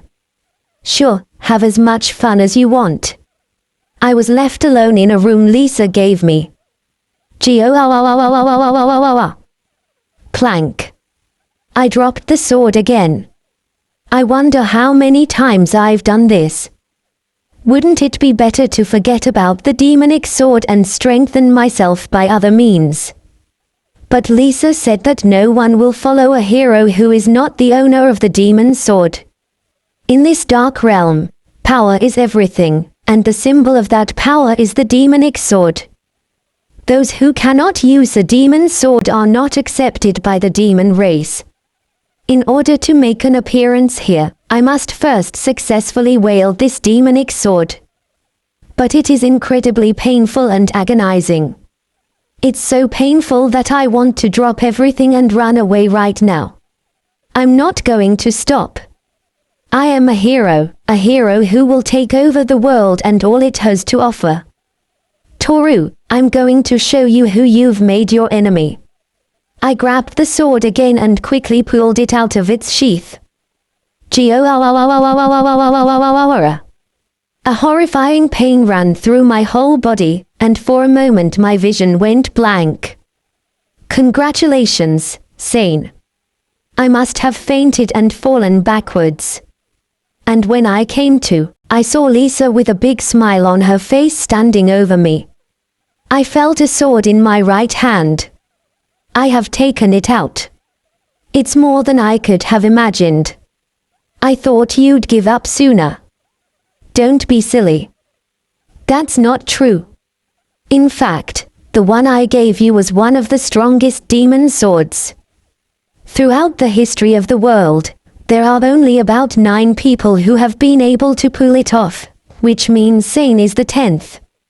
I sat and thought about it for a moment. The most powerful of all demon swords. What is it? Unlike the sacred sword, the demon sword has its own rank. The 6th general possesses the 2nd from above. That one is a very powerful sword. Did you trick me? That's not true. If you were to become prejudiced of its power, then you wouldn't be able to pull it out. I didn't dare tell you because I was thinking about your well-being, Sane, and it was hard for me. Lisa hugged me. Okay. Results are everything to me. As long as I can get the strongest sword among all the demon swords, the rest doesn't matter. Does this mean I've surpassed Toru? I don't know. I don't have the assessment skill, so I don't know his level. If he's that strong, he'll probably come to the Dark Realm, and then we can check it out. Will Toru come here? Since the nations don't have a hero to fight the Demon King, they'll have to find a replacement, and I think the Mainayu Brigade are the most qualified for the job, so they will be chosen. At least, that's what I would do. Toru's face looking at me crossed my mind. That damned nuisance was looking at me with those eyes of contempt. I will not forgive you. I will make it very clear who is above whom. Toru, I will kill you. Chapter 67, A Warrior Exiled by the Hero and His Lover. Chapter 67. We wait at the entrance of the lodge for our new guide. According to the king, they should arrive soon. Hey Tilda. I could not believe my eyes. For some reason, Luna runs towards us waving her hand. Funny, that's not what was agreed upon yesterday. The king told me he would send someone else. Or does Luna not know that someone else is supposed to be our guide? Nice to see you again. Now let's go to Berserker Valley. Didn't the king tell you someone else was going to be our guide? Yes, he told me, but don't worry, I convinced my father to let me be your guide. Really? That's right, I don't lie. I don't think the princess would be able to mess with something like that. The king rated Luna as capable of fighting on her own. No, I have to go check it out directly, I want to make sure. I'm going to see the king. Wait. It's okay, I've convinced him. Can I believe in you? Of course. My father trusts me a lot. I guess I have no choice. Honestly, I have my doubts. Oh right, look at this. Luna handed me a letter.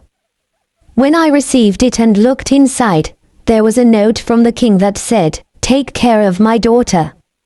If you had shown me this first, I wouldn't have had to hesitate.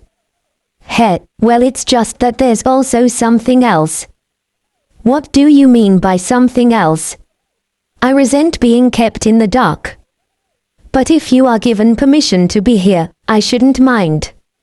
As of now, I, Luna, am a member of the Mainu Brigade. Don't worry, I'm a temporary member. But if Toru decides I can stay permanently, I'd be of great use to you. What's wrong with this princess? As expected, I can't take the princess to the Dark Realm, so I'll have to gently decline her request later. There is a large and deep valley that suddenly appears in the vast grasslands. In this country with many ancient battlefields, it seems that corpses have been thrown into this valley since long ago. Because of that, many undead and ghosts began to haunt the depths of the valley. It's too dark to see. I sense a dangerous atmosphere. QA. Looking down the valley, it is dark and you can't see the bottom. I don't know if it's the wind blowing or the ghosts crying, but it's a strange sound. How do we get down there? There are some stairs over here, though they are cut off halfway down, and to continue you have to go down using a long chain until you get to the bottom. So once you're down there, there's no easy way out. I have to be the first one down. The bottom is probably crawling with undead, so it's probably best if I take care of some of them and then wait for the girls to come down. I'll go down first, then when it's safe, Frau, Luna and Kid, you will come down behind me, in that exact order. QA.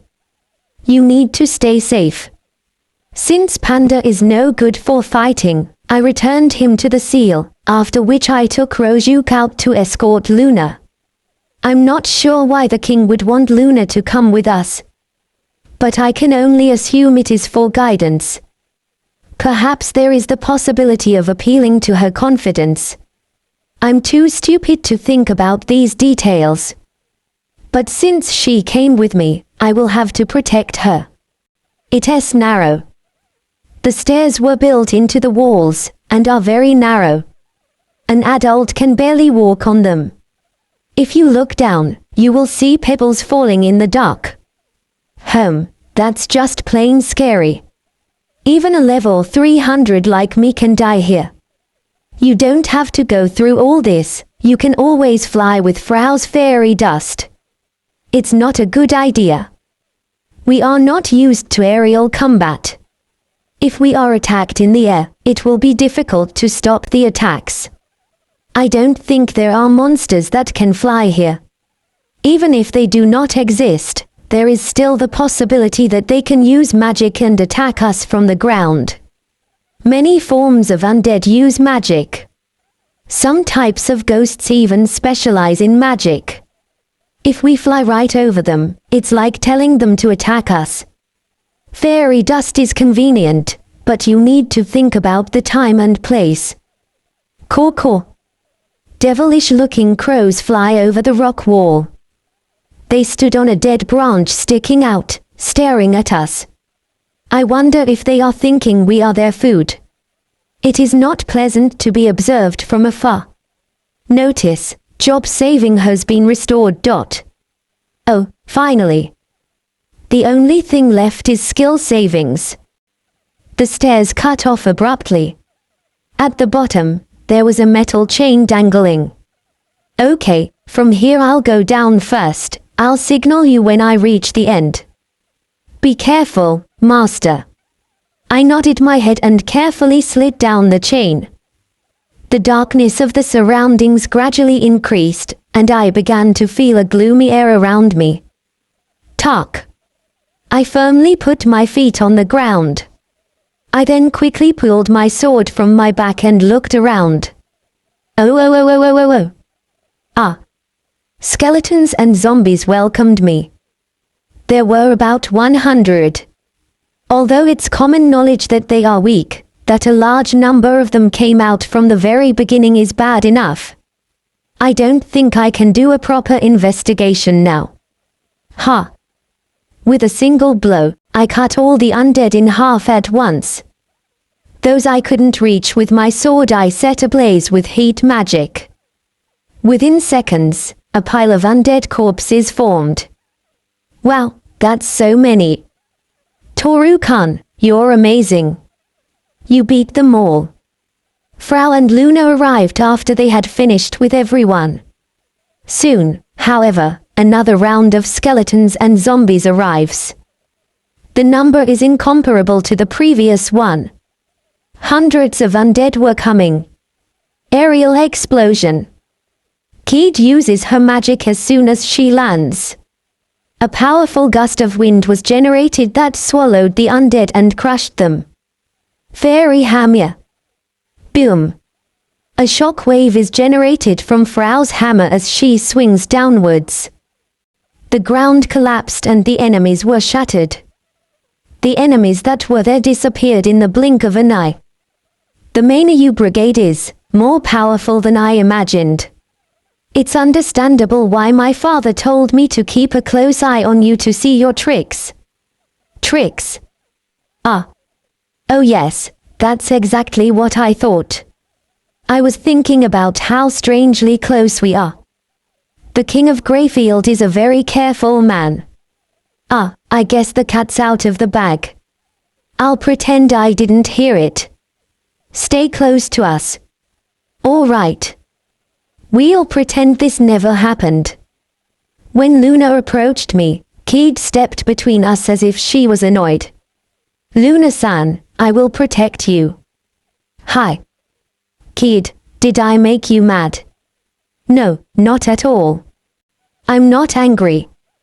But your eyes. Keed grabs Luna by the arm and slyly pulls her away from me. I'm sorry, Keed-chan. I'm not upset. Well, if Keed sticks by her side, there won't be any problems. For the time being, Rojuk will also continue to act as an escort. Let us move on. It's been pretty calm. Yes. A mountain of undead has accumulated. The total number is probably around 5,000. It's not like I counted every undead we killed, so it's not an exact number. I'm very tired. Well done, Frau. You even scared me half to death. Phew, really? Yes, you are so cute and strong. He. Frau smiles in awe at the praise. However, Luna also struggled and is active in her own way. She used her one-handed sword to take down the skeletons and zombies one by one without batting an eyelid. Even if her level is lower than ours, she contributes perfectly to the party. What the? My level has gone up to a number I've never seen before. Luna, who checked her stats, began to get excited. Oh no, the experience was flowing into her too. Explaining this to her is somewhat problematic. Now what do I do? Look at that. I used to be level 53, now I'm level 172. Thank the gods of the forest. The gods of the forest. Yes. Luna didn't try to find out more about why this happened to her, although she seemed a little confused. The god of the forest is impressive. It will be the solution to all my problems. Master. We reached the center of the valley. There, Kid found something. A square hole in the wall. There was a staircase leading to the bottom. It has always been rumored that there is a dungeon in Berserker Valley. But no one has ever witnessed it, because of the undead. Try as we might, we couldn't properly investigate. So it's a dungeon that's been abandoned for a long time. I am intrigued. Now, how difficult will this dungeon be?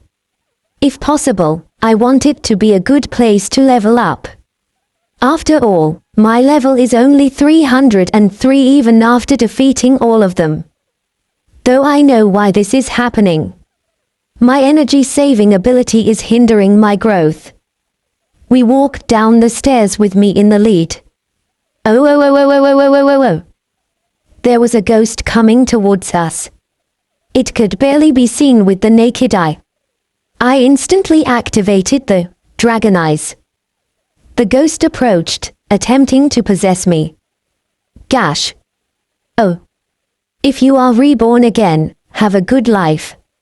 I had exorcised the ghost with my sword. Chapter 69, A Warrior Exiled by the Hero and His Lover. Chapter 69. Suddenly, Frau was enveloped in a bright light. I think it's a change of species.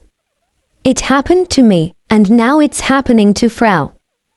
The light converges and shifts into a humanoid form similar to Frau's. However, the size was many times that of a fairy. The light dimmed and Frau appeared. What just happened? Frau, you. Although Frau was not that tall, she had the appearance of a human no matter how you looked at her. She has wings on her back that are the telltale sign of a fairy. A bigger problem, however, is that I don't know where to look, or what to do. Frau was naked. No, master, don't look. Well. But it was too late. Kid was covering my eyes with her hands. Sorry, I've seen it all. Frau-san, please put something on. Oh. Oh yes, clothes. She rummaged through my backpack. Frau, I think you'll like these. No, those are Luna's clothes. But they'll fit you perfectly. No, damn it, my breasts are too small. I can hear some interesting words coming out of Frau's mouth. I was a little excited to hear the sound of the fabric sliding. At first, Frau was a beautiful girl, and now that she is human-sized, I can appreciate her looks even more. You can look now, master. Frau was dressed in a pretty little girl's outfit. But why did she suddenly become so big in the first place? I think she's like me. Since I couldn't keep my body together due to all my accumulated power, it was rebuilt. What is your race now? I'm a high fairy. Probably because I've reached level 300. What is Kid's level? 315. Compared to Beastki, humans and fairies are far inferior in physical strength. The reason Kid does not change is probably because she has a body that can maintain its strength from the beginning.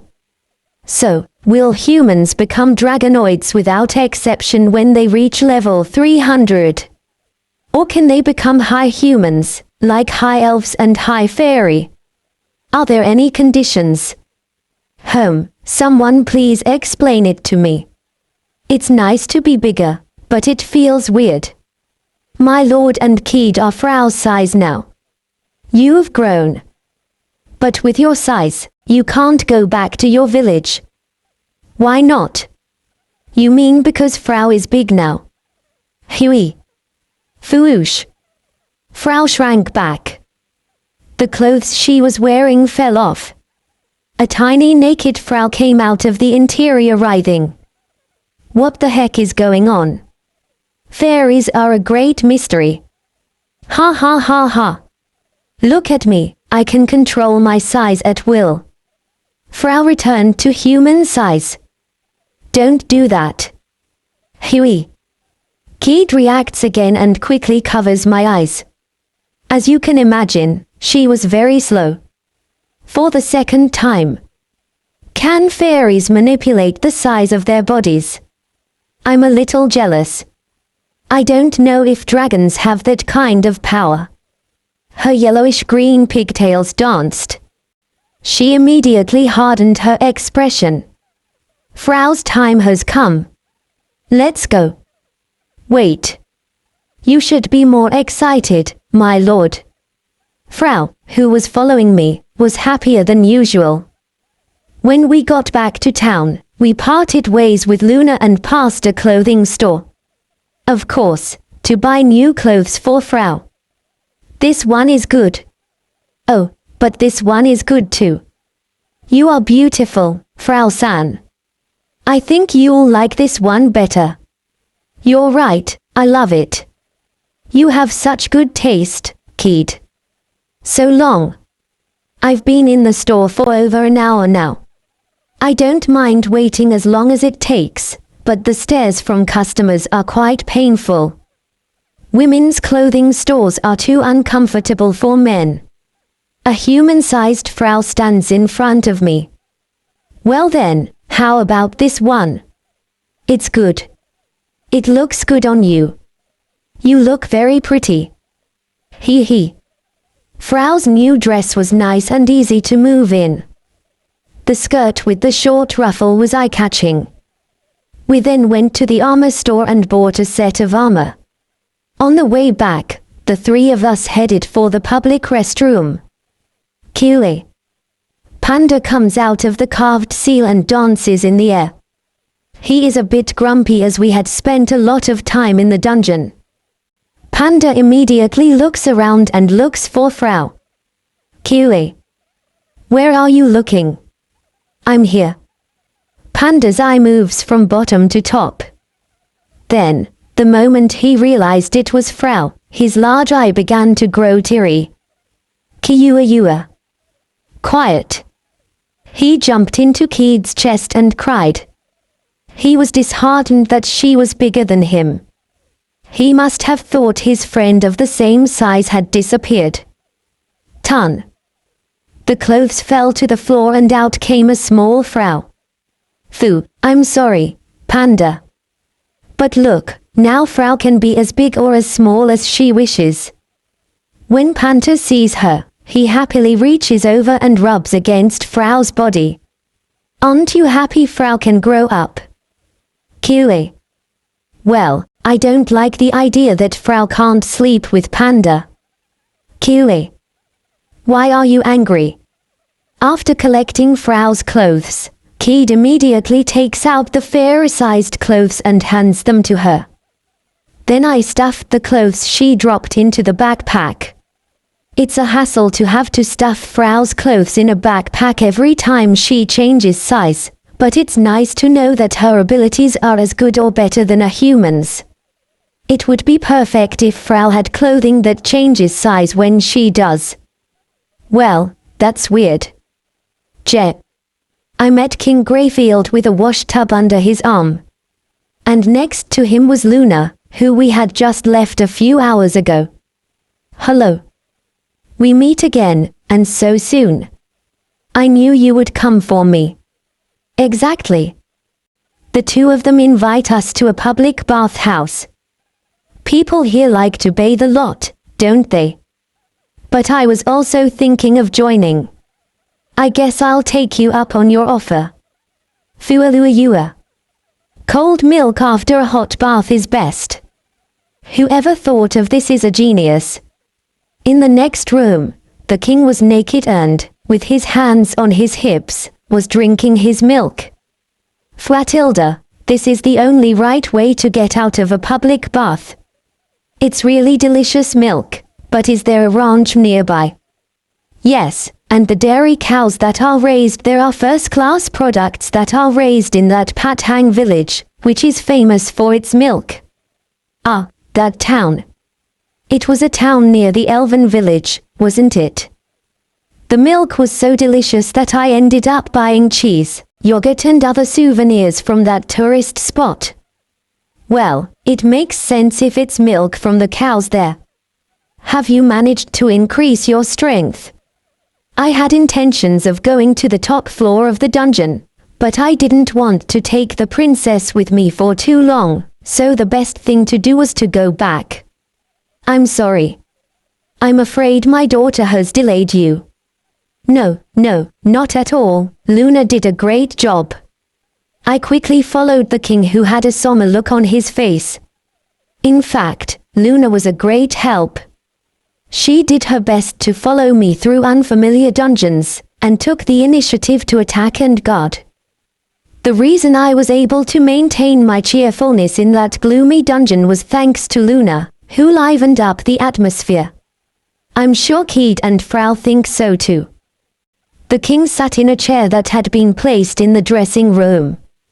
I have to tell you something. Yesterday, the Mainu Brigade was officially approved as a hero party belonging to Amand. A messenger will be coming from Amand in the near future. Is it finally decided? He nods silently and takes a new bottle of milk from the basket on the shelf. Tilda. I plan to give you the title here. Is it okay if we have a little ceremony? No problem. I'm glad I don't have to show my face. You are very strange. Normally adventurers like to be recognized. Really? I wiped my head with a towel as I answered. There is a difference between expectations and reality, isn't there? Heroes and heroines are cool and admired because they are unknown. In fact, I'm pretty sure it's bad to brag. My late mother always said, Toru, you have to live as modestly as possible. The best thing is to live peacefully and happily. I do not have the strength to take on such a heavy responsibility. Zuzan. Suddenly, the building shakes violently. What's wrong? There's a commotion outside. I ran outside with the king. No way. The city was covered by a sea of fire. Boosh. A black mass flies from the sky and lands with a great gust of wind. Ha ha ha ha. Toru. I didn't know I'd find you here. Sane, who was riding on top of a black wyvern, was laughing at me. Chapter 70, A Warrior Exiled by the Hero and His Lover. Chapter 70. I was stunned as soon as I stepped out onto the street. This city, the capital of Greyfield, had become a sea of fire. Many people are fleeing. The screams confuse me even more. Bashan. A black mass descended forcefully from the sky, creating a gust of wind as it planted its feet on the ground. It is a black wyvern. A subspecies of dragon. Ha ha ha ha. Toru. I didn't know I'd find you here. Sane was sitting atop the wyvern. He is dressed in black, and also has a terrifying black sword at his waist. On his left arm, he wore a silver bracelet. Sane did not get off the wyvern, but smiled. This is your doing, isn't it? Yes, of course. I led the troops in the attack. Several wyverns pass right over us. It's my wyverns unit. They're taking out the enemy. Come to think of it, there was also a small group of elite knights in this country. Why would you, a former hero, do something like this? The king clenched his fists so tightly in anger that they were dripping blood. However, Sane smiled as if he didn't care. Please don't take away my credibility. I still have the hero's job, so you can't take that title away from me. Only now I'm the hero who's with the demons. Ha ha ha ha. Damn you. I stopped the king with my hand. Your Majesty, go back to the palace. I'll take care of this. Toru Dono. Sorry, and thank you. The king swallowed his anger and ran away. In fact, I'm sure he would have liked to fight Sane himself. But at the moment he must consider his position as king. So he prioritized it over his selfish desires. He is a good king, I respect him for that.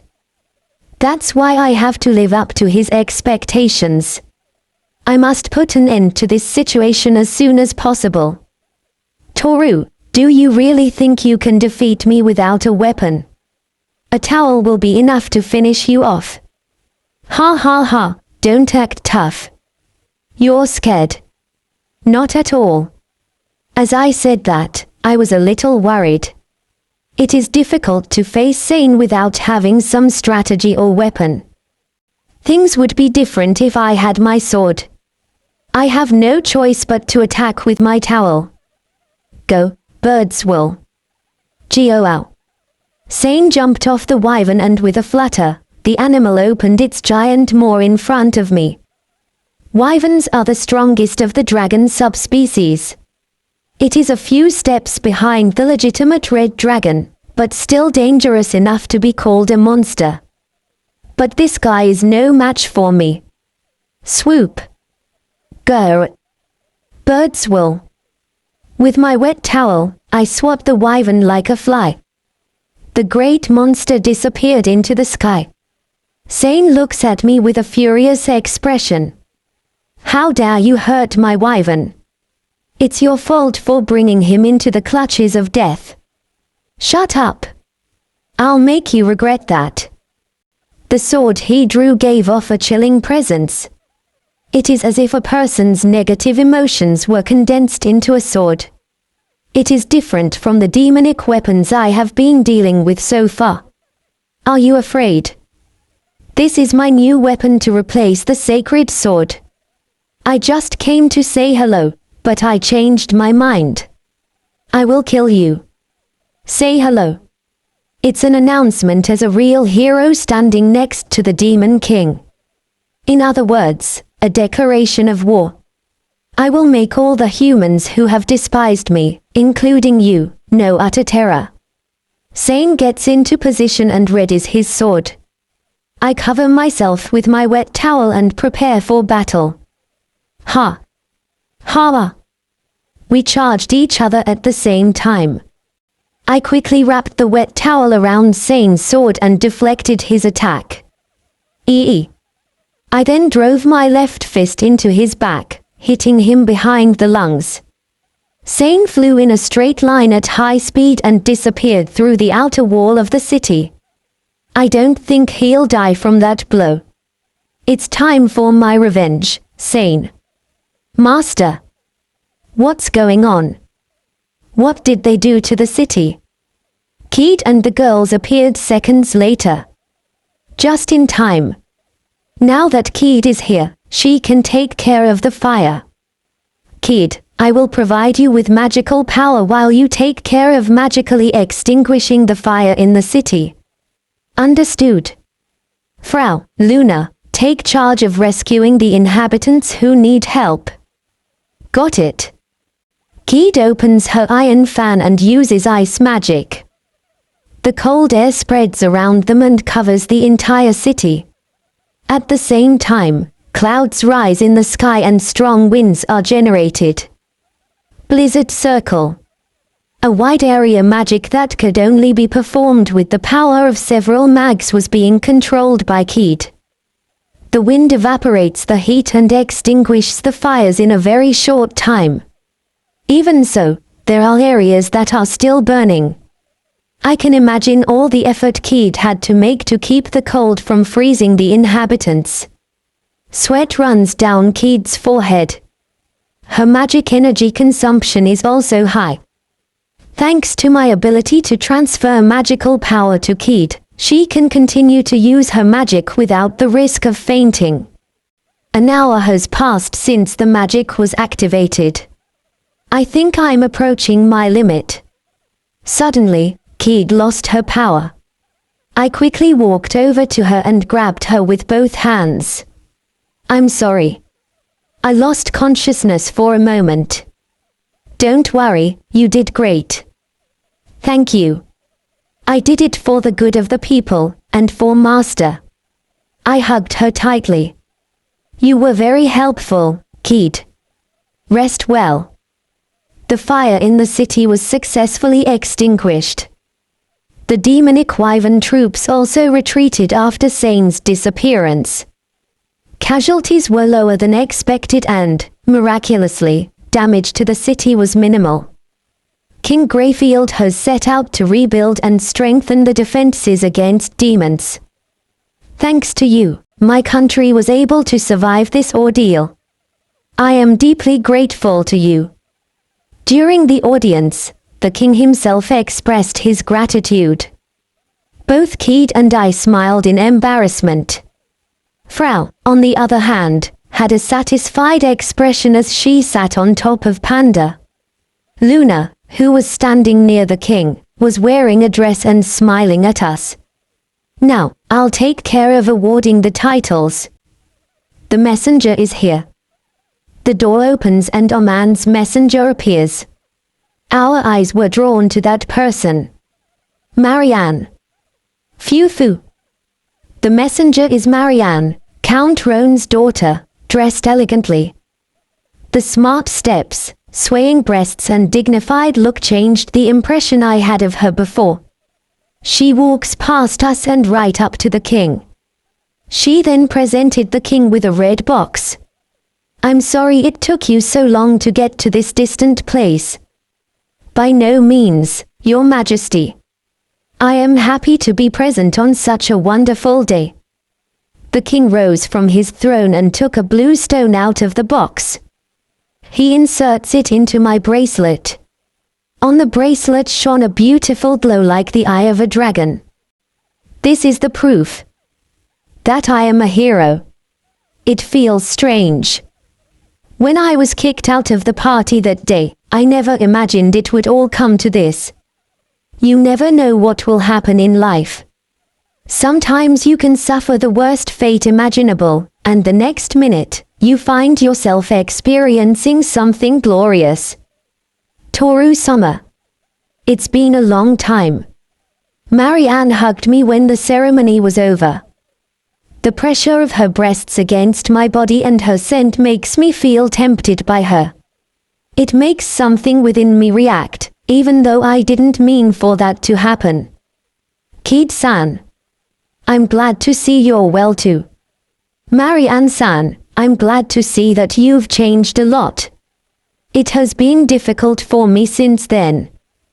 Thanks to my high level, I've been able to get rid of the monsters in the vicinity of the city. Also, I'm in training as a future wife, so I've been very busy every day. But you've become even more beautiful. Phew, when Keed says it, it makes me feel more confident. Marianne and I barely said hello, though she and Keed carried on a conversation. They both headed straight for the palace garden. The way things are going, we are going to have to hang around for a while. The women's talk is very long. I've experienced that kind of thing for a long time, and I hate it. What, you're asking me if there's a way for you to get bigger? Kile. There is no such thing. You'll have to live with your current size, Panda. Kile. It's not unfair, I earned it.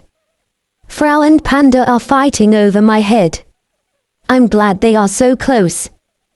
But it's very annoying that they have to argue all the time around me. I'm not used to these kinds of ceremonies, so even if it's just mental fatigue, it starts to bother me too much. I want to go back to the inn and sleep. Pu'ara. As I yawn, Panda smacks me in the face. How dare you bite Frau's hair? Q. Don't laugh, Panda. Panda quickly evades Frau's punch, which then hits me in the forehead. Frau-san, you and I are going to have a very serious conversation right now. Frau began to tremble with a pale face. Chapter 71, A warrior exiled by the hero and his lover. Chapter 71. The day of our trip arrived. We are about to embark on a new destination. The king, Luna and Marianne come to see us off. Please be very careful. If you need anything, just send a message scroll. See you soon, Toru-kun. Clean up this whole mess and come back safely. I nodded at the words of the three. In the end, we were unable to fully enjoy Greyfield. However, what we gained here was significant. If I come back in one piece, I'll make sure we all bathe together. Toru Dono? What's wrong? Before I could take a step, the king made me stop. He lowered the tone of his voice and spoke in Maya. When you enter the Dark Realm, you should visit the country of Formalia. The race of demons there should be able to guide you to the Demon King's castle in exchange for money. How did you get that information? Between you and me, my country has a secret deal with the demon race. However, now that the Demon King has appeared, our communications have been cut off. But I'm sure if you mention my name to them, they will cooperate. The king carefully handed me an envelope. It probably contains a letter requesting cooperation. It seems that Greyfield, which is in conflict with the demons the most, thus having to resort to hidden contracts with them, is a bit wary. Others may come to think that they are working for the enemy. I bowed to the king, and we drove away from the city. We left the capital and crossed the demon fortress. Soon after, we enter the Dark Realm ruled by the demon race. It's very normal and peaceful. You know, I always figured this place was going to be hell, since it has the word dark in its name. Kile. The trail leading from the fort crosses a meadow, where butterflies can occasionally be seen. The blue sky hurts my eyes and the warm breeze feels so good.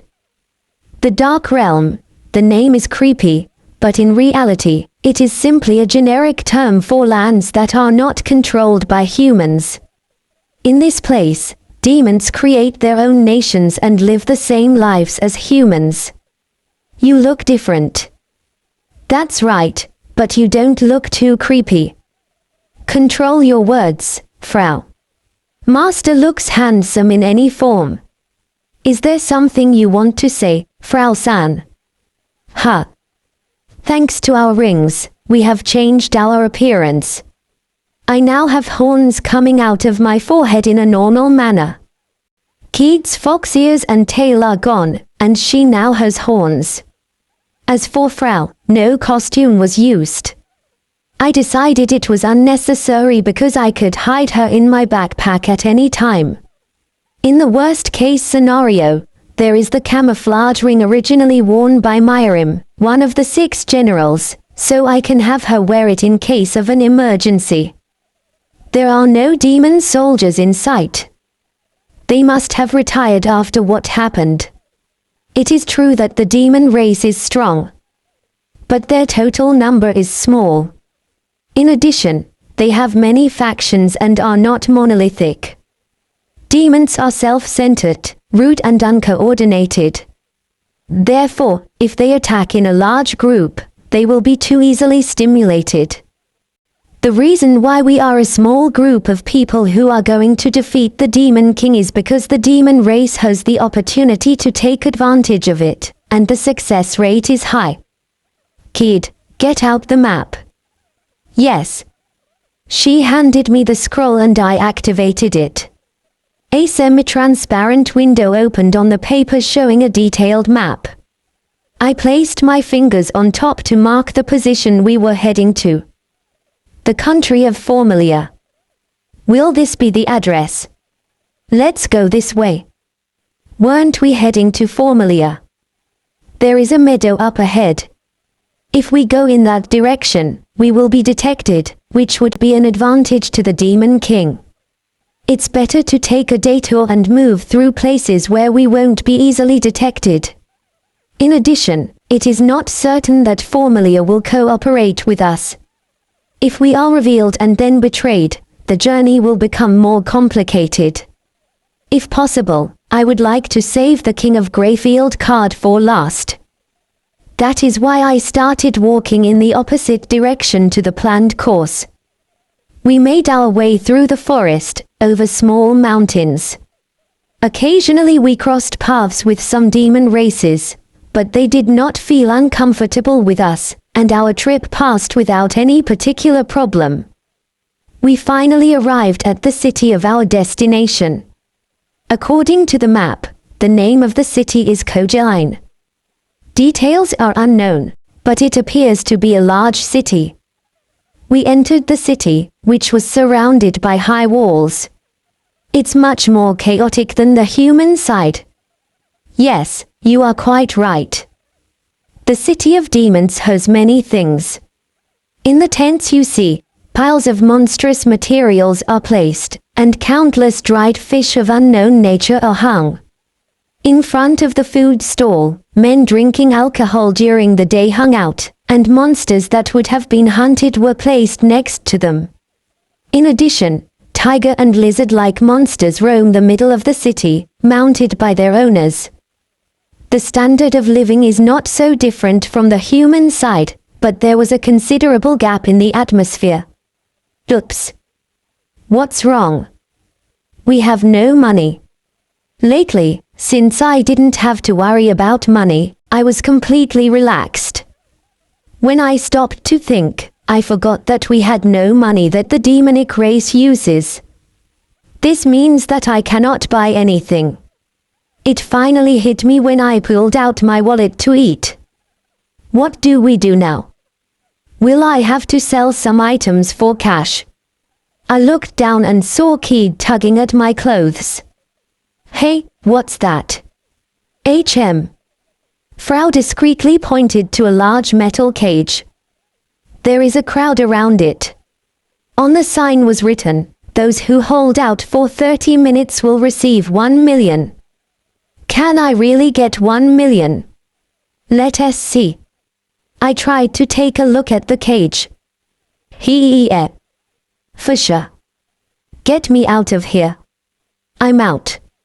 A demon man screamed and jumped out of the cage. Inside was a 5-meter-long sword cat. Sword cat has a hardened sword-like barbed tail that cuts and kills anyone who approaches it. Its personality is more of a controlled sort, and is often only threatening when attacked.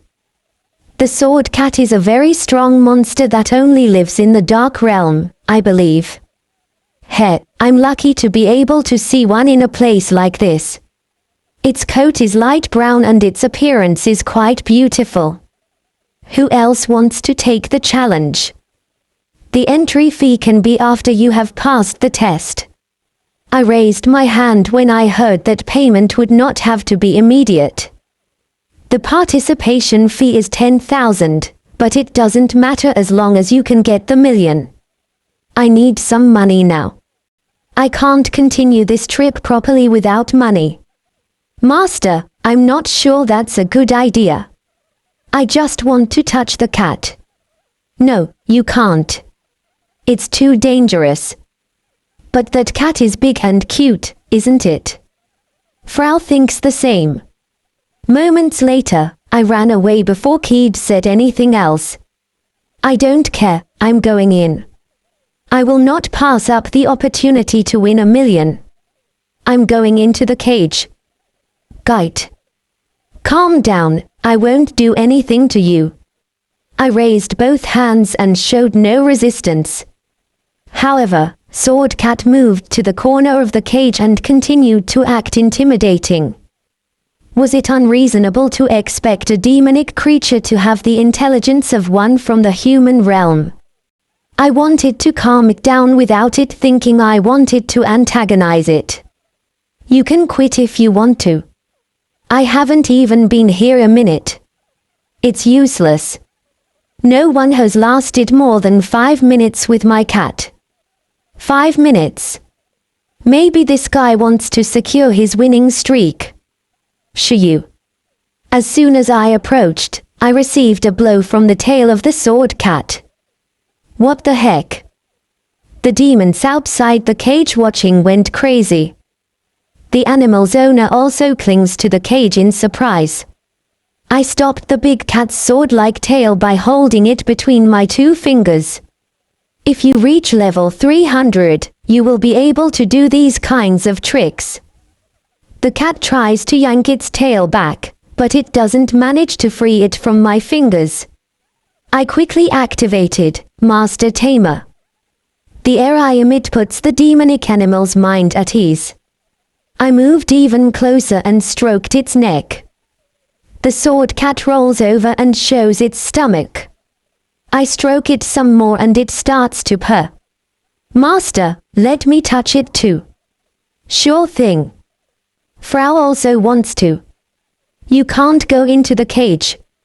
I opened the door and Keed entered the cage. Frau is small and goes directly inside.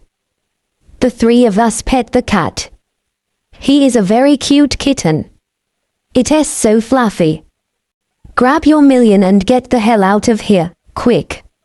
Oh, is it over? Chapter 72, A Warrior Exiled by the Hero and His Lover. Chapter 72. After the challenge, we had lunch with the money I got. Then we took a walk around the city. Master. Look. A statue of the ancient demon king and hero was placed in the center of the city. He is the demon king Kill and the hero Diorica.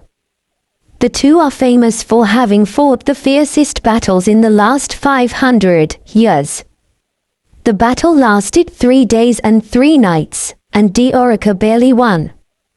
This battle, which caused great damage to both demons and humans, became a legend to both races. At the foot of this giant monument, Keed waves her hand. Frau was sitting on Diorica's head and Panda was circling around her. Hey, you're disrespectful. Get off of her head right now. You look like a very strong demon king. He's so different from that evil bitch. He has dignity. It's a matter of favoritism. The demon king, Kill, is an austere and stoic man. Diorica, on the other hand, is young and has a fearless face. It appears to have been made by a very skilled craftsman. There is no sense of dynamism. Suddenly, I realize that there is a mother and daughter next to me. Mom, why did Kill lose? He took the hero's wife hostage. Victory was almost in his hands, but at the last moment the hero awakened a new ability that defeated the demon king.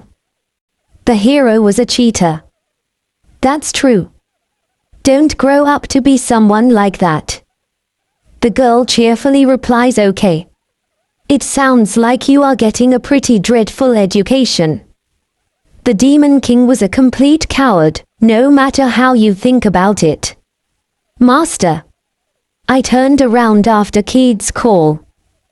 There was a beautiful short-haired young man riding a horse. In addition, it has a noble atmosphere like an aristocrat. You look like someone strong. Are you an adventurer? Yes, we are a party, we are called Manu Brigade. Seconds later I realized I had said the name of the party. What an asshole I am. No matter how hard I have tried to disguise myself and hide my identity, if I go around saying my party's name like a fool I will be exposed. But the young man seemed unfazed, smiled, and got off his horse. Manu Brigade, huh? I saw you challenge the sword cat. If you don't mind, I'd like to have a chat with you at my residence. A chat. To put it bluntly, it's a request. I'm in a bind. It is very suspicious. This individual is probably a nobleman of the demon race. I can't say anything suspicious.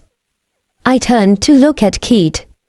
She nods. I will leave this decision to you, Master. The same applied to Frau. By the way, what's the reward? If you succeed, I will give you 3 million. Okay, I'll listen to you. Then follow me. The young man got on his horse and led us to a mansion not far from where we were. The demon mansion did not appear to be much different from that of a human. I took a sip of the tea he gave me. It's delicious. I don't suppose you've heard much about the water fountain. No. Do tell. The city uses the river coming down from the mountains for its water supply, but recently the source of the river has been blocked by a monster. Thanks to that, the river has started to dry up and we are in a critical situation. If it is a monster blocking the water source, it is probably quite large and heavy.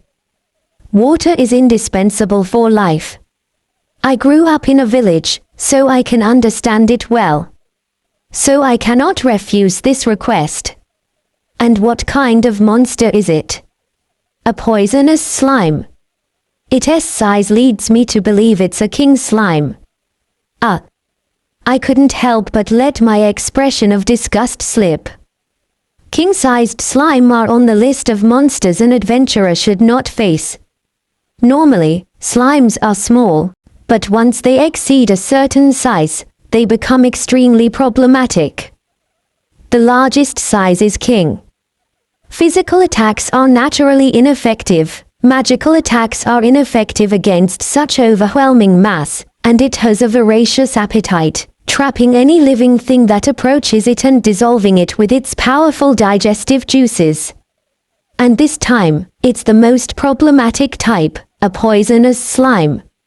It is logical that it is difficult for him to solve this problem. Will you do it? Well, all right. I'll do it. I was a little worried, but I thought Keed's magic could defeat him. The most important thing is that I want that 3 million. I have heard that the Dark Kingdom is quite large. I should get as much money as possible for my trip. Forgive me for not having introduced myself properly. I am the Marquise de Payan. I rule this land. I'm Toru, and this is Keed and Frau. Toru, it's a pleasure to meet you.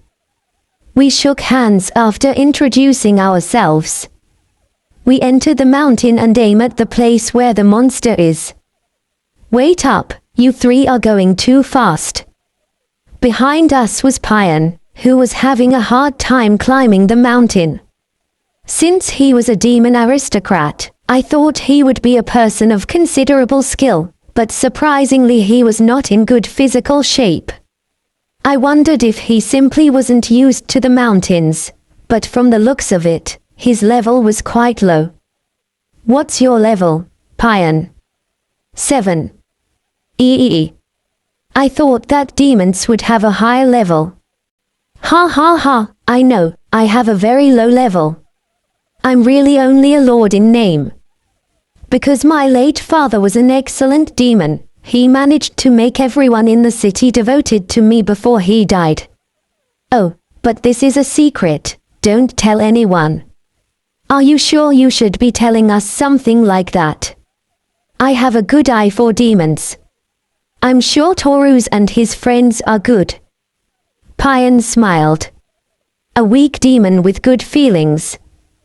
That was my impression of him. Get on my back. At this rate we'll never get there.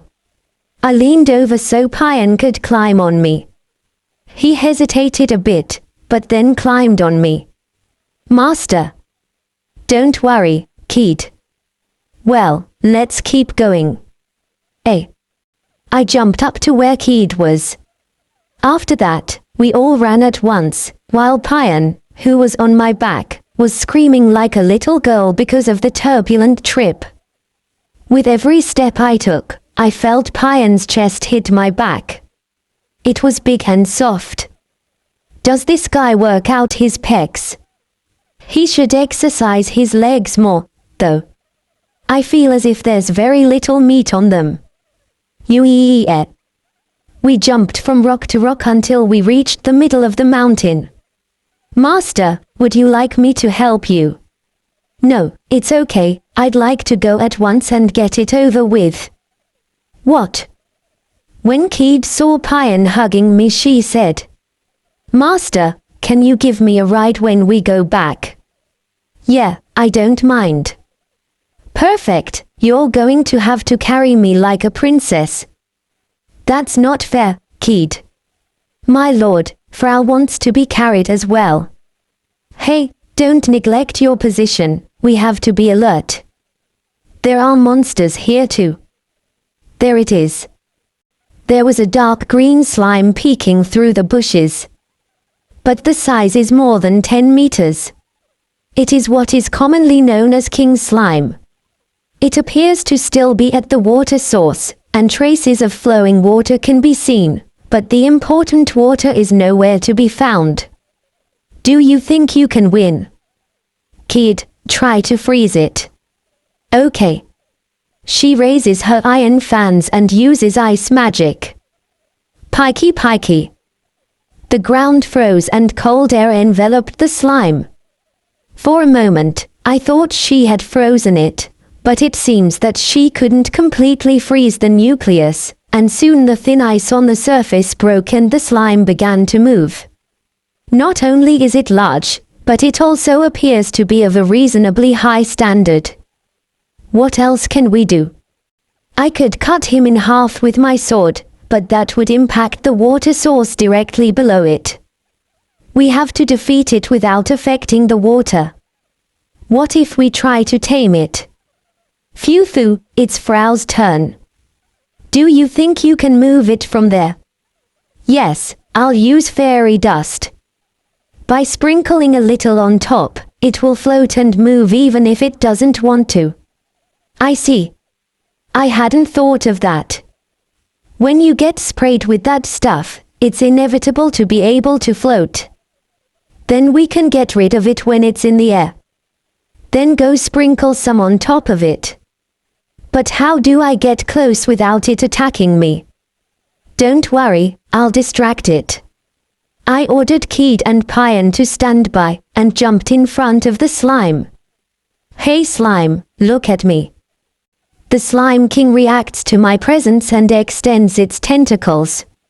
I drew my sword and cut its tentacles from a relatively far away position. Meanwhile, Frau moved just above it and managed to sprinkle some of her fairy dust. The slime slowly began to float.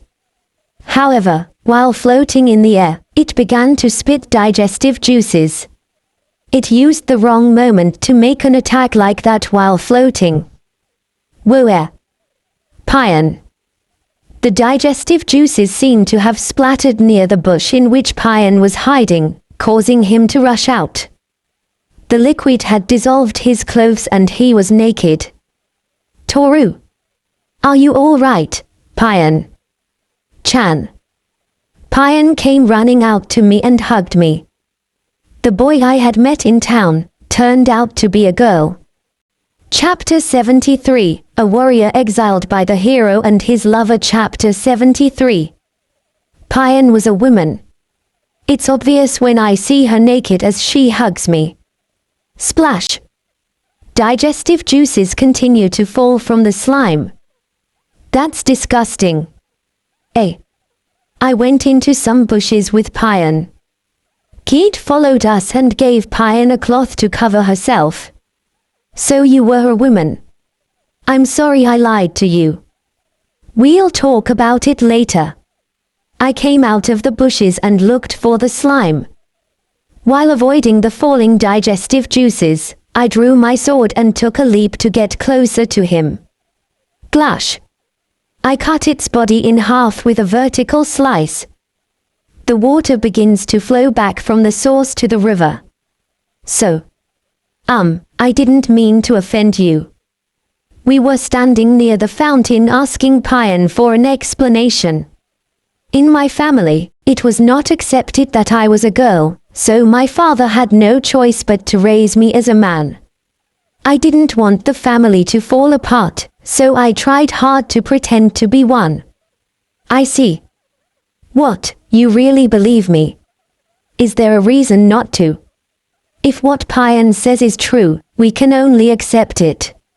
After all, nothing troublesome resulted from her concealing her true identity.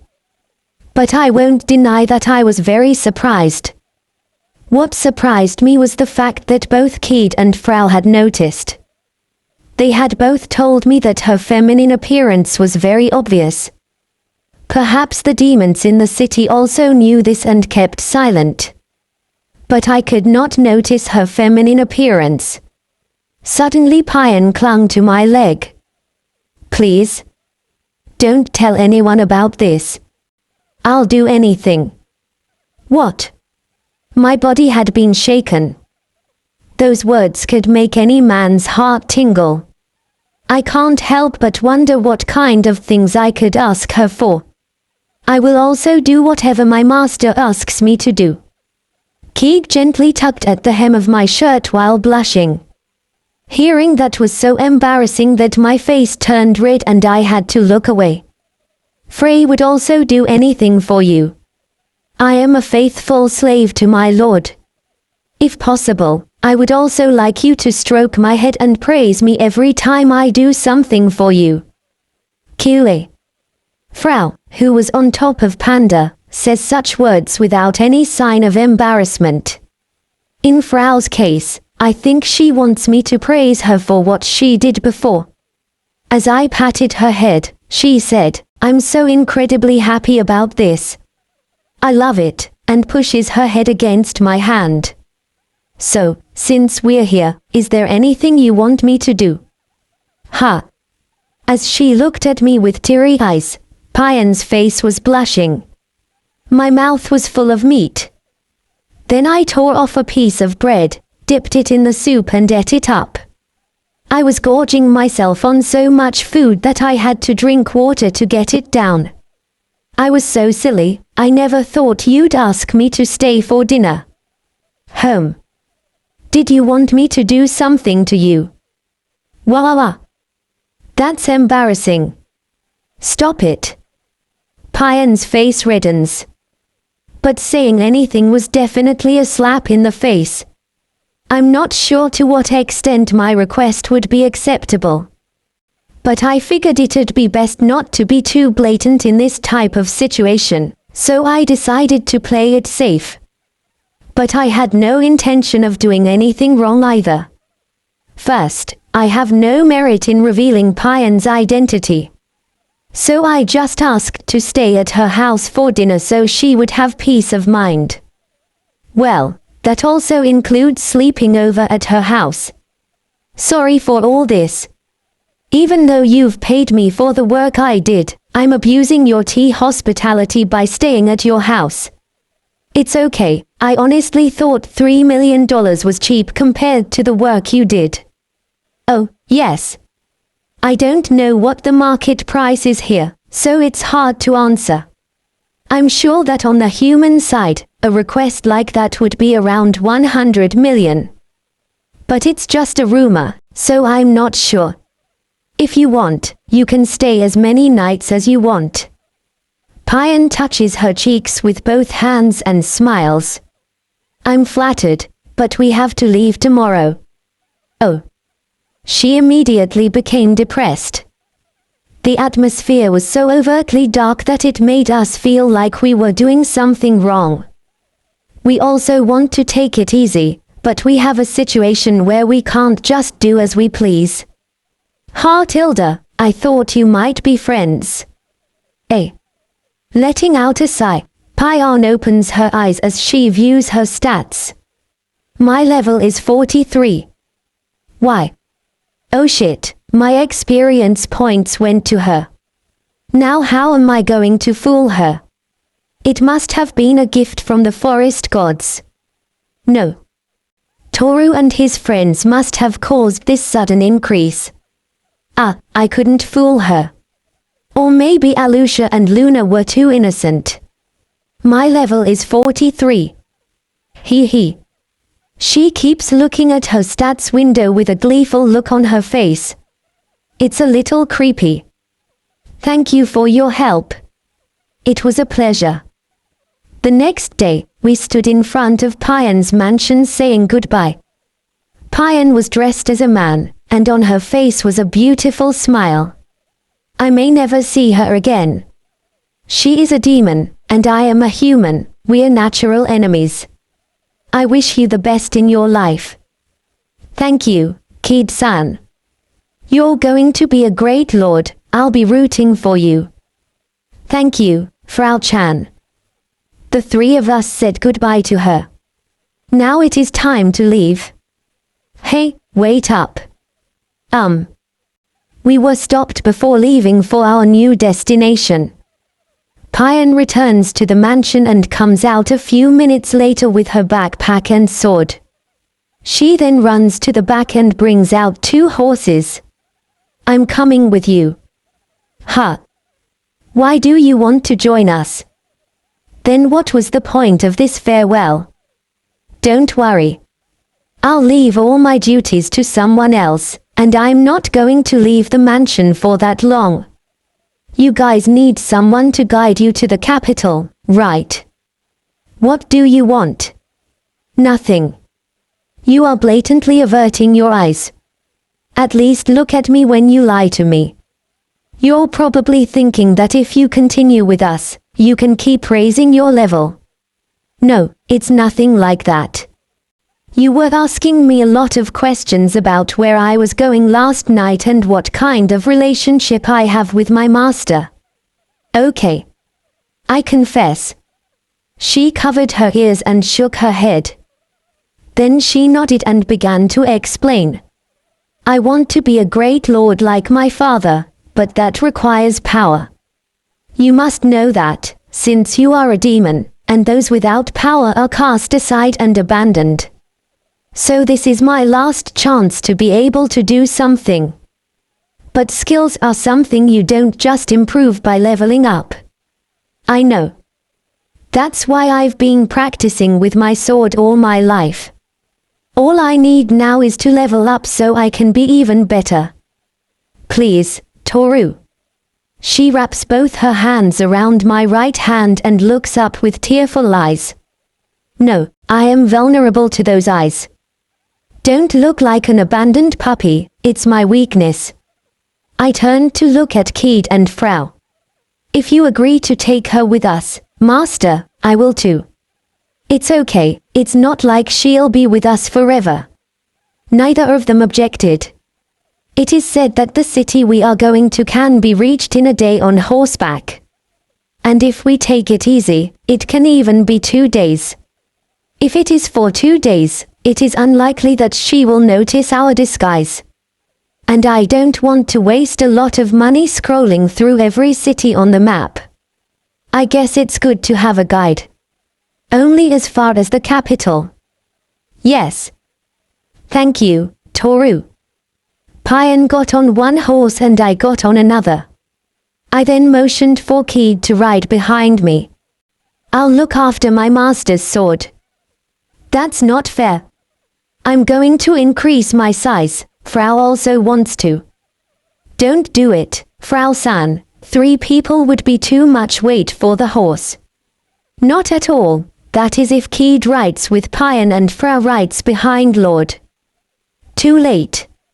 Master, let us go. Kid got on the horse and wrapped her arms around my waist tightly. Phew, Master's back is so big. Kid's voice sounded rather happy. It's good to hear something like this from time to time. I looked to the side and saw Payan scowling at me. Chapter 74, A Warrior Exiled by the Hero and His Lover. Chapter 74. Hiding in the bushes, I looked ahead. There was a group of goblins near us. Goblins, goblin warriors, goblin riders, goblin shamans, and more. Some of them are even hobgoblins, which are a higher level of goblin. Iko. Ho. Ikayo. Ho. All right, it's time. I'm right behind you. Payan was excited, but did not move at all. You are the one who said she wants to level up. We have been watching the goblins interact with each other for almost 30 minutes. Now I understand why she has been at level 7 all this time. This girl is pretty cowardly. Don't worry, Payan-san. They're level 10, so we're sure to win. Yes. Thank you, Kid-san. You should retire, the sun is already setting. Hui. Suddenly, Frau pushes Payan and makes her stumble out of the bushes. I told Frau not to be too rough with her, but Frau, who was on top of Panda, replied, "It's not always good to be too nice." You are the wrong person to say that.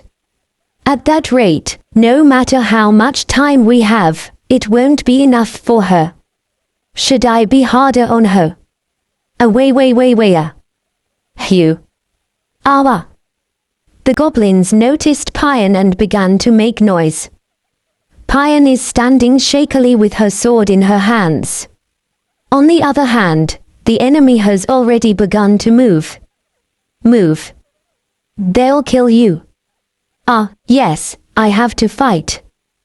Payan started running and swinging her sword wildly.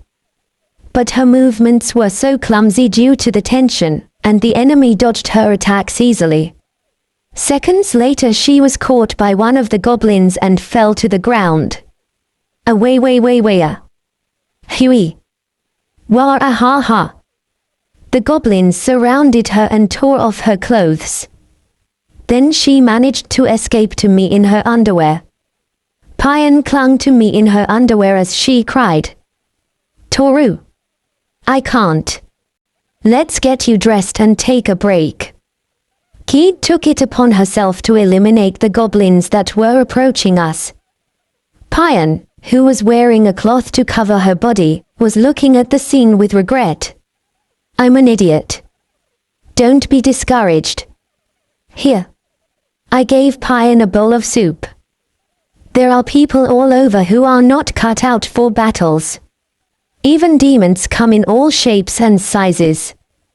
The unfortunate thing is that she doesn't like to fight, but she is in a position where she has to show power. Why don't you stop using swords and start using magic? I can't do magic. How about a bow? I've never hit a target with a bow. My lord, we should pretend this never happened. Payan was surprised after Frau's words.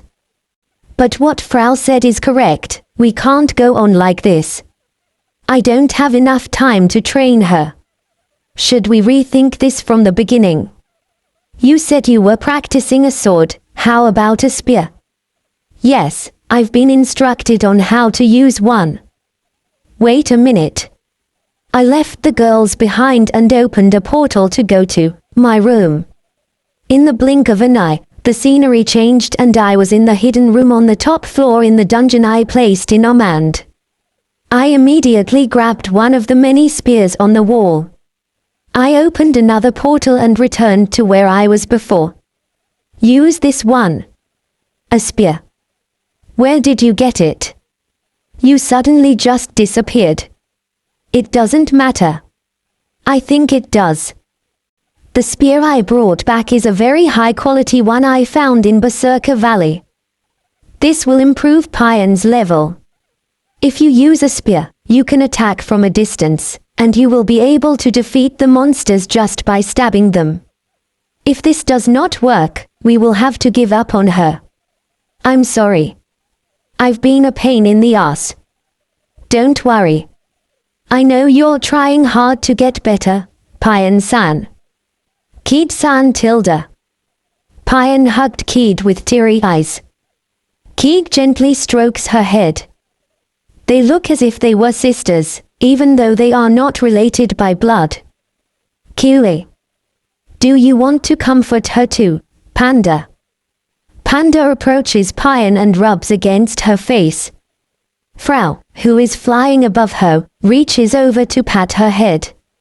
Let's hope it works this time. A spear is thrust into the goblin's heart. Payan dodged the hobgoblin's swinging axe, and thrust her spear into its neck and then tore it open. Ha! Within minutes, the goblins were annihilated. Payan, holding a spear, was breathing heavily over the fallen goblins. The result was a success. In the first battle, she managed to kill the enemy with her spear. In the second battle, the stiffness of her body disappeared and she was able to fight without any problems. And the third was the one she just had. She was able to fight with complete ease. Fui. Payan is so tired that she falls to her knees and sits on her legs. We ran to her and congratulated her on her success. You did it. Yeah, I guess I'm good with a spear. I think you're getting better. Huh, I'm level 84 now. Payan smiled and nodded.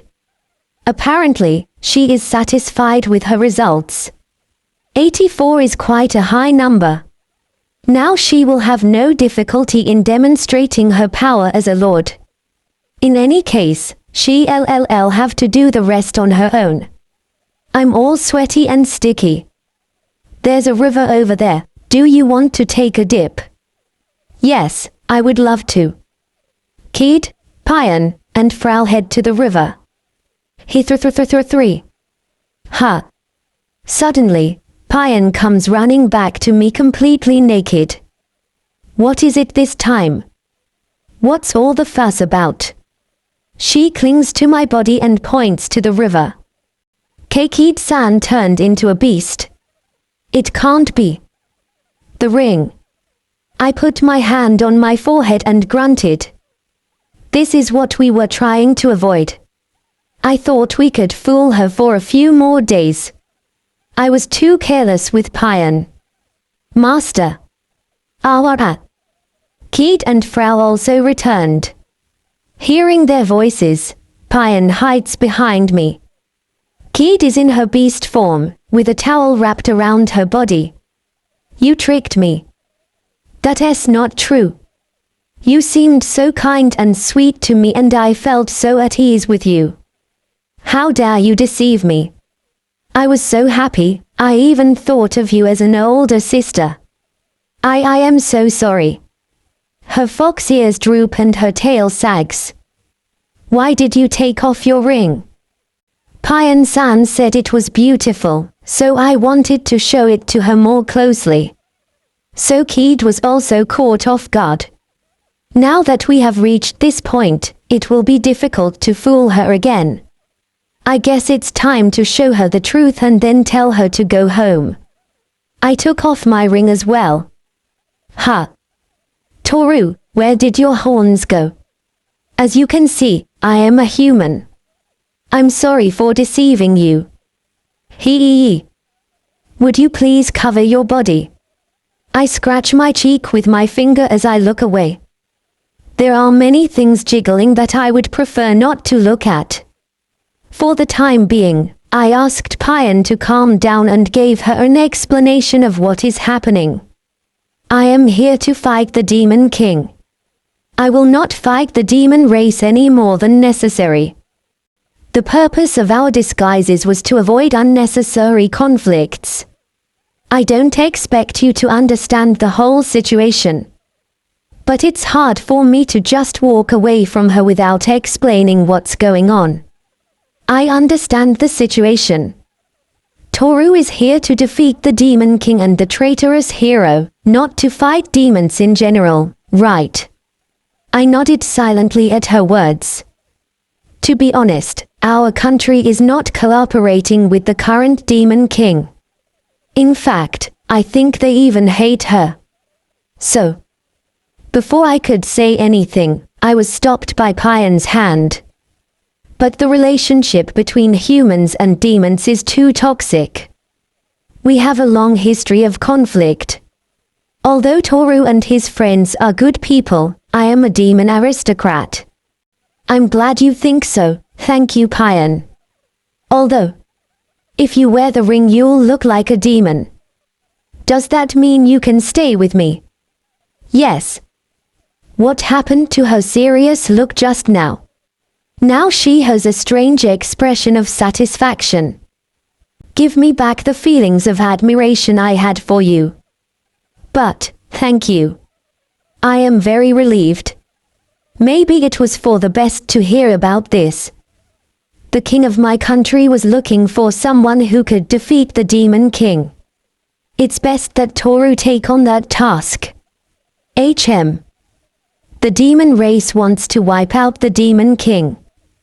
There is a magic transfer circle in the capital that will take you to the basement of the Demon King's castle. I will ask them to let you use it. Payan-san, for some reason, I feel like I admire you again. Chapter 75, A Warrior Exiled by the Hero and His Lover. Chapter 75. When I woke up, I was stuck upside down on a branch. If I move, I will fall to the ground. Pfut, Toru. When I managed to get off, I felt a sharp pain in my abdomen. It was a wise move to attack the town of Greyfield, but Toru happened to be there, and I received a painful counterattack. Strange. That guy was a level 20 nuisance. How did he become so strong? Is there a way to level up that I don't know about? I can't believe Toru beat me. I am very angry. I feel like I'm going to die of rage. Birdswill. I called to the black wyvern that Lisa had given me. When I rushed out of the woods, Birdswill was lying on the ground, sound asleep. He is fine. He is breathing.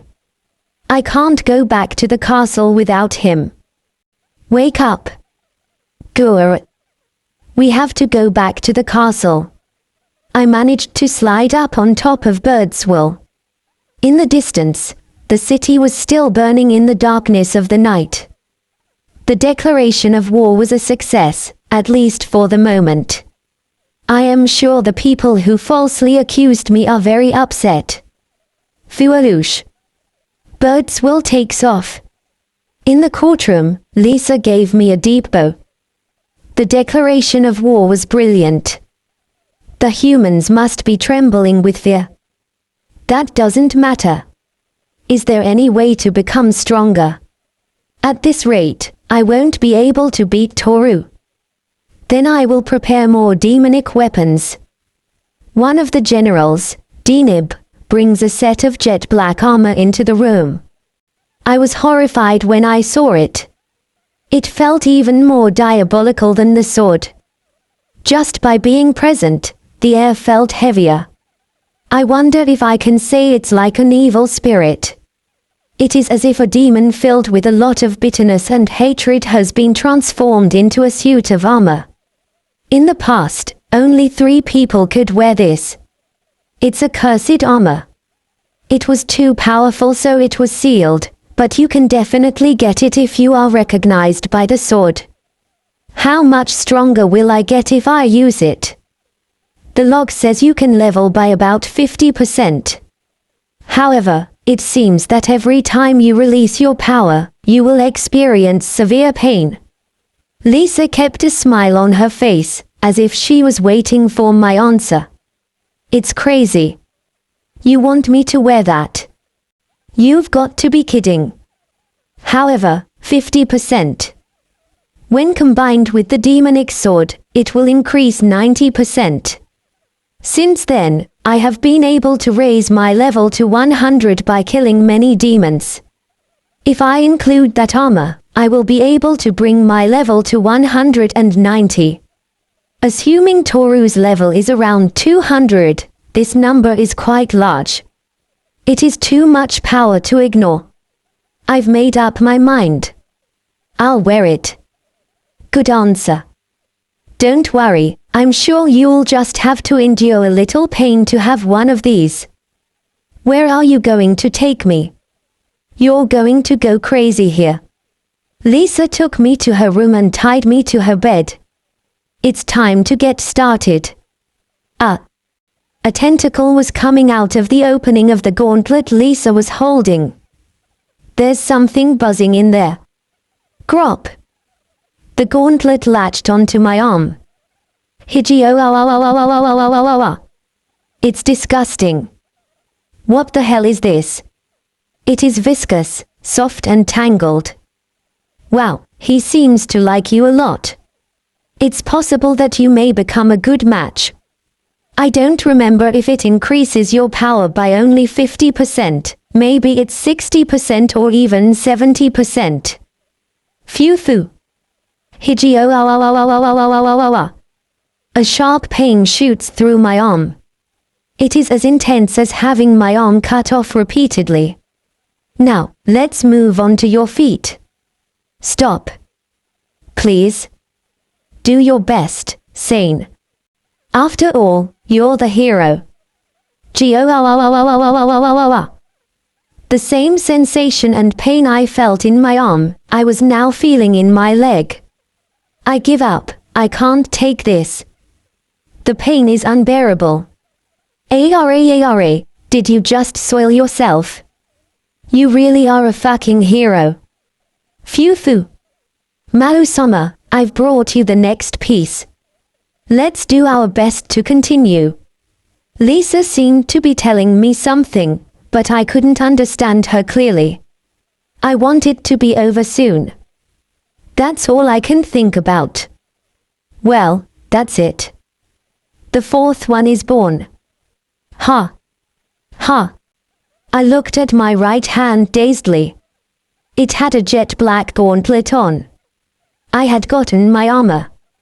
Fortunately, this armor didn't have a helmet, so I didn't have to take that nasty thing on my face. I slowly get out of bed and try to move my arms and legs. I feel like this armor is a part of my own body. And I also feel incredibly light. Okay, Sane. Activate the armor. Now. You have to get used to the pain while you can. That's right. I unleash the power of armor. It didn't hurt as much as I thought it would. The power of the magic sword is also released, and my level is now 270. This is a 70% increase. It's great. This is exactly the kind of power I was hoping for. Ku. A minute passed and the pain increased. Every minute the pain intensified, and after about 5 minutes it became unbearable without gritting my teeth. I stopped the power of the armor. I then surrendered to the pain and put my hands on the ground. The limit is 5 minutes. I won't be able to take a fight after 5 minutes. But it's alright so long as I can kill Toru within that time span. That's good enough for me. Good job, Sane. After you rest, I want you to do something for me.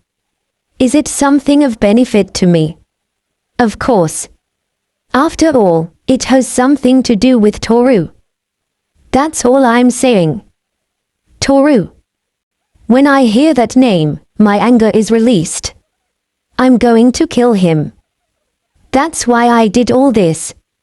I managed to get up on shaky legs. Lisa smiled and clapped her hands. Well, how did you get up from that position? I thought all you could do was crawl. Are you making fun of me? It's a joke. I managed to sit up on the bed. I asked Lisa to explain what she wanted me to do. Toru and his friends are probably on their way here. So I want Sane to go to Balsile and kill the king. Why Balsile? Because it has the least defense, and they also don't have many soldiers. It will be the perfect opportunity. I couldn't help but smile. Speaking of which, did the king of Balsile no longer have a wyvern with him? I think they got rid of it as they didn't have enough money to keep taking care of it. Wyverns and the tools that go with them are expensive to maintain. Moreover, that foolish king is secretly using money that should be invested in the country to buy slaves. Besides, even if there were wyvern troops, I was born and raised there, I know the weak points of that place. That king looked down on me and made a fool of me. I so want to see him beg and cry. The royal capital of Balsile was in flames. Birdswill and I landed in the palace, where smoke was rising. Hui! It's been a long time, Your Majesty. I dismounted my wyvern and entered the courtroom. The king of Balsal was on his throne with an expression of fear on his face. To him was the elven slave whom he showed me the last time I was here. You're sane. I'm glad you remember me. How dare you show your face here? Because of you, I've been put in a difficult situation. Now crawl on the ground and beg for forgiveness. Ha! You're the one who's going to crawl on the floor begging for forgiveness. Heesh. I grabbed her head and slammed it on the ground. Ha ha ha, that was dangerous. I almost killed him by mistake. Your Majesty. You bastard. Get out of my way. I hit the knights who came running towards me. Now then, it's time to have some fun. Look at this, King. Now I'm going to show you something good. No. She's mine. I grabbed the elf and kissed her. This is what I love. Stealing other people's things. I am very excited. But this is not enough. I'm going to show you something much more fun. Chapter 76, A Warrior Exiled by the Hero and His Lover. Chapter 76. The country we are in right now is called Asmodeus. It is one of the multiple nations within the Dark Kingdom. The country's history is ancient, and it is well known for being the country where the demon Kinka was born and raised. Even if he was a demon king, he was never the king of all demons. He is considered this way because the job of the demon king is to increase the power of the demons, as well as their levels. For this reason exists their counterpart, the hero, who will try to kill the demon king to prevent this from happening. He who gets the job of demon king is a greedy person. Therefore, his goal will always be to invade the side of humans. The same goes for the human side. This struggle has been repeating for centuries. Things become clearer to me after hearing Payan's story. I've heard the legend of the Demon King and the hero several times and I've considered it a matter of course, but come to think of it, I didn't know why they fought in the first place. I bet if this hadn't happened, I would never have known about it. Frau jumps on my back. Enkied, the place where the Demon King's castle is located, is a country where the most extreme meritocracy of all demon gatherings exists. It's like a sacred and exclusive place. Does it mean that only a small part of the demons are devoted to Lisa? You're too heavy. But it feels good. How easy for you to say. Guff. Frau slaps me around the waist. My body recoils in pain. Please take it easy. Panda, you seem to have grown very fond of Payan-san. Kiwi. He's so cute. He gets so happy when I pet his feet. Feet. Frau, Keed and I stood dumbfounded in front of the fire. Panda has feet. I don't remember him having any. Where are his feet? Here, they're like little bumps. It's true, he has very small feet. No way. It must be a lie. I got up and touched them. My fingertips pressed against some small, moving bumps. There were 4 of them. I hadn't noticed them because they were hidden in his fur, but Panda actually has feet. When I touched the base of his foot, Panda's eye widened. Figures, this beast is truly a mysterious creature. He is still full of mysteries, as I don't know his full abilities. For now, all I know is that he can fly and carry people. Sha. Kiwi. Rojuk, who had gone ahead of us to keep an eye on the area, came back. Panda, upon hearing his voice, quickly hid behind Kid, showing a reaction as if he feared Rojuk a lot. Rojuk, seemingly used to this, ignored Panda and turned his body towards me. Kiwi. QQA. Panda got grumpy when he saw Roju rubbing himself against me. We continue our trip riding on horseback. We were going in a straight line for a long time. We're almost at the capital. Is it really at the end of this road? We had been in the forest for quite some time. The further the trail, the deeper into the forest it went, then we gradually began to see large steep rocks. In the distance, we could see rugged mountains and multiple wyverns flying. Vualush. I heard a large amount of water flowing from the distance. Apparently there is a waterfall ahead. Stop. Payan stops her horse, so I stop mine too. There was a valley up ahead. If you look inside it, you can see that it is quite deep. A large amount of water flows at the bottom, and a large waterfall can be seen nearby. We have arrived. This is the center of Asmodeus. Are you sure? There's no city here. You all see. At the place Payan led us to, there was a staircase leading down. We got off the horses and started going down the stairs. Ooh, I would have loved to keep riding for another month with you, Master. Don't be discouraged. Time I'll teach you how to ride a horse yourself. Master. Key's eyes lit up as she pulled on the reins. Her fox ears were perked up and her tail was wagging. If it makes you that excited, then I will be happy to teach you. I hope to someday be able to ride a horse with Key. Of course, with each of us on a separate one. They're forgetting Frau again. Kule. Frau frowns. I guess it's not fair to give more attention to one slave than another. Frau is also my lovely slave. Sure, I'll teach you, too. But why do you need a horse if you can fly? Only for emergencies.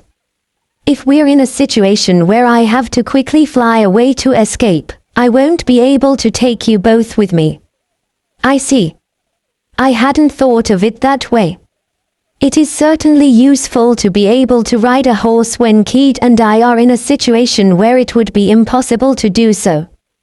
Frau would be alone. But in any case, wouldn't it be better if Panda helped her to get us out of a tight spot? No. There is nothing wrong with learning to ride a horse.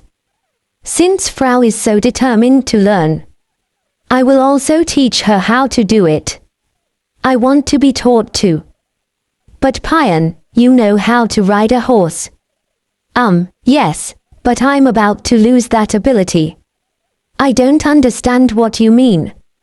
Actually, demons can't ride horses after the age of 20. What? I didn't know that. You're lying. That's a lie. Fine, I just want Toru to teach me too. Payan looks like she is about to cry at Frau and Key's sharp looks. So it was a lie. I almost fell for it. I don't know much about demons, so I might just believe whatever Payan tells me. Still, the scenery here is beautiful. True, I love the scenery here. The large waterfall that can be seen from here is truly magnificent. Thanks to the sunny weather and the hint of a rainbow in the background, the long stairs were far from boring. After descending the winding staircase, a long corridor awaited us. The path was made by hollowing out the valley wall and was lined with thick pillars, between which we could see the other side of the river. Is there a city inside these walls? Ha ha, yes, isn't it amazing? The city is one of the oldest ruins. According to Payan, the city itself is a ruin that still has some unexplored areas. Even to this day, many demon adventurers visit this city in search of relics and precious objects. Whoa! Beyond the hallway, there was a street lined with stores. Also, there are a lot of demons coming and going, and some of them are in front of the river where there is a fence, drinking something that looks like sake in a cup. I was thrilled when I saw this place. This is the true pleasure of traveling. Encounters with landscapes and experiences beyond imagination are always exciting. Let's find a place to stay for now. I can recommend a good one, this way. Thank you, you've done so much for us. It's okay, now I'm a kind of like a member of the Mainayu Brigade. Payan smiles. We arrived at the inn. Preferred accommodation suite for women. It seems that this place is owned by a friend of Payan's. She says the service is good, and that she always stays at this place whenever she comes here. It appears to be a high-class inn where women receive preferential treatment. As for me, I don't care where I sleep as long as I feel comfortable. As long as there is a soft futon, it is enough. I opened the door of the inn. Then, a group of guests who had been staying at the hotel came out. I knew this place was great. It's a luxury to have a bath and a massage. We must come back someday. I support that idea. 7 women who left the site were beaming with joy. Yes, they are all women. This is an inn where women usually stay. But men are also welcome, so don't worry. But this. Don't worry, you'll see what I mean when you stay here. All right. I am pushed into the inn from behind. I stopped in front of a female employee at the front desk. She was a beautiful beastky woman of the rabbit race. Welcome to the bunny suite. We currently have 30 women staying and 0 men. Yes, thank you. I fill in the registration template. Chapter 77, A Warrior Exiled by the Hero and His Lover. Chapter 77. I entered a simple private room with stone walls. I opened the window and there was a raging river right below me. Countless stores and people can be seen on the opposite wall. Payan told me that the night view here is really wonderful. I can't wait to see it at evening. However, I was both excited and nervous. I'm the only man here. I sat up in bed and remembered the scene from earlier. On the way to the room after finishing the reception, I passed a woman several times wearing only a towel around her naked body. However, she didn't seem to mind and walked past me as if I didn't exist. I was suspicious of my own existence for a moment. All right, I'll try not to go out alone while I'm at the inn. If I do, I should be safe and sound. That's settled. Someone was knocking on the door. Seconds later, the door opened and Keed appeared. Master, Payan says there is someone she would like to introduce you to. All right. I'll tell her to visit you when you're ready. After saying that, Keed did not close the door. She seemed to be watching the room from every corner. What is it? Nothing, it's just that this place is very different from the women's room. How different is it? Our rooms are very beautiful with flowers on the walls. Well, it's not for nothing that they say they give women preferential treatment. It's the little things that seem to make the difference. But for me, I prefer a room as simple as this one. I don't like it when they needlessly decorate something. This room is not suitable for my master. I will go ask the receptionist if there is another room. Wait, I don't mind staying here. I'm perfectly happy in this room. If you say so, master. Keed seemed a bit dissatisfied. But I was able to convince her. As long as I can sleep comfortably, that's good enough for me. Besides, this room has a bathroom. As far as I'm concerned, this place is already a luxury. Drinking sake after a hot bath must be delicious. I am looking forward to it. Payan took us to a mansion. Unlike the buildings we saw before, this one is built between the walls. In addition, It seems to occupy a considerable area of the valley, and goes back and forth across a bridge between either side of it. It looks like the person she wants to introduce us to lives in the bottom layer of that place. After descending the narrow stairs, we finally arrived at a large decorated door. Stop. Who are you? I don't recognize you. Go back where you came from. Two men who appeared to be guards stood in front of the door. Payan took a step and showed her face. Payan Summer, is that you? Yes. And these demons are with me. Is Mujin Summer home right now? A moment, please. One of the guards enters through the back. After a few minutes, the door opened. Mujin Summer is waiting for you in the back. Please proceed. Thank you. The mansion where this Mujin person lives is bright even though it is inside the wall. There are many pictures hanging on the walls, and there are stone statues of men and women everywhere. At the far gate, a guard stands up and opens the door as soon as he sees us. Welcome, Payan. It's been a few months, Mujin Summer. Really? In the courtroom, Payan and I bowed to a figure sitting in the chair. A well-built man with a mix of white hair. His attire does not differ much from that of a commoner, but the dark blue cloak he wears makes it obvious that he is a nobleman.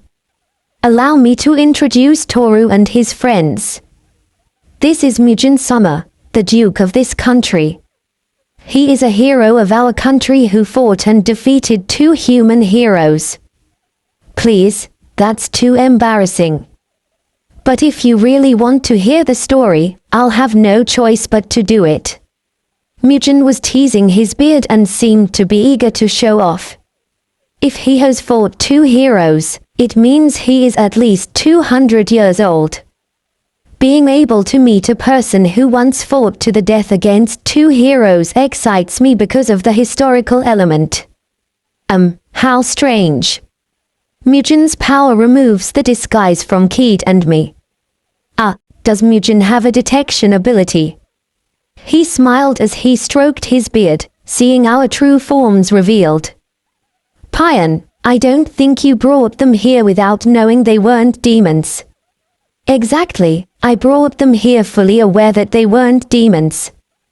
I would like to know the reason behind this situation. Even if you are my granddaughter, you won't be spared the trouble you'll be in. I understand, Grandpa. Grandpa. Granddaughter. Why didn't you tell me that, Payan-san? I'm sorry for not telling you sooner. Mujin Summer is my late mother's father. Grandfather, these are the adventurers who helped me save my territory, Toru, Keed and Frau. Silly girl, don't just call me Grandpa in public. I have a reputation to uphold. But I wish I could tell everyone how cute Grandpa is. Kayua Atilda, Payan. My precious Payan. Mujin hugs Payan and rubs his cheek against hers, as if he no longer cares about his dignity. He seems to be a good old man who loves his granddaughter. But I am in front of a duke of the demon race, and moreover, I feel a great presence coming from him. I asked Keed about her level. He's level 320. All his skills are maxed out. His physical strength and fighting are outstanding. Moreover, his job is magic swordsman. Are you serious? Magic swordsman, a special job that combines magic with swordsmanship. It is generally recognized as one of the strongest jobs, as it allows the application of magic such as sleep and paralysis, which would not normally be possible, into its blade-type attacks. I want it. If I had a job like magic swordsman, I could make the fire sword of my dreams a reality. It would be a dream come true. Do you wish to copy this job? Yes/no. Oh. Do-woo-hoo. I can copy it. I will press yes. Skills. I actually copied it. Will I be able to use the fire sword with this? But how many copies can be made? I was curious, so I tried to copy Frau's blacksmith job. Then the magic swordsman job disappeared and the blacksmith appeared in the state. It seems that only one can be copied. But it's still a great skill. I copied Mugen's job again and was happy. Well, this is rather embarrassing. So, can you tell me the story of why they came here? Toru and his friends are here to defeat the Demon King. And we need your help. The Demon King. That's not a very nice thing to say. Mugen's eyes turn to me, and a murderous sensation takes over my whole body. It is the coldest and most intense presence I have ever experienced. If I had been in this place a long time ago, I would have fainted just to be in this place. Suddenly, the murderous presence disappears. If you can resist my murderous presence, then you are qualified for it. Fine, I'll listen to you. Afterwards, I'll decide if I'll help you. Thank you, Grandpa. That's right, because Grandpa is always on Payan's side. His attitude changes drastically when he talks about Payan. I wonder if he will really cooperate with me. I am already worried. Chapter 78, A Warrior Exiled by the Hero and His Lover. Chapter 78. We were ushered into a room that looked like a living room and sat on a sofa. Through the window we could see the river flowing. You don't particularly look like a hero who just defeated a demon king. I have the title of hero. But not the job. A hero without a job. Human beings can be very interesting. Mugen, who was sipping tea out of his cup, laughed, as if he found my story funny. This person is completely impeccable. If we had to fight, I have a feeling I would lose 90% of the time.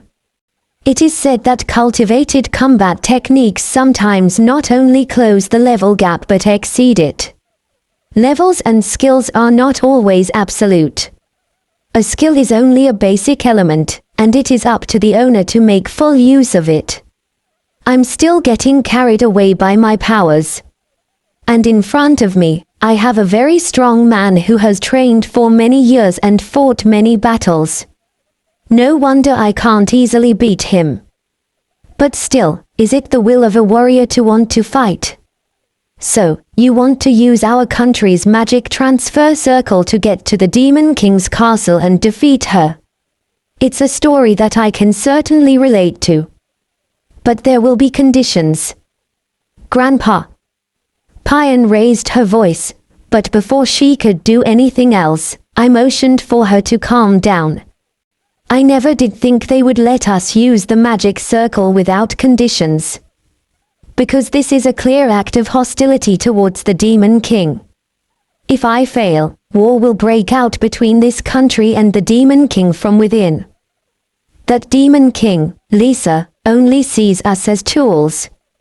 Just the other day a messenger arrived, and he requested that both me and my people act as a shield to prevent the human invasion.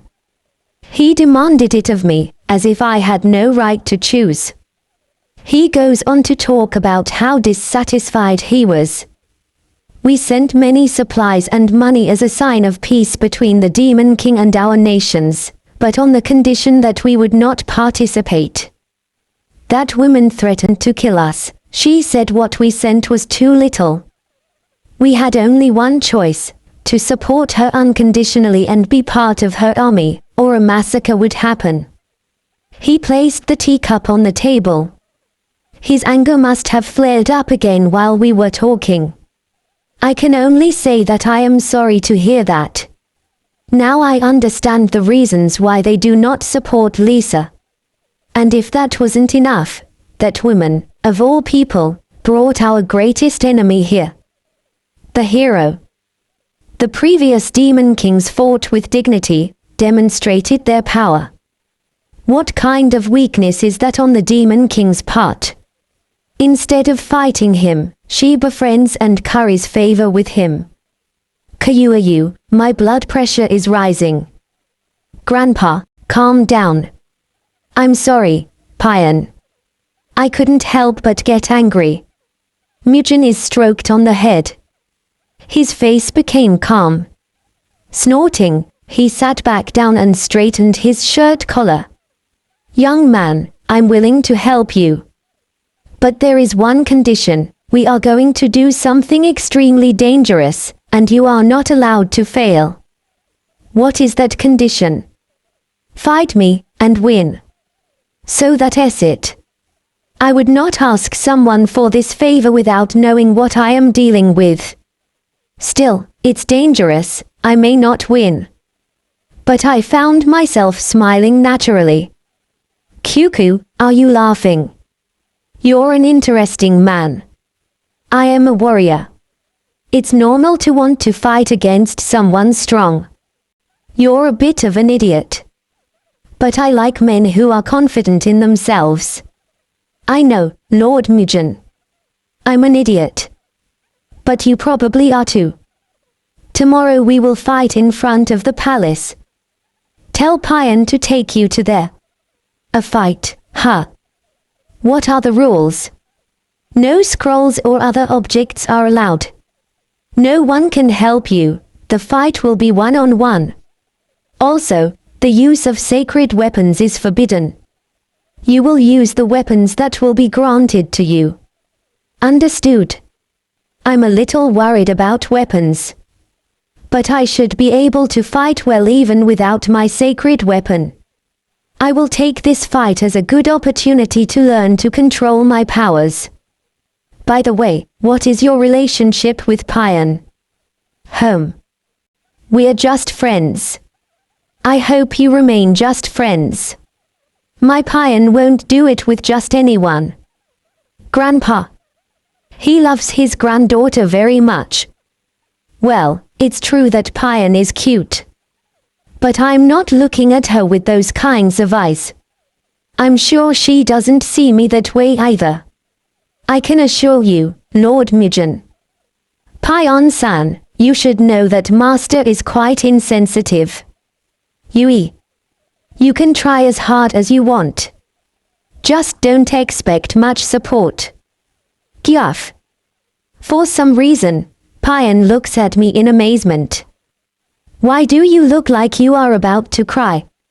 After talking to Mujin, we decided to dine out instead of the inn. We went to a restaurant with seating by the river. The area is completely dark and the opposite wall glows orange from the light of the building. A string of lights hangs between the walls and a cool breeze blows across the valley. The fantastic view of a faraway place even makes me think I have come to another world. This is a specialty here. It's a giant shrimp. On the plate there was a giant shrimp, about the size of my arm. White steam came out of the red shell, as if it had just been boiled. When the head and torso were broken, its fleshy white body was exposed and its head was full of miso. Not only does it taste great, it's also very juicy. Yes, the shrimp here are very famous in other countries. A lot of people come to this city looking for this. But if you look closely, you can see that there are many different races here. Oh, yes. If you look at the road on the other side, you can occasionally see beastki and lizardmen. It seems that not only demons live in the dark realm. Thus, the demonic side might not be so different from the human side. I'm sorry, Toru. I never thought you'd have to fight my grandfather. Don't worry. If I can't beat Mujin, then I won't be able to beat Lisa. If you feel that grandfather may kill you, you have to surrender as soon as possible. Grandpa will most likely get serious and try to kill you right away. Oh. Yes, I'll be careful. From what I hear, this will not be easy. If I don't take this fight seriously, I could die. However, I am very grateful for this opportunity. Nowadays it is difficult to find someone to really practice with. I will see how far I can go against Mugen. I will give it my all. Master looks happy. Yeah, I'm excited to find out how my power stacks up against that old man's. Kid, who is sitting next to me, looks at me happily and wags her tail. I pat her on the head and she narrows her eyes pleasantly. I will make Kid and Frau proud. I have to show them that their master is strong. Ha!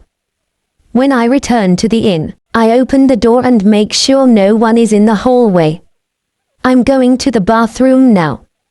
It's almost midnight, and that's when the male clients can bathe.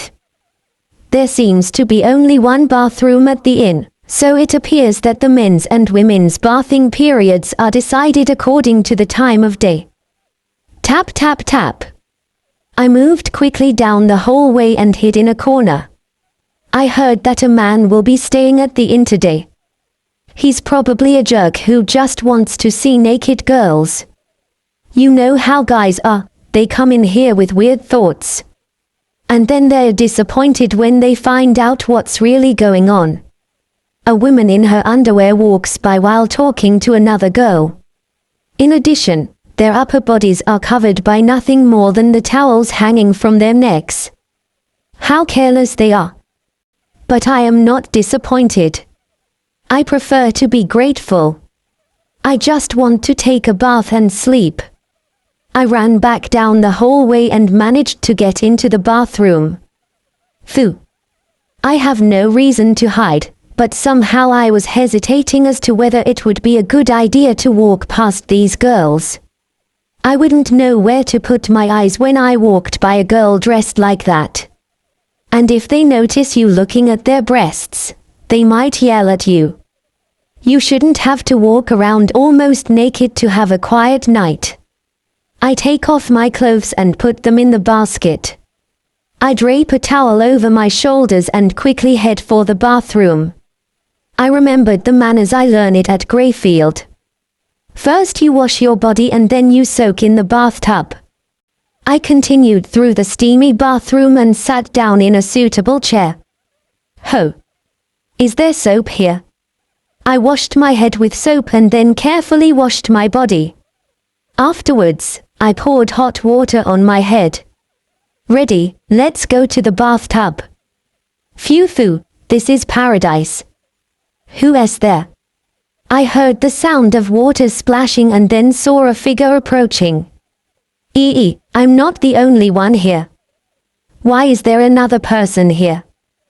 Pion appeared naked in front of me. Yo.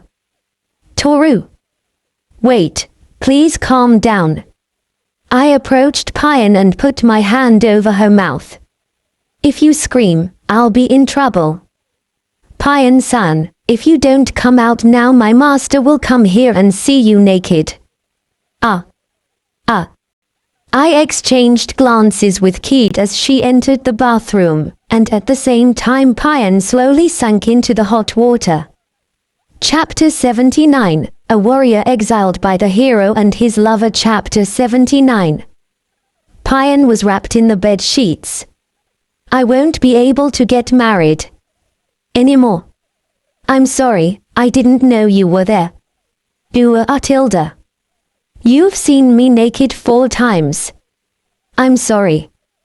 Once again, I deeply apologized. It was all my fault. I should have made sure before I went in. Although to be fair, the slime and the bath were the only times I saw her naked. The goblin thing doesn't count. Pion probably feels very hurt.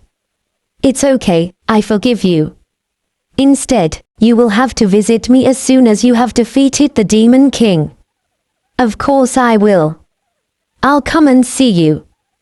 Pion was jumping for joy. Then she pulled a piece of paper similar to a contract from under the sheets. I swear by the gods of the demon race, that Toru will visit Pion. What is this? Do you want me to sign it?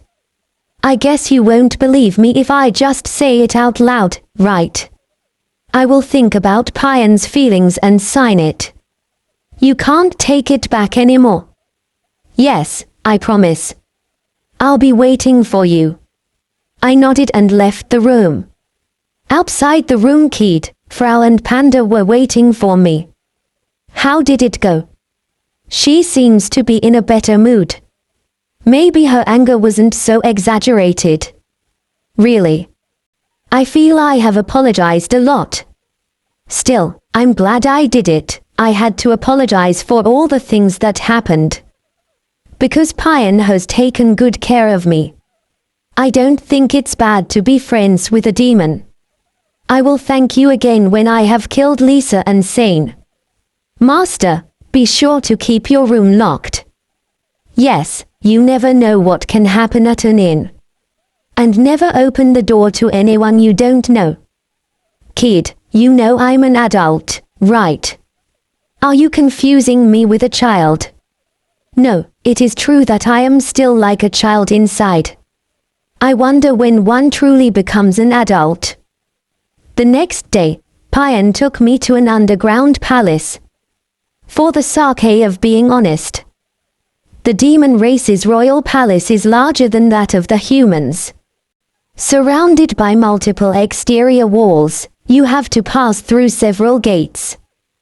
Payan saluted every guard we passed by. By the time we reached the main palace, where the king was, more than 30 minutes had passed. You're too late. How long were you planning on making us wait? This place is huge, it took us a long time to get here. Mijin, in his armor, shouted at me as soon as we met. A few minutes have passed since the scheduled time. No wonder he is angry. I'm sorry, Grandpa. It's my fault, I got lost. It's fine. Payan had nothing to do with it. It's all that humans' fault.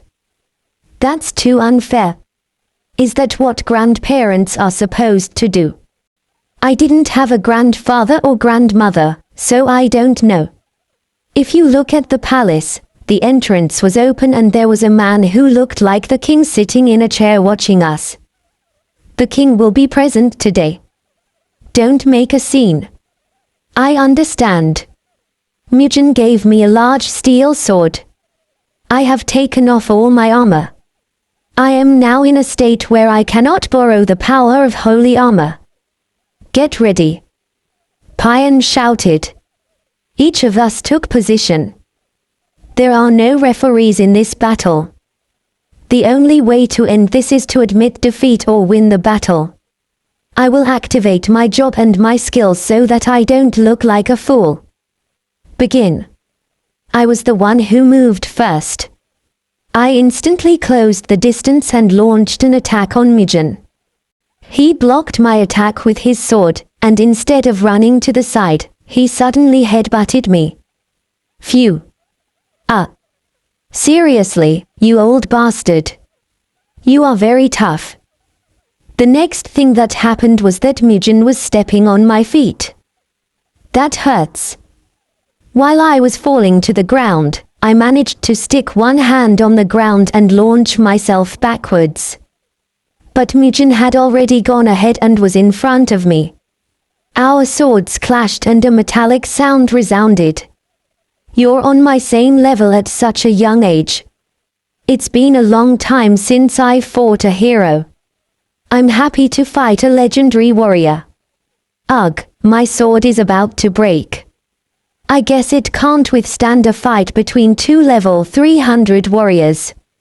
No. Mijin's sword is still in good condition.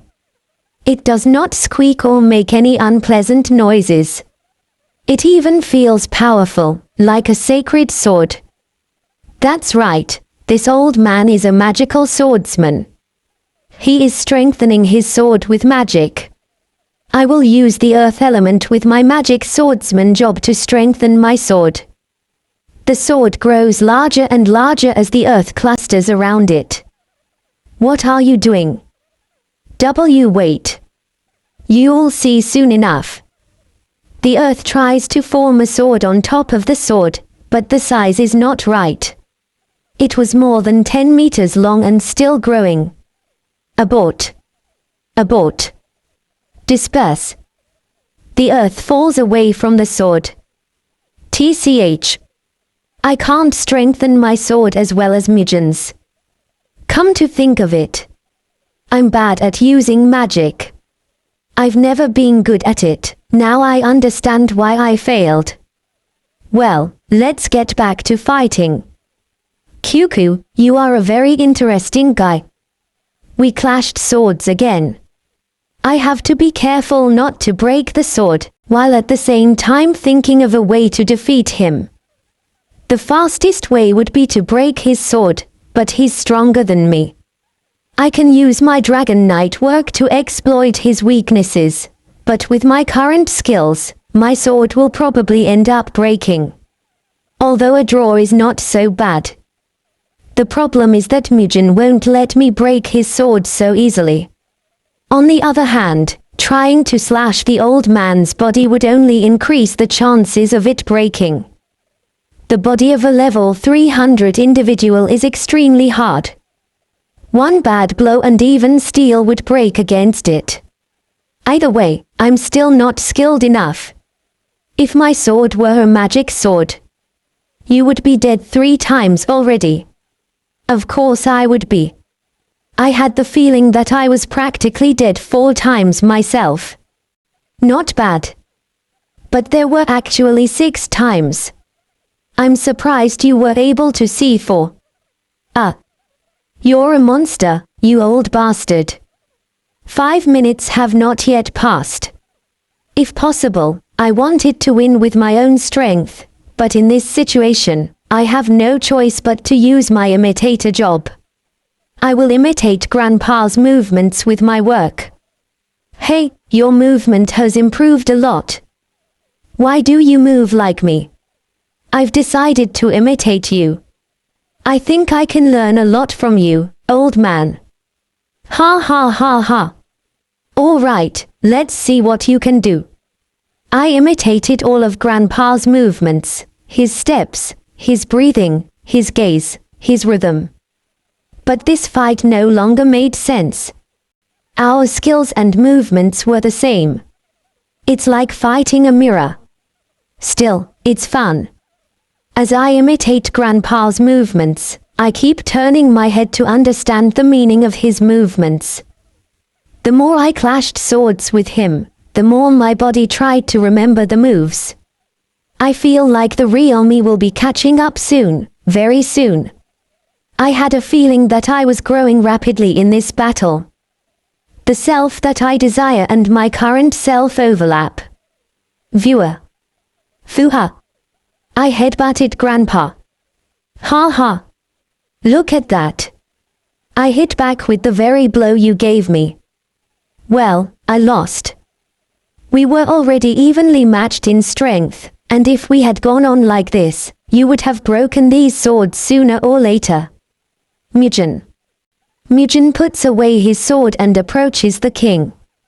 Your Majesty, this person is undoubtedly the one who will defeat the Demon King. I would like to ask your permission regarding the use of the magic circle. I'll trust you if you say so. I hate to ask a human hero for help, but the Demon King Lisa is a plague that will destroy the demon race. This time I'll avert my gaze for the sake of the demons. Thank you for your wise decision. Apparently, he informed him that I was a human. We reached this point thanks to Mijin. I thanked the king as well. Chapter 80, A Warrior Exiled by the Hero and His Lover. Chapter 80.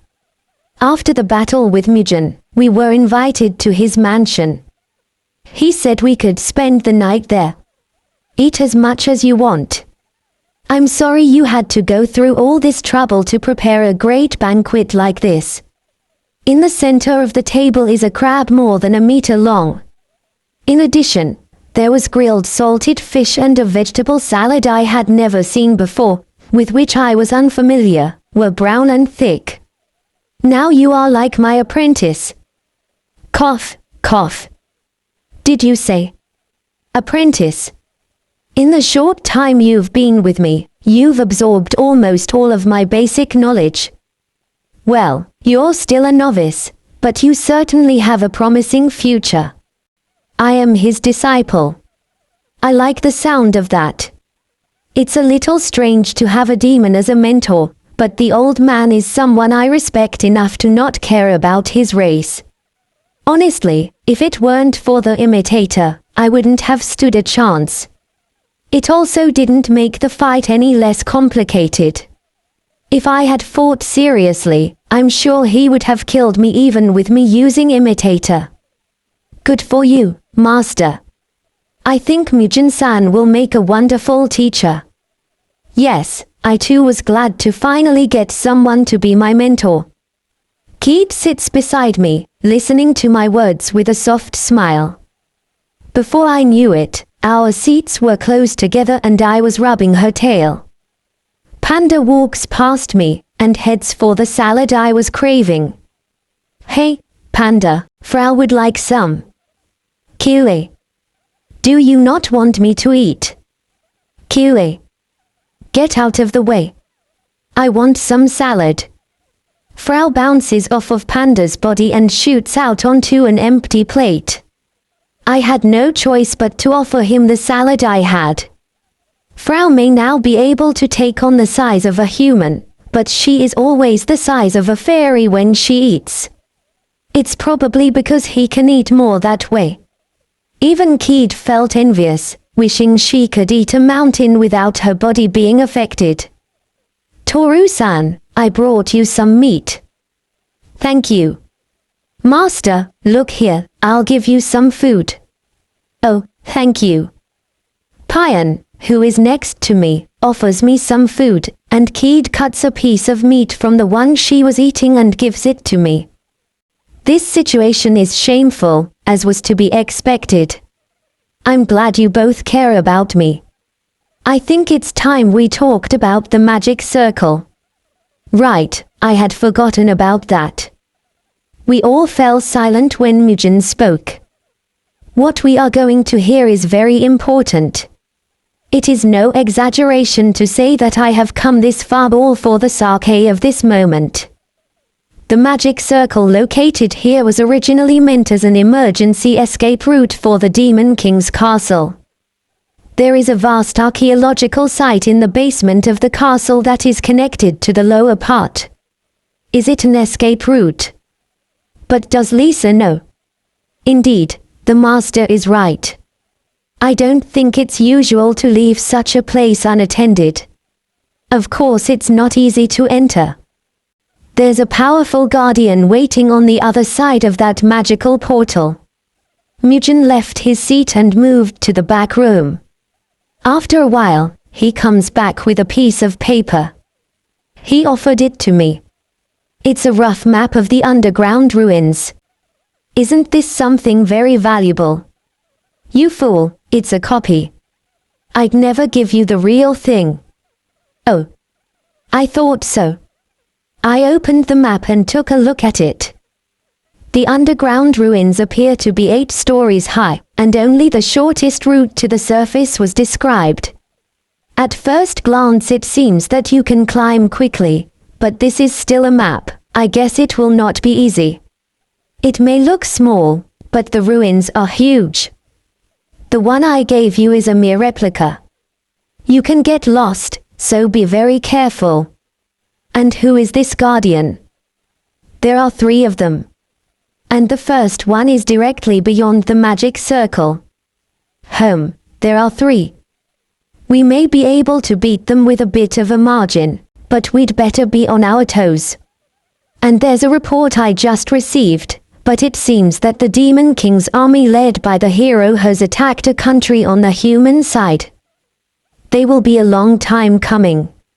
Sane. I could feel my body stiffen just hearing his name.